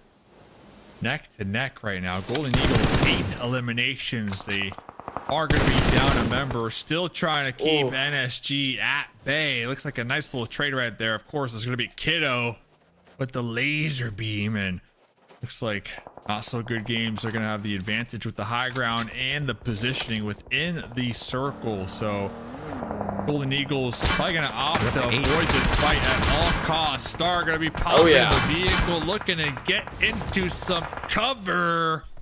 The insurance policy right there is able to survive. He's in trouble. But we are out in the open. Noobs is right in front of him. Done. Oops, don't miss those. You know what I'm saying? Uh-oh. Fear there. NSG Kiddo taking him down. It's all up to Kubi. And they gone. Golden Eagles officially eliminated. 1 point short of Zero Mercy. So Golden Eagles will miss the cut. And now it's up to almost there. And Noobs Esports, both of which still alive, still in it. Noobs 8 points behind right now. Almost there, just needs 2 to catch up to Zero Mercy. Things are getting spicy, and still not safe is 4 Sexy Frogs. If almost there and Noobs go deep, 4 Sexy Frogs' spot is in jeopardy. Yeah, you said 2 for ZM. That's 5 for the 4 Sexy Frogs for them to get passed up. And We're I'm into not rank sure points too. how that, yeah. And I'm not even sure how it's going to be in terms of these squads coming into it and for the tie breaks and all of that. A lot of these teams on this second day have been able to get a lot of wins and eliminations under their belt. So that tiebreaker, you don't want to leave it up to that in any sort of form.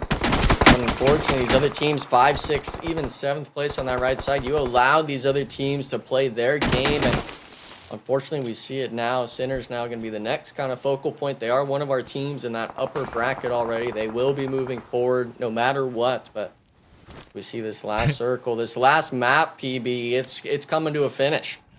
Zero Mercy's got to cross their fingers that Right?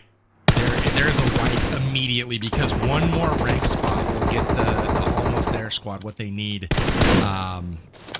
to move on. So this is getting pretty crazy. Almost there, currently in 8th, but since there's 6 teams, they're gonna get 2 points for rank. That's gonna move them to 78th, and they're tied. But they don't have a chicken dinner just yet, so they just need one more place or an elim, and they're gonna be looking pretty good.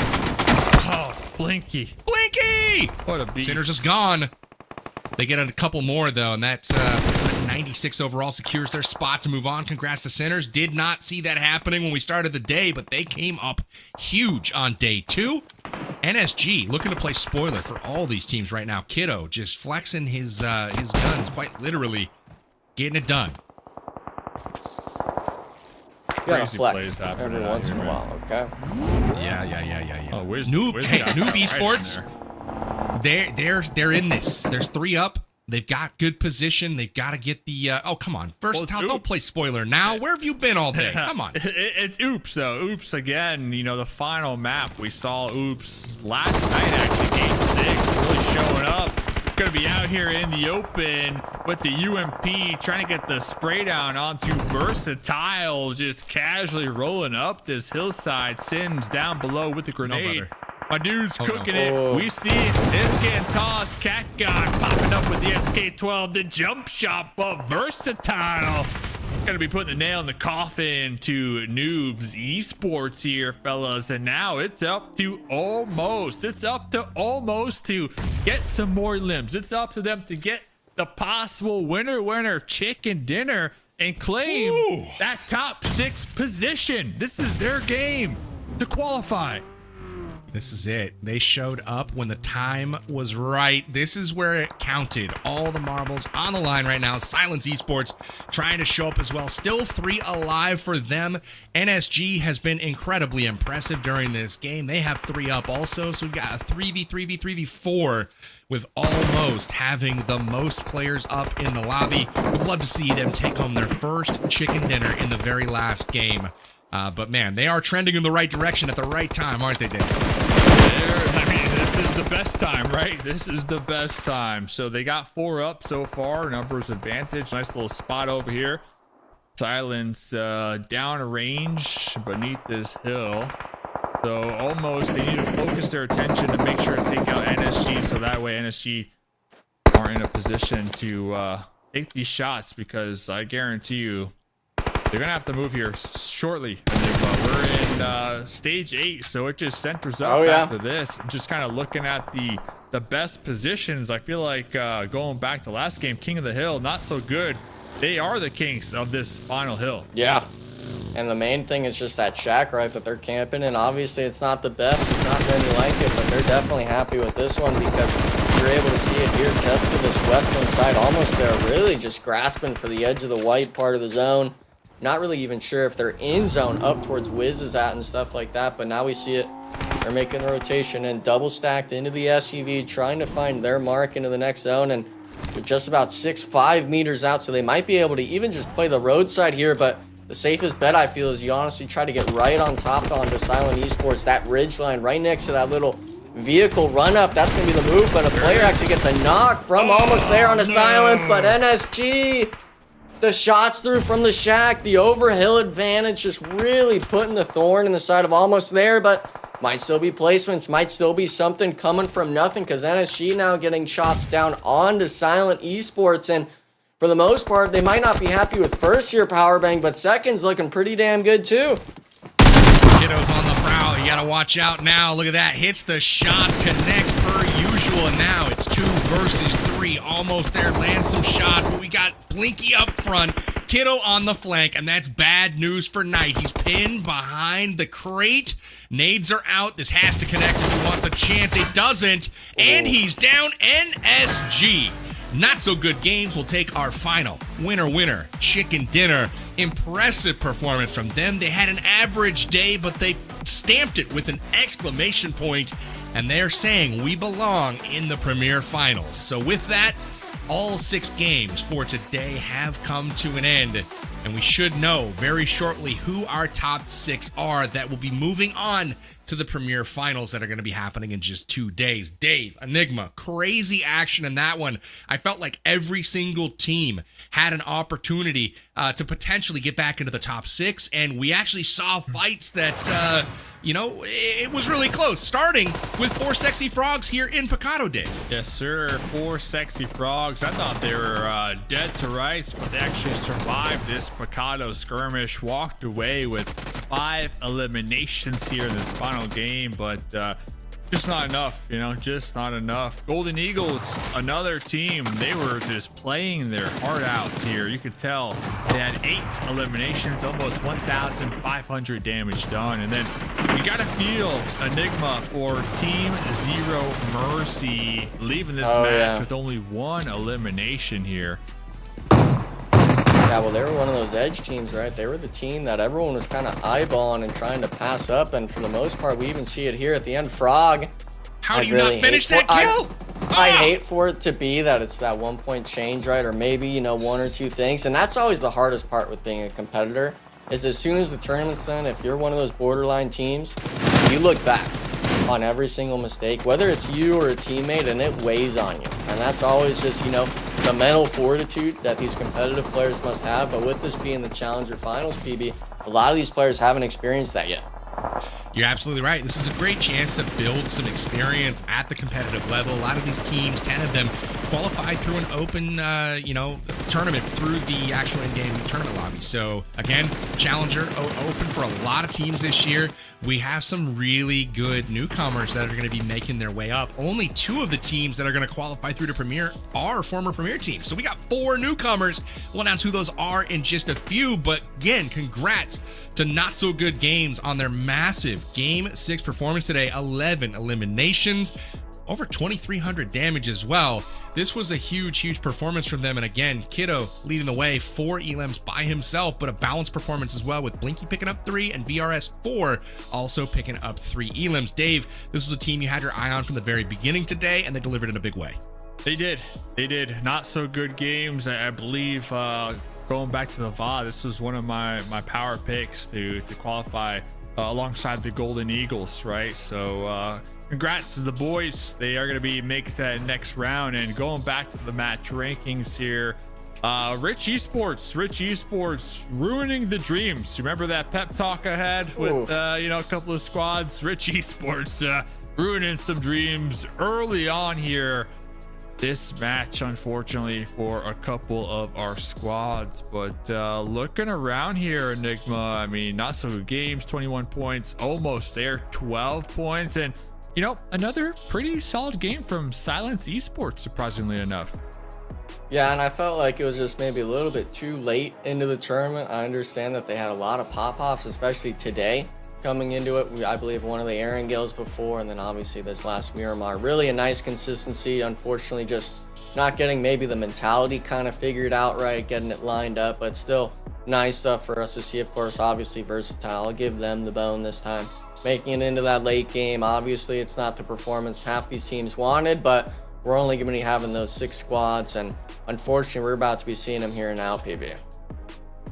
I'm looking at Rich Esports here, 7 points. That might have been enough to keep them in first place. Here's the overall. It is just enough. Rich Esports finishes on top. Congratulations on the first place in our Challenger Finals. 123 total points. Not So Good Games with 120. Team Entity in third place, 109, but looking down to 6th place.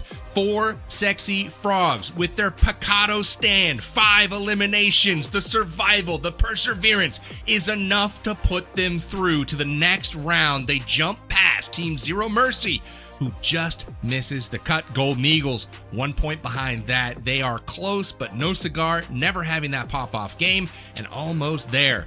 Did enough at the end to get all the way to the final circle and all the way up to number 5 with that second place finish. So again, congrats to our Premier Finals teams. Let's go ahead and roll those. Only 2 coming from the Premier Division. We have 4 newcomers. Rich Esports and Team Entity qualify their way back up to Premier, but coming in for the first time. Not so good games. Sinners Esports almost there, and of course the Frogs that are very sexy, 4 of them. All right, guys, what do you think? Dave, break down on these teams. Who's going to be a menace at that next level?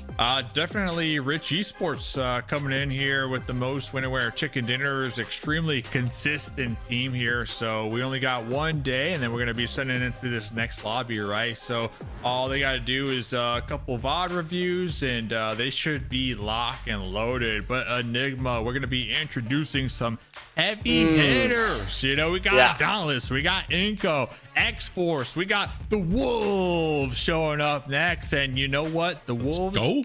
I used to have a pet wolf, and its favorite snack was frog legs. So 4 sexy frogs, 4 sexy frogs.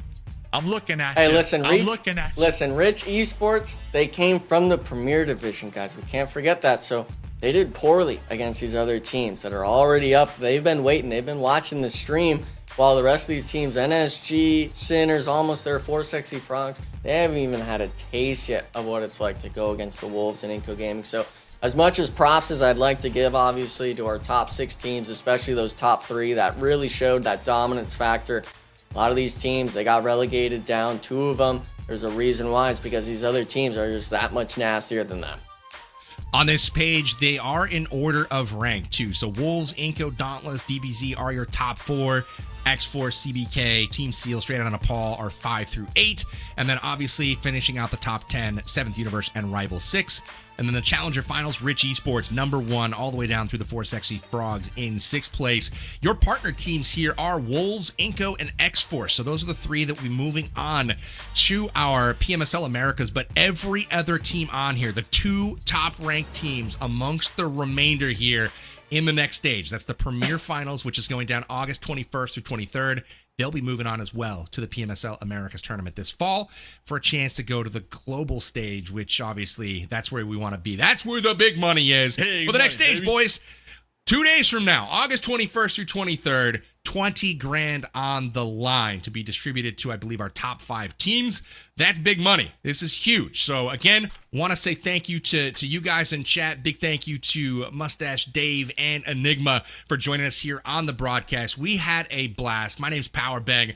Make sure you guys follow the Titan series, follow PUBG Mobile, follow PUBG Mobile Esports, PUBG Mobile Esports NA, all of the PUBG Mobiles for all of the esports updates and news. We've got some amazing action to come back here in just a couple of days' time, so make sure you keep it locked, subscribe, like, all that fun stuff. And until then, we'll be back for the Premier Finals, August 21st. We'll see you then.